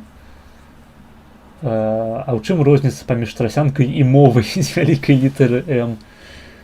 Я чуў, як размаўляюць мае бабулі і дзядулі. Гэта беларуская мова. Мне похуй. Для кагосьці гэта можа быць закваліфікавана ў трасянку, але, на мой погляд, там выразнейшая беларуская мова. Я ў дзяцінстве гэта чуў і ў дарослым жыцці, калі пачаў пераходзіць на беларускую мову, гэта чуў выразна. Мне здавалася, што гэта мова беларуская. Таму так, такая вось традыцыя. У маіх бацькоў перыядычна словы беларускія пралятаюць, альбо беларускія канструкцыі. Ніхто з маіх бацькоў ніколі не скажа «знаеш ли ты?». Яны скажуць «ці ты знаеш?». І гэтак далей. Я ўжо не кажу пра гэканне, мэканне і гэтак далей. Вось. Трасянка не мова. Ну, трасянка гэта фактычна дыялект беларускай мовы. Такі. Не ведаю, ці можна яго, дарэчы, дыялектам прама назваць. Мабыць, сацыялект. Ну, я не лінгвіст, я не разбіраюся у класіфікацыі. Маргінэс, ну слухай, калі ўсе будуць уёбваць з Беларусі, то яе не стане проста, бо той быдламасе, што застанецца, будзе похуй. А калі яны застануцца ў РБ, то што гэта зменіць? Што ты, застаючыся ў РБ, можаш у ёй змяніць? Я не разумею. Трасянка гэта мова, а не мова. Так. Не горы, а горы. Ну я кажу пра твой тэйк, што нават калі ўлада ды сістэма зменіцца, няма сэнсу ехаць. Не, тэйк быў не такі. Тэйк быў такі, што змены павінны быць істотныя, а не касметычныя. Калі беларусы хочуць проста абраць сабе новага Лукашэнку, то, ну, па-першае, хто я такі, каб ім перашкаджаць? Па-другое, я ў гэтым праекце ўдзельнічаць не хачу. Трасянка гэта я чытаў. Калі выбіраць паміж крывёй і глебай, згубіш і адно і другое. Глеба і кроў неразрыўныя. Ну, распавядзі гэта габрэям. Як казаў Адольф Чэрчыль. Рады за яго. Палескую мову чулі, свабоду Палесю. Так, свабоду Палесю. Я хачу, каб Палессе было аддзеленае ад Беларусі. Ведаеце, я не ведаю, які дакладны адрас пражывання Івана Дарашэнкі, але там павінна прабягаць мяжа новай Беларусі будучыня. Гэта я ведаю дакладна. Першая умова для таго, каб я прыехаў у РБ. Мяжа па адрасе Івана Дарашэнкі. Каб ён апынуўся будаўніком нейкага іншага праекту дзяржаўнага. То бок, твой тэйк такі, я гатовы пераехаць, калі будуць істотныя змены, якія мяне задаволяць, але сам я нічога рабіць дзеля гэтага не буду. Так. Так. Гэта мой тэйк. Мінусы. Ён жыве ў Пінкавічах, іх аддаем хахлам. Ну, правильно. Я нагадваю, што мой канал змагаецца з лукашызмам. Таму казаць, што я прямо зусім нічога не раблю, это гучныя словы з вашага боку. Змагаемся, перамагаем нават патрошкі. Што вам не падабаецца-то?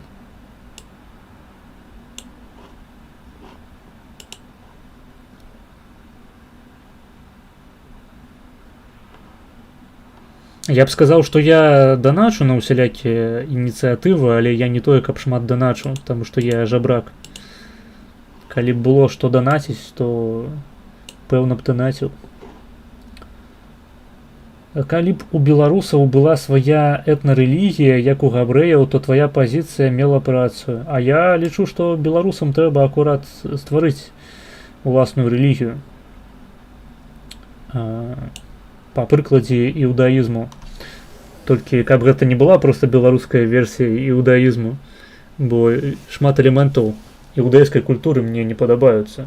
не кладуцца яны на мою душу.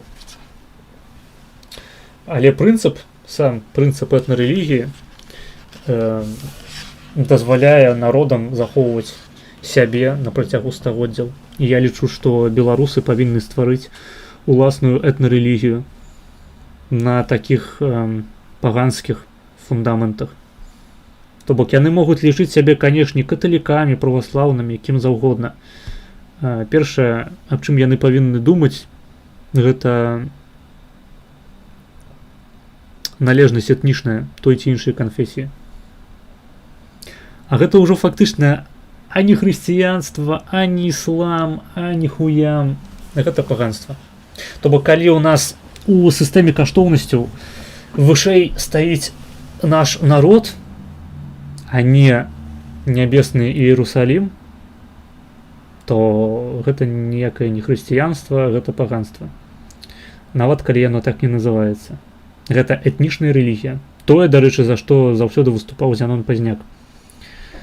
І што на працягу ўсёй нашай гісторыі фактычна нас суправаджала, скажам, у Вялікім княстве літоўскім, якое хрысціянскім было досыць фармальна. Хаця, зноў ж такі, у ВКЛ менавіта, што этнарэлігіі створана не было. Такой арганізаванай, на жаль.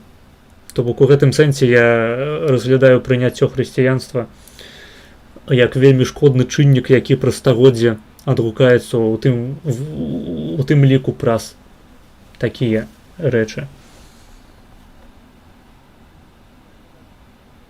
Таму што немагчыма стварыць этнарэлігію на месцы, якое ўжо занята хрысціянствам. Ну, калі мы кажам пра арганізаваную рэлігію беларусаў альбо літоўцаў, як у тыя часы яшчэ казалі, старалітвінаў, арганізаваная рэлігія старалітвінаў.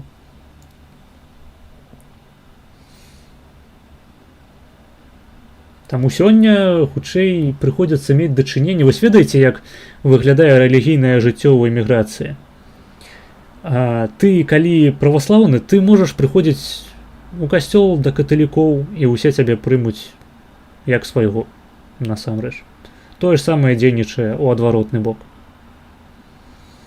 З ісламам я не думаю, што гэта дзейнічае падобным чынам, хаця не тое, каб я ведаю шмат беларускіх мусульманаў.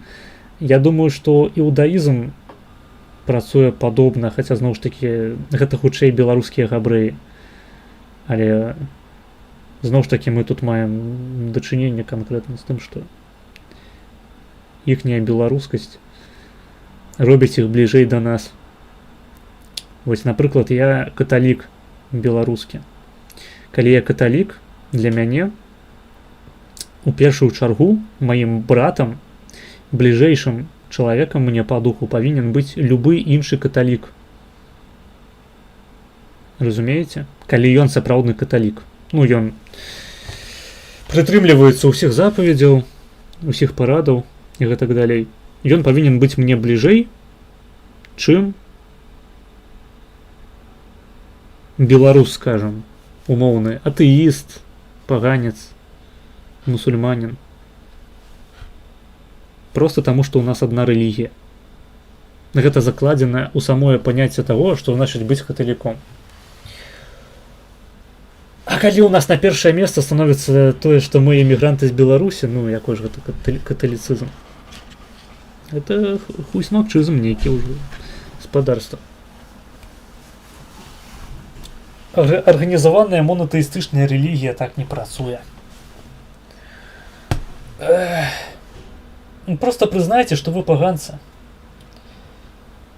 Што этнос мае для вас большае значэнне, чым прыналежнасць да рэлігіі. Ну, іначай проста вы, як хрысціяне, павінны бачыць большых братоў, напрыклад, сярод расейцаў, вашых калегаў па рэлігіі, чым сярод беларусаў. Ну, гэта я зноў запіздзеўся. Агулам я падтрымліваю падтрымліваю стварэнне беларускай рэлігіі. І думаю, што гэтая самая рэлігія, яна, па-першае, будавалася б на ўжо існуючых рэлігійных канфесіях, плюс усялякіх святах, якія мы адзначаем на нацыянальным узроўні, такіх святах, як дзяды, як 25 сакавіка, дзень волі, ну і шмат іншых. Каляды, купальні. Сам факт таго, што мы будзем святкаваць гэтыя даты разам у кампаніі беларусаў, ужо будзе сведчыць аб тым, што беларуская рэлігія створана. Ну, прынамсі, у нейкіх сваіх пачатковых фазах яна існуе.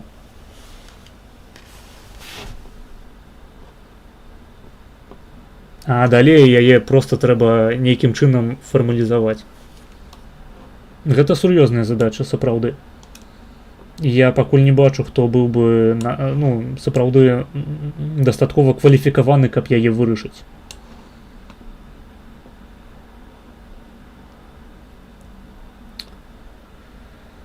Блядь, соры, трэба было адысці і не пачуў адказу. Можаш паўтарыць ПЛЗ? Ты пра што? Пра мой тэйк? Так, ты маеш рацыю, мяне літаральна такі тэйк. Але я тут змагаюся з рэжымам Лукашэнкі. Папрашу ўзяць пад увагу. Гэты канал змагаецца з рэжымам Лукашэнкі лепей за любога вайсковага добраахвотніка. Таму я папрашу, блядь, з павагай ставіцца да маёй дзейнасці. А так бульбікі раствараюцца сярод іншых. Так, у нас ёсць свайкста. Каб быць паслядоўным у сваіх поглядах, Маргінэс павінен заснаваць секту. Альбо заснаваць, альбо далучыцца да яе. Разумееш, я не лічу, што я проста маю кваліфікацыю адпаведную для таго, каб стварыць секту. У мяне няма такіх здольнасцяў. Ці можна сказаць, што ў палякаў быў свой этнічны каталіцызм? Ён і зараз ёсць свой этнічны каталіцызм. Так. Паглядзі, якія погляды выказваюць людзі, якія лічацца каталіцкімі фундаменталістамі ў Польшчы. Ці яны табе нагадваюць фундаментальныя хрысціянскія каштоўнасці? Па-мойму, не.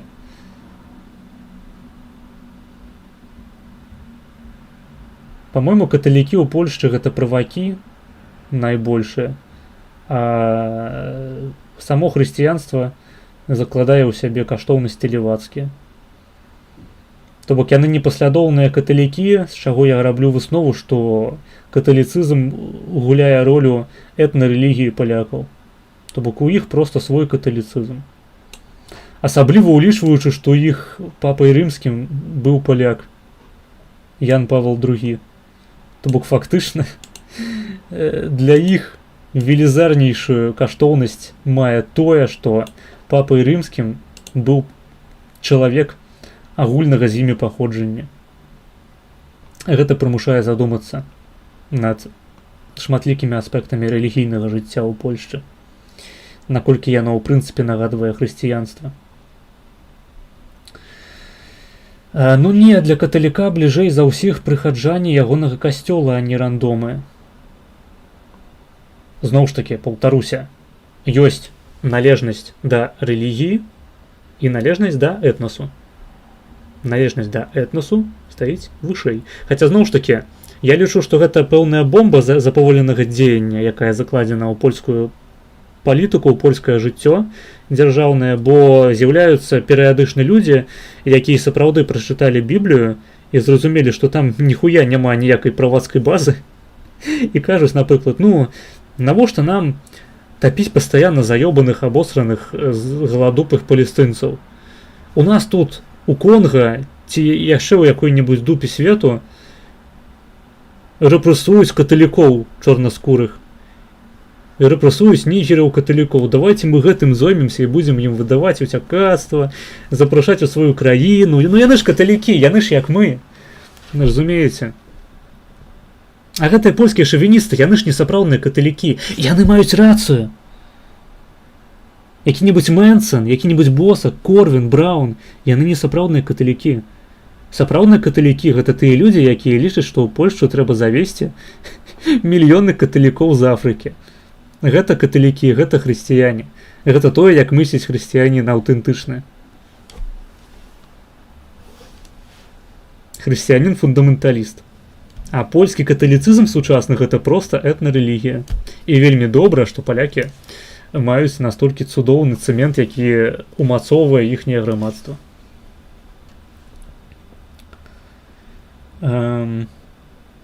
У палякаў быў свой япердолізм. Да, я думаю, і зараз ёсць. Прычым тут 25 сакавіка да рэлігія. Дзень, калі беларусамі была прадпрынятая спроба, учыненая была спроба стварэння ўласнай дзяржавы. Этнадзяржавы. Прычым тут этнадзяржава, стварэнне этнадзяржавы да этнарэлігіі. Блядь. Трэба звярнуцца да таго каналу з раскладамі Таро, каб мне гэта патлумачылі. Так, услада для вушэй. Што канкрэтна? Ты не пізді, я зараз Піліпа Шаўрова паклічу, будзе табе услада для вушэй. Дык і святароў шмат базавых, хаця Ян Павел быў досыць левым такім. А ўсім похуй. Ніхто, ніхуя ні за якімі выказваннямі Яна Павла не сочыць. Гэта літаральна, вось проста Ян Павел гэта чалавек Біблія. Біблія гэта добрая кніжка і добра на яе спасылацца толькі да таго моманту, пакуль яе сапраўды не пачнуць чытаць. Тое ж самае з усімі святымі, блядь, Ян Павел II. Пахую абсалютна. Галоўнае, што ён ёсць, дакладней, што ён быў, што ён ёсць у гэтым пантэоне польскай славы, і ён быў палякам. Всё. Адзінае, што мае значэнне. Такая нацыянальная, такі нацыянальны гонар на ўвесь свет.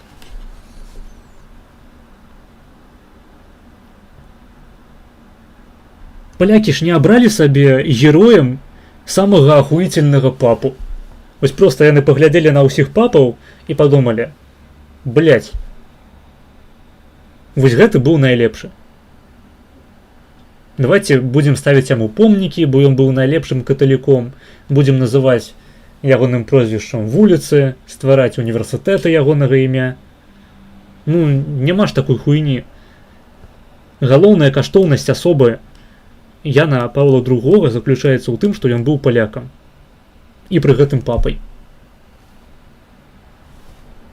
Вось і ўсё. 1 траўня, святае распачынанне працы на полі, так. А на Ютубе не баняць за такое, за якое? За этнарэлігію? Я сумняюся. Ці за слова нігер? За нігер не баняць, наколькі я ведаю. Тым больш мы размаўляем з вамі на практычна неіснуючай мове. Можа лепей пратэстантаў з Афрыкі, напрыклад, афрыканераў? Не ведаю. Этнадзяржавы дакладна. А якой? Мапы Беларускай Народнай Рэспублікі ствараліся на аснове этнаграфічных працаў, па якіх проста глядзелі, у якіх абшарах Расійскай імперыі было найбольш беларускамоўнага насельніцтва. Якім чынам гэта не дзяржава, якая створаная на этнічных пачатках. Так, яна была сацыялістычная. І што? То бок яна мелася быць сацыялістычнай. І што? Такой жа была міжваенная Польшча. І што? Дарэчы, міжваенная Польшча нашмат менш з'яўляецца этнарэспублікай нават у праекце. Тым больш у праекце. Калі мы кажам пра праект Пілсудскага, а не праект Дмоўскага, то тым больш гэта праект такі федэратыўны ў параўнанні з Беларускай Народнай Рэспублікай, Украінскай Народнай Рэспублікай, якія ствараліся як народныя рэспублікі. Міжваенная Польшча стваралася як федэратыўная дзяржава. Так і дэкляравалася, Беларуская Народная Рэспубліка. Так, яна так дэкляравалася. Нават у самой назве. Это не была Беларуска-Габрэйская Народная Рэспубліка, это не была, Великолитовская, Старолитовская Народная Рэспубліка, это была Беларуская Народная Рэспубліка. Межы якой фармаваліся, у праекце з дапамогай этналагічных працаў, якія даследавалі проста, які адсотак насельніцтва размаўляе па-беларуску ў розных рэгіёнах так званага паўночна-заходняга краю расійскай імперыі. Беларусы спрабавалі зрабіць этнарэлігіяй уніяцтва. Таксама як варыянт, але сёння ўжо проста не актуальны хутчэй. Нацдзяржавы, калі дакладнее, Доўб, Поп, Урбан, другі. А ці італьянцы не ганарацца тым, што ў іх краіне Ватыкан? Я не ебу, чым ганарацца італьянцы. Я ў Італіі ніколі не быў у жыцці. Італьянцы маюць на гербе чырвоную зорку зрада. Згодна. А жыдоў, якіх была ледзь не большасць у буйных гарадах, дэкляравалася, што выганяць. Гэтыя так званыя жыды, яны проста былі ўсе белыя. Іх хуй адрозніш ад беларусаў. Хаця добра, аналогія з Ізраілем зразумелая, але і так гучыць неяк недарэчна.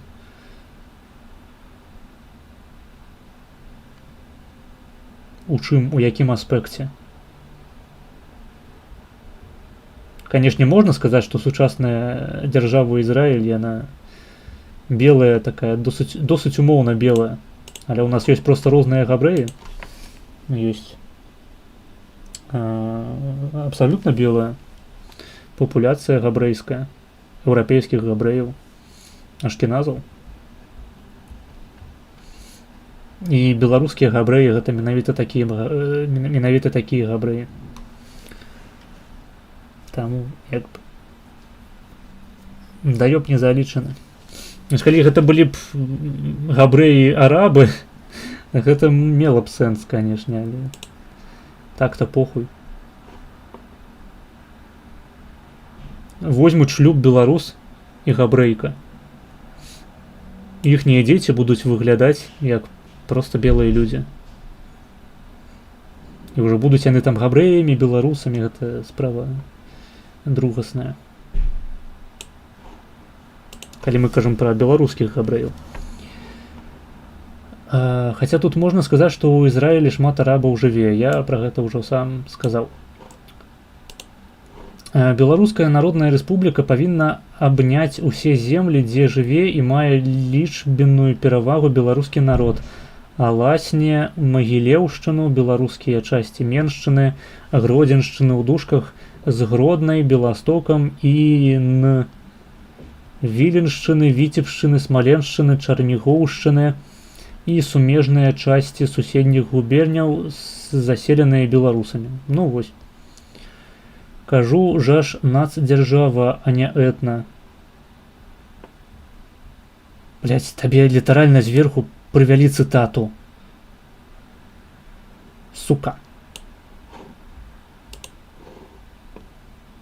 Што для цябе тады нацдзяржава? Патлумач, калі ласка. І дзіцёнак беларуса і габрэйкі нарадзіцца зверх чалавекам, так, звыш чалавекам, над чалавекам.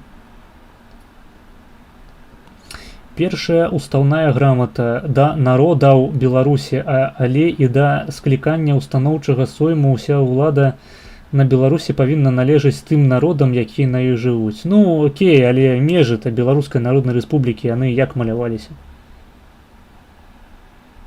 Яны прасціраліся далей, скажам, на Польшчу, на Русню, таму што там габрэі жылі? Ці як? на якой аснове фармаваліся вось гэтыя межы. Што там у дакументах было запісана, похуй. Яны былі левакамі. Вядома, яны напісалі, што для народа ў Беларусі, конечно.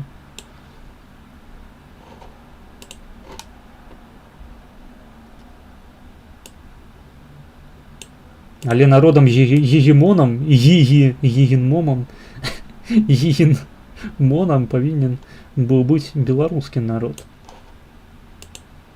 Як дзяржаваўтвараючы. Якім чынам гэта не аднастаіцца? Скажыце, калі ласка. Ну вось гэтага больш нацдзяржава вынікае. Я не ведаю, што такое нацдзяржава, па-вашаму.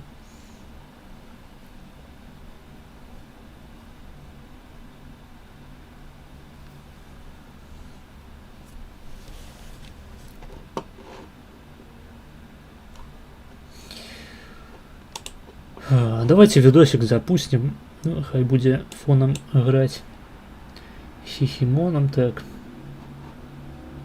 Відос, дарэчы, з каналу Рудабельская паказуха. І цудоўна, што ў нас уся дыскусія адбывалася на вачах павука і саладухі. Гэта ахуенна. Відос з каналу Рудабельская паказуха называецца «Мучаю салодуху по выборам». Давайте, нейкі ахуенны пранк, походу. Дарэчы, колькі нам гэтага замовілі? Ці цалкам? Блять.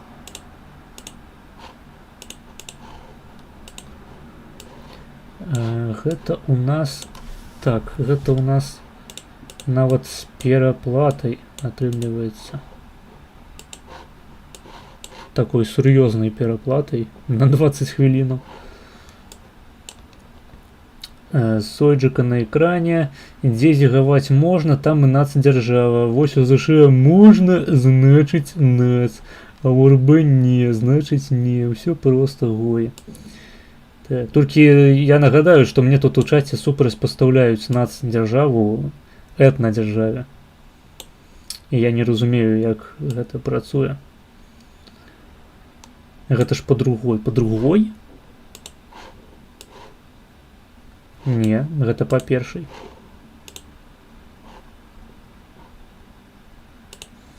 Глядзім. Андрюша, привет, дорогой, очень занят, в душ ныряю. Съемка срочная с БГУ, с курсантами. Давай, дорогой. Гэта рэальна? Пока. С курсантами в душе? Однако. Телефон не выключается. А можно курсантов услышать? Ухваляем. Андрюша, смотри, вечером поговорим. Телефон немножко испортился. Не... Ставьте подобайки, дарэчы, нагадываю, ў чарговы раз. Подобайки, подписывайтесь на канал. Это просовывая трансляцию. И мой канал заодно. Включается, давай скорее, мне в душ надо Я послушаю, не выключайте. Вечером позвони, пожалуйста. Что вы там с курсантами, я послушаю, не выключайте. Съемка на мою песню «Флешмоб». А в ванну Вечером ныряете позвони, с кем? пожалуйста. Хорошо. Я опаздываю, позвони мне вечером. Телефон не выключается, пожалуйста. Я понял, все, до свидания.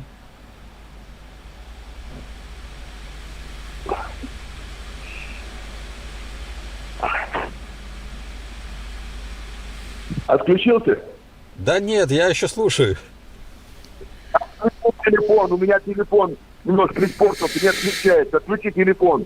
Да не переживайте, снимайте свой клип, я тут рядом побуду. Отключи телефон сейчас, пожалуйста. Вечером позвони, поговорим нормально. Ну, так, ёлки, так у меня другой такой возможности не будет. Александр Антонович. Вот у меня... У меня машина, водитель стоит уже. Позвони вечером, поговорим нормально. Да садитесь в машину и едьте. А мне в душ еще нырнуть, пожалуйста. Да ныряйте в душ, телефон, я... Гэта дакладна саладуха. Ныряйте по... Не, у меня есть адчуванне, што гэта просто АИ-версия саладухи, блядь. Господи, я же Ну, не потихоньку. запрещаю. Какой-то сумасшедший. Прошу тебя, отключи телефон. Я же тебе по-русски говорю. А можно по-литовски? Я в Литве, мне тут нельзя по-русски. Вечером позвони, тебе говорю, пожалуйста. Ну неужели ты не слышишь меня? Андрюша? Так Солодухас. точно, Андрюша. Юра? Ну это я, чтобы меня не догадались, что это я, вы же Всё. знаете. Ну говори, минутка есть свободная, слава богу. Хотел вас спросить ваше мнение. Недавно Григорий Озаренок заявил, что надо вообще выборы отменять как процедуру. Не видел, не слышал. Так вот, он заявил такую мысль. Вы бы хотели, чтобы за вас принимали решение, кто будет президент? Нет, я думаю, что каждый должен голосовать. Каждый житель Беларуси должен голосовать. А скажите, а вот какими критериями каждый житель Беларуси может выбрать себе управленца? Ну, я думаю, он отталкивается от своего сердца, от своей души, от того, как ему живется в своей стране. Я от себя всегда исхожу. У меня все супер. 39-й год на сцене. Никто палки в колеса не ставит. Работаю где хочу, когда хочу, для кого хочу. Шикарно хочу. зарабатываю. Да, построили с Наташей дом. 4 детей, 6 внуков. Супер! Заказы разрывает страна. Сегодня сняли флешмоб с военным факультетом на БГУ. В понедельник запускаем бомбу на всю страну. Да просто рвется все. Эх, я завидую вам, мне бы так. Я же тоже вот талантлив. Ну, я помню, да. Вот Это- хочу, я параллельно, Андрюш, хочу спросить, только честно, да. Вот неужели не ломит душа, сердце жить на чужбине, не на родной стране? Ой, ломит, меня тут на литовской заставляют этом языке Ну, не про это говорить. речь. Я уезжал сам же тоже, помню, в Москву, думал покорять Россию. Да, все равно судьба ж возвращает назад, потому что, ну, без родины никак, без родной земли. Это ж... Вот я не знаю, Золотые как, слова. сколько вы там, года 2, 3, 4, 5, сколько вы там Я находитесь? 5 лет, я уже 5 С лет. супругой, да? С супругой. С вы ж там. супругой, с семьей, да. Ну, это же, ну как, ну понятно, что человек привыкает ко всему, ну, и выбирает, конечно, каждый человек сам себе дорогу, да, свой путь. Да, за меня, за нас сделал выбор Александр Григорьевич. Это из-за него мы здесь. Ну, не знаю, мне кажется, я-то здесь, а вы там. Почему? Ну, вы же выбрали, ну как-то, вы же выбрали один путь, а мы выбрали другой путь. Ну, в Наш принципе, путь. это ваше право, да, как каждого Да. человека, живущего на земле. Я не за это. Просто, наверное, сердце же болит, душа. по Да родной болит, земле. конечно, я на таблетках уже Это второй я раз. не представляю. Я год в Москве жил, ну, понятно, приезжал домой, пытался там прорваться, и все равно судьба вернула. Чужая. И в Киеве работал много, в том же Питере, в Москве, да. Нет, родная родина, это есть родина. Понятно, кто-то уезжает и там покоряет, как тот же Дима Колтун, там другие артисты. Вот. Ну, вот для меня, например, только родная земля белорусская, только родная земля. Александр Антонович, я еще раз хочу уточнить момент с выборами. Знаете, вот такая процедура, как Нобелевская премия, и там лауреатов выбирают. Ну, Но я там слышал, лауре- что есть такая Нобелевская премия, да. Но там лауреатов, известных людей в мире подают, ну, да, там подают. неизвестных, там за заслуги выбирают в области науки. Заслуги, правильно, да. И не только. Так вот, почему там простые люди не выбирают этих людей? В смысле, там вот в этом, Опа. где это, в Хельсинки или это проходит она? Да, но в принципе, почему простым людям, гражданам стран, не доверяют выбрать вот Крамола нейкая пайшла. Антидемократичная. лучшего деятеля физики? Ну, нет, мне кажется, это надо спрашивать у тех людей, у того оргкомитета, кто создал эту премию. Ну, мне кажется, так. Но я к чему подвожу? Почему простые люди, вот простые люди, которые даже не интересуются политикой, думают, что они смогут выбрать управленца? Да. Народ всегда все сам решит. Ну вот как-то он решил, когда-то он решил, что в 96-м году был выбран Александр Григорьевич. 94-м. И на Да. наш, и Блять, у павука мои погляды по демократии, я в на ахуе. наш взгляд, это неудачное было решение народа. Почему это? На ваш же сколько в Литве и в Варшаве? Ну, в смысле, условно. Сколько вас?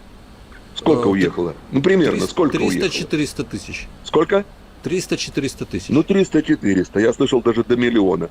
Я, грубо говоря, миллион уехал. А 9 же здесь, Андрей. Ну, 9 же здесь.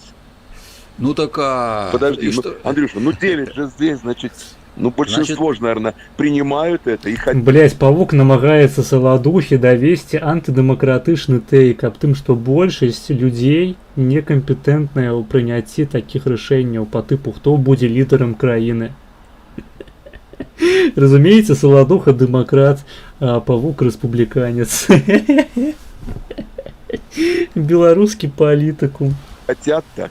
И мирное небо, и шикарные дороги, и зарплата, и так далее. Ну как Ой, вот, ну, я сейчас заплачу, пожалуйста, а не чего надо. плакать? Я Не- так не само. надо. ну а как? Ну, Вот я сердце смотрю эту рвется. болотушку, он в соцсетях, там Света, ради бога, тихо, понимаешь, но ведь 9 миллионов, пусть я говорю грубо, миллион уехал, да, ты говоришь 300-400, ну 9 же миллионов здесь трудятся, работают, рожают детей, радуются жизни, радуются своей земле. Ну разве не так, Андрей? Я пытаюсь... 9 мільёнаў нараджае дзяцей ад Саладухі. Да так. Но- Просто я хочу вас направить на то, что действительно, когда нужен важный выбор совершить и компетентный выбор, то простым людям его не доверяют. Например, Как же все, мы же все идем Ну я б тут асцерагаўся ў ужыванні словаў простыя людзі, такога словазлучэння, таму што левакі таксама любяць крытыкаваць дэмакратыю, таму што па іх меркаванні простыя людзі галасуюць за правакоў усялякіх тыпу Наўроцкага. І ім трэба тыпу селюкам усялякім забараніць галасаваць. А даць трэба галасаваць усялякай прафесуры універсітэцкай.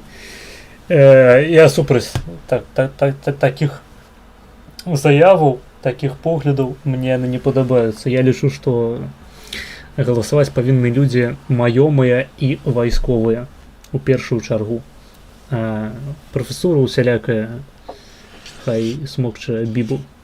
на избирательный участок. Не, Ну, как я же про так? то, я про то, что вот, например, нобелевских лауреатов и победителя в различных номинациях нобелевского вот этого всего дела выбирают специалисты. Асабліва ўлічваючы, што, блядь, у сучасным свеце навукоўцы спансуюцца з бюджэту. Большасць іх. Вядома, калі навуковец дамогся вышыняў у сваёй дысцыпліне, зарабіў шмат грошай і купіў сабе выбарчае права, альбо здаў там нейкае тэставанне. Тыпу, ну, не ў тым сэнсе тэставання, як тэст напісаць, а ў сэнсе, што крытэрыі прайшоў усе. Каб мець выбарчае права, то на здароўе. Але проста усялякія навуковыя геніі сацыялогіі, якія-небудзь гендерныя даследчыкі і не павінны мець ніякага праву голасу. Ну, прынамсі, на дэфолтнай аснове. Ну, ради бога, пусть и выбирают. Это потому, что здесь важно не ошибиться. Правильно. И там выбирают по соответствующим критериям соответствующие специалисты. Ну, наверное, так правильно. И я задумался, а почему народ, который в большинстве своем политически неграмотен, так, незрелый, ведь многие не интересуются политикой, как народ может выбрать управленца себе? Поймите. Ебать база, трэба Павука паклікаць на стрым. Ну, я, Я например, так разумею, Павук гэта сябар Леслі Найфа. А Леслі Найф ён падобныя погляды выказваў. То бок, магчыма, альбо Павук яго навучыў, альбо наадварот. А што кажаш, што скажаш наконт выбарчых правоў па выніках тэсту IQ? Хуёва, таму што гэта статыстычны паказчык.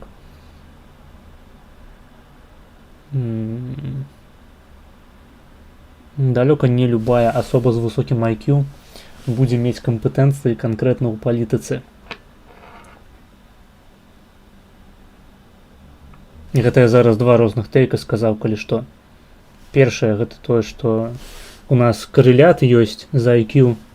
Гэта, конечно, ахуенна, але недастаткова яшчэ, каб мець выбарчыя правы. Мы скажем, у нас людзі з высокім IQ часцей хварэюць псіхічнымі хваробамі альбо маюць псіхічныя разлады. З хваробаў, напрыклад, дэпрэсія. Ось.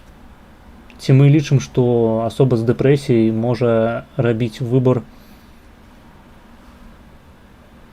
кіраўніка краіны? Мне здаецца, што гэта спорная заява. Прынамсі спорная. Ты мне лепей адпавядзі. О, Асоба, у якой ёсць да, прывітанне. Асоба, у якой ёсць месячная. Яна можа кіраваць краінай? Мне падабаецца формула Корвіна. Ведаеш, Корвін, Януш Корвін-Мікке сказаў аднойчы, што большасць жанчын, ну, жанчыны як агулам, група сацыяльная, мае інтэлект ніжэй за мужчынаў. Што гэта значыць? Гэта значыць, што большасць жанчынаў мае меншы інтэлект. Зараз, ну, не спрачаемся наконт таго, наколькі гэта адпавядае рэчаіснасці, але прымем проста як такую перадпасылку. Што гэта азначае? Азначае, што большасць жанчынаў глупейшая за большасць мужчынаў. Таму жанчыны не павінны галасаваць. Але пры гэтым большасць, само паняцце большасць азначае, што ёсць меншасць інтэлектуалак сярод жанчын, што азначае, што жанчыны могуць быць абранымі. То бок жанчыны не павінны галасаваць, але яны павінны мець магчымасць быць абранымі мужчынамі. Вось. Наконт месячных. Не, гэта поўная лухта. А тут я зайшоў да размаўляў пра этот інстытут выбараў. Так. Ну, это нормальная тема. Каб твой лёс маглі вырашаць людзі, якія палітычны лёс маглі вырашаць людзі, якія не могуць вырашыць свае жыццё. Ну, альбо ў іх там гарызонт планавання, гэта якое сёння яны будуць спажываць віно, да, гэта нармальная тэма, мінусаў не будзе. Ну так. Ну вось і абмеркавалі. Дэмакратыя гэта тыранія. Дэмакратыя набліжае да тыраніі, калі мы да аргумента Платона звяртаемся. Не, ну дэмакратыя гэта літаральна тыранія большасці. Просто тыранія большасці, яна з цягам часу прыводзіць да тыраніі меншасці, таму што большасць абірае тырана. Прадстаўніковая дэмакратыя, мы задлічым яе дэмакратыяй? Так. Ну там ж не тыранія большасці, это ж падман. Там вузкае кола вырашае, за які гэтат прадстаўнік пераможа на наступных выбарах. Гэта ж не большасць. Да, а людям просто даюць... Ты зараз пра прыклад Амерыкі кажаш? Ну, не. Амерыка гэта не зусім дэмакратыя. Там вось гэтыя выбаршчыкі, я не пра гэта. Калі мы не пра Амерыку, то без пізды. Прадстаўнічая дэмакратыя гэта дэмакратыя. Таму што прадстаўнікоў абірае большасць, і большасць жа абірае сабе ўсялякіх новых Ленінаў, блядь, і Лукашэнак.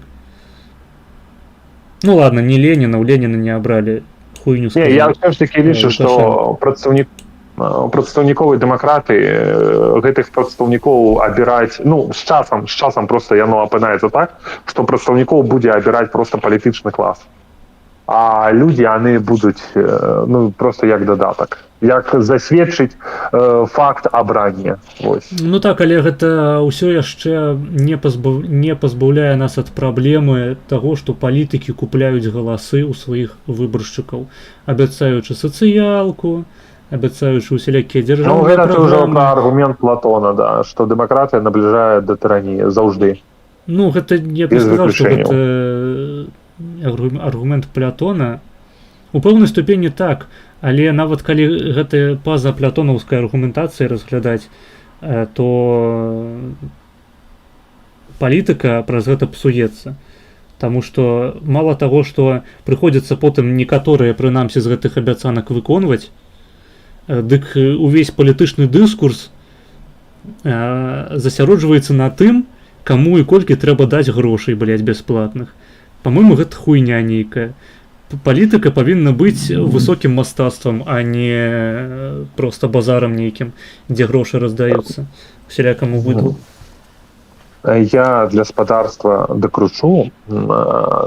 працягваючы лінію аргументацыі Платона, што у нейкі момант ад вось гэтых дармовых благ прыйдзецца адмаўляцца, каб захаваць нейкія больш карысныя інстытуты, але людзі за гэта галасаваць не будуць. Гэта тое, пра што зараз праходзіць Францыя.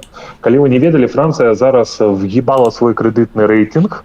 Яна зараз разглядае, яшчэ раз, Францыя, да? не Папуа Новая Гвінея ці яшчэ нейкая залупа. Францыя зараз разглядае магчымасць звяртацца да МВФ, каб убраць крэдыт на фінансаванне сваіх пенсій. Дык вось, у іх заднія рады ўжо зразумелі, у іх зараз ідзе абмеркаванне аб тым, ці трэба, яшчэ раз, вы, можа, не зразумелі, у іх упаў крэдытны рэйтынг, яны збіраюцца ісці з працягнутай рукой да МВФ, прасіць грошы на пенсіі, у іх зараз абмеркаванне, ці можна паніжаць пенсіённы ўзрост. Вы не павышаць, яшчэ раз, не павышаць, паніжаць пенсіённы ўзрост. Дэмакратыя гэта я уже жадаю поспехаў фракцыі, блядь, і ўсім гэтым левакам. Так, ну нечакана апынулася, што нейкі музыка Павук, гэта наш Базюк, рэспубліканец, альбо не ведаю, мабыць,